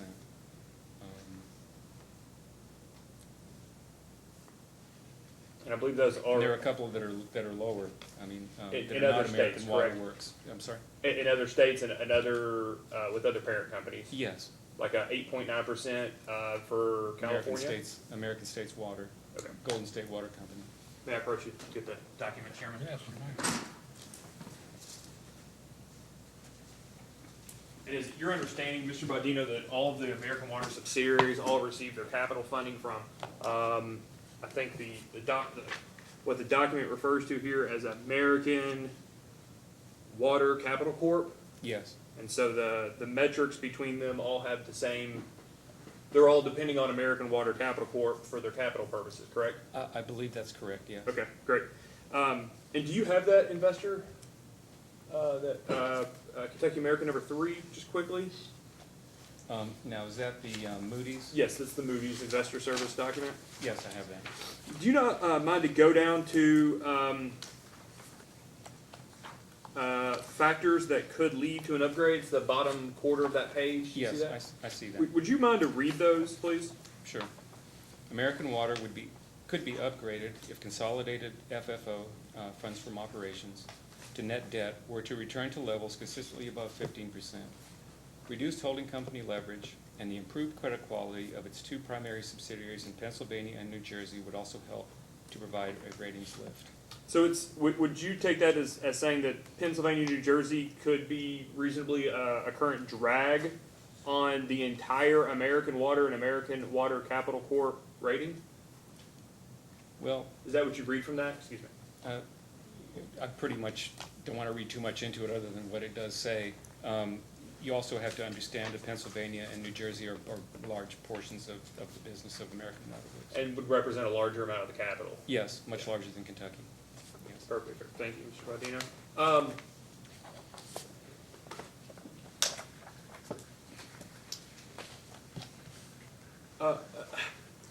Real quickly, a lot was made about the Federal Reserve funds rate. Do you remember that? Federal funds rate, Fed yes. funds rate, thank you.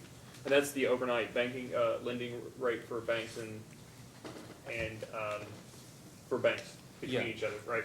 So, is it your testimony that historically, and this is just the math, that although Fed funds rates have increased, they don't have a direct correlation to the 30-year Treasury bond yield?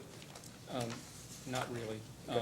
The long-term interest rates are determined more by really demand and supply factors in the market. And I just want to make sure we're talking about when we talk about the yield, the actual yield curve with multiple time periods on it, left to right, shortest term, longest term. It's not static. It's not always the same difference between each time period. It can move up and down. It can flatten. It can curve. Yeah, right? That's what we're saying. It's not a consistently direct relationship. It certainly hasn't been over the last 3 years. Did you use the Fed funds rates in your methodologies? No. Did you use the 30-year Treasury yield? Yes. 1 second. Let me ask a question. If short-term rates, the 10-year or whatever is higher than the 30-year, isn't that sometimes considered to be evidence of an upcoming recession? It can be. Yes, it is one of the, yes, sir, you're right. It could be one, a leading indicator, so to speak. Could be. And thank you, Chairman. And that's referred to as the flattening of the yield curve. As the short-term interest rate appreciates towards the point of the long-term interest rate, that's called the flattening of the yield curve, correct? Yes, that's right.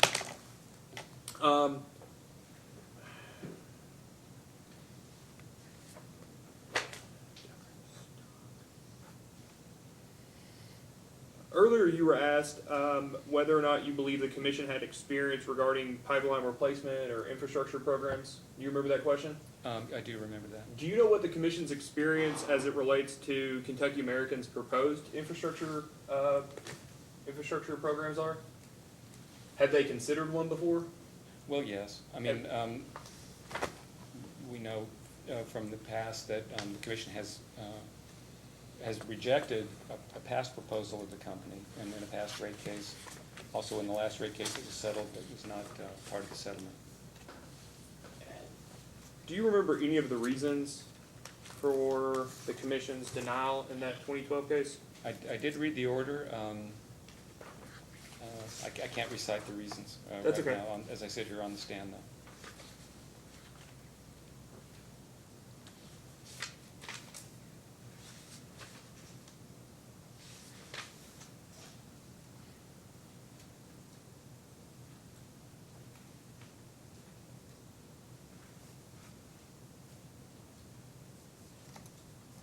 May I approach, Chairman? Yes, you may. I'm just providing a copy of the 2012 order.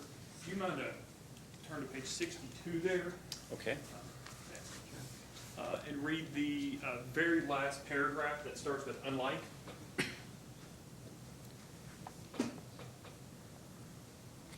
Or the very last sentence, excuse me. Okay.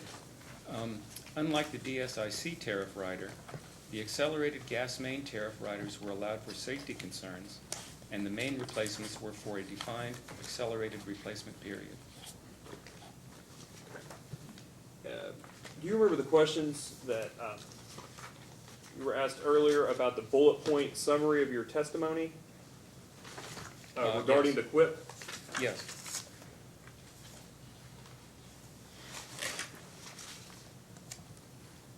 The West Virginia testimony. Yes. One of your concerns there was the open-endedness of the proposed program, correct? In West Virginia, yes. Is the company's, is Kentucky American's proposal open-ended in this matter? Let me withdraw that question. Do you know of, in the proposed QUIP, a end date?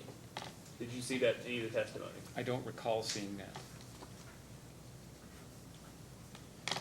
From your understanding of the Atmos matter, did you understand from any of the orders whether or not the, withdraw the question, excuse me.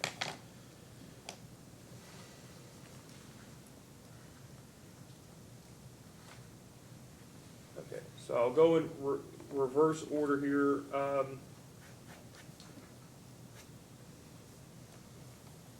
Did Kentucky American Water propose a cap in this case? You mean like a rate cap? Sorry, a cap on the QUIP, on the either annual or cumulative amount it can recover through it as a percentage of current rates? No. Do you agree that the QUIP is distinct, the actual rate-making mechanism is distinct from the infrastructure needs in which Kentucky American claims they have in their main replacements? I believe it's a subset. You could call it a subset of the total. Well, I guess what I'm saying is the QUIP is a regulatory mechanism, correct? Yes, that's right. In which they provide accelerated recovery, correct? In which they're proposing to have accelerated recovery. Right. And then simultaneously, they're proposing a need in which they would like accelerated recovery under the QUIP. Is that your understanding? I think I need you to Well, why don't we ask him questions rather than lead him, and he might understand what he's supposed to say. Okay. I did not understand that. Just a suggestion, I take it back. I'll be honest, I hate to change something at the very last minute of hearing.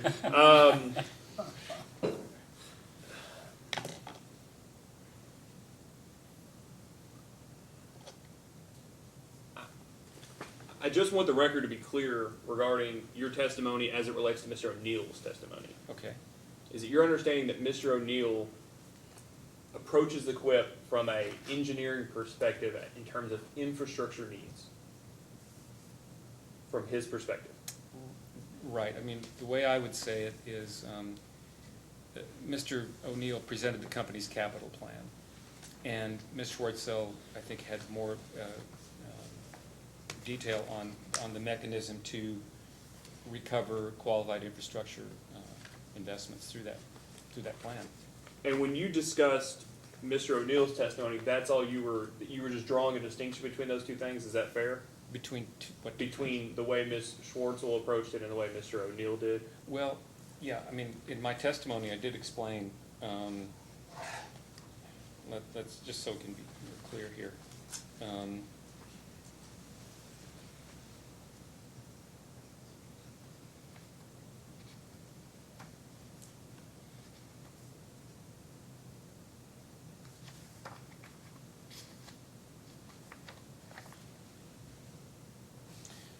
Page 49, going back to page 49, and I think I read this into the record.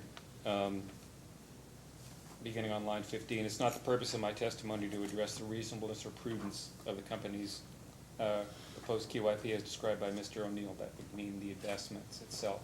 And that's what I'm, go ahead, sorry. And so I'm addressing the specifics of the rider mechanism. And that's what I wanted to be clear about, is when you say need, if you turn to page 52 of your testimony, starting on line 3, do you see the question that says, to begin with, did Kentucky American Water make a proper showing that a QIP of the magnitude it is proposing is necessary? That's the type of need that you discussed in your testimony, correct? That's right. And the need, if you read the answer there, would you state that it's in terms of a financial need? Well, a need to collect the cost of of that investment program on an accelerated basis is the way I put it. And you pointed to the historical ROEs in support of that, correct? That's right. That's as one aspect.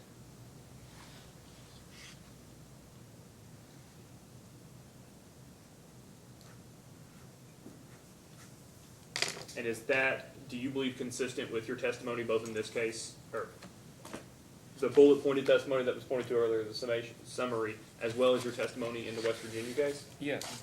And do you believe that your testimony between those two proposals is consistent? Yes. And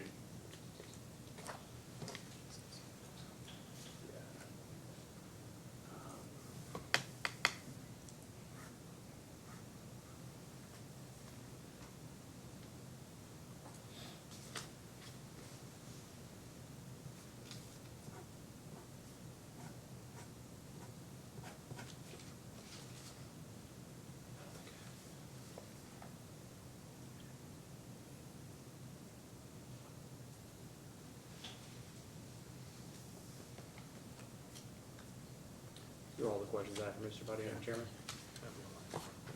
Commissioner Cicero has a question. Mr. Chandler, had you go through the ROEs in settled cases and ask you to list the ones that were close to what you had on the current case. And there was several that were in the low nines. And those were all from 2018, is that correct? May I approach him? I can provide him the document. Yeah, thank you.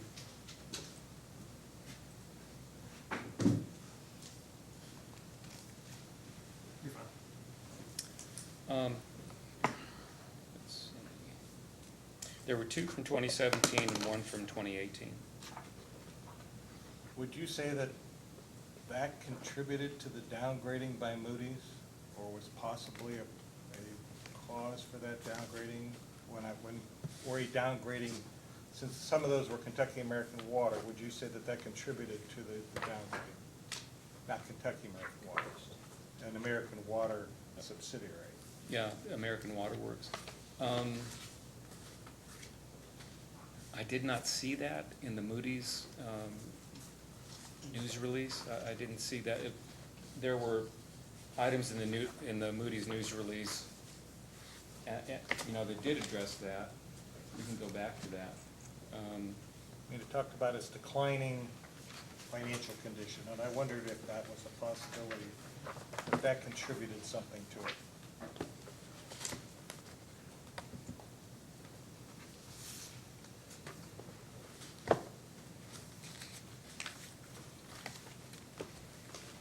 Well, maybe it would be helpful maybe to go back to one of the paragraphs here that I think discusses that. Says the financial profile of the company has steadily declined since 2014, with free cash flow deficits and debt issuance having outpaced cash flow growth, as the company took on nearly $6.5 billion of capital spending. For example, free cash flow deficits have grown at a compound annual rate of about 62%. Debt has grown at over 9%. CAGR and FFO at roughly 6%. For most of this time, the company was benefiting from bonus depreciation, which resulted in no cash tax payments. However, 2017 federal tax reform undid these benefits, which has also contributed in key ratios declining, such as funds from funds from operations, FFO, to net debt dropping from 18% in 2014 to 16% in 2018, and retained cash flow, RCF, to net debt falling from 15% in 2014 to just above 12%.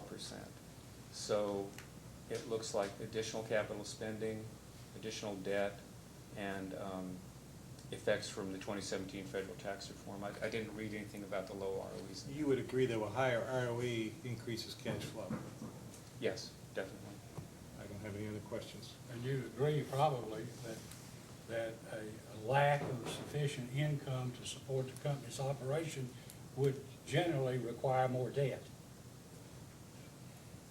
It would depend on the company's financing requirements. Of course, I think Kentucky American does have significant financing requirements. So to the extent there were no cash infusions from the parent, it might require more debt. No further questions. May this witness be excused? Yes, you may. Okay, thank you. You may step down, sir. and you're Thank you. excused. Sure. Your Honor, I neglected to move for admission of the exhibits 1 through 4. I would like to do so. Okay, sustained. Let the American exhibits 1 through 4 be admitted into evidence. Anything else? The Attorney General would like to move for the admission of Attorney General number 16. Okay. AG 16 is also admitted. Okay, anything else? Look, I've drafted an order, because we're out of time. I think the rates can go into effect maybe June 28th, sometime toward the end of June. We've got a lot of things going on, and we don't have a great deal of, a great many staff members. So here's how it's going to be, and if there becomes some impossible problem, file a motion, okay? Post-hearing data requests shall be filed on or before Thursday, May 16th, 2019. Responses to post-hearing data requests shall be filed on or before Friday, May 24th, 2019. The applicant shall file his post-hearing brief on or before Friday, May 31st. Intervenors shall file post-hearing briefs on or before Tuesday, June 11th. The applicant's reply brief shall be filed on or before Friday, June 14th. This case shall stand submitted for decision by the commission effective 12:01 a.m. Eastern Time, that's Eastern Daylight, on June 15th, 2019. That gives us just 10 working days to try to get through everything and put it together. If, Mr. Lindsay, Mr. Ingram, you get to where some point on some of these data requests, there's a problem. File everything you can. I mean, some of them may be complicated, and maybe some people just have to work nights or weekends to get it done. But if there is an issue, file what you have, and then file a motion making a case for why you need some time, okay? Understood. All right, if there's nothing else, anything else, then this hearing is adjourned. Thank you.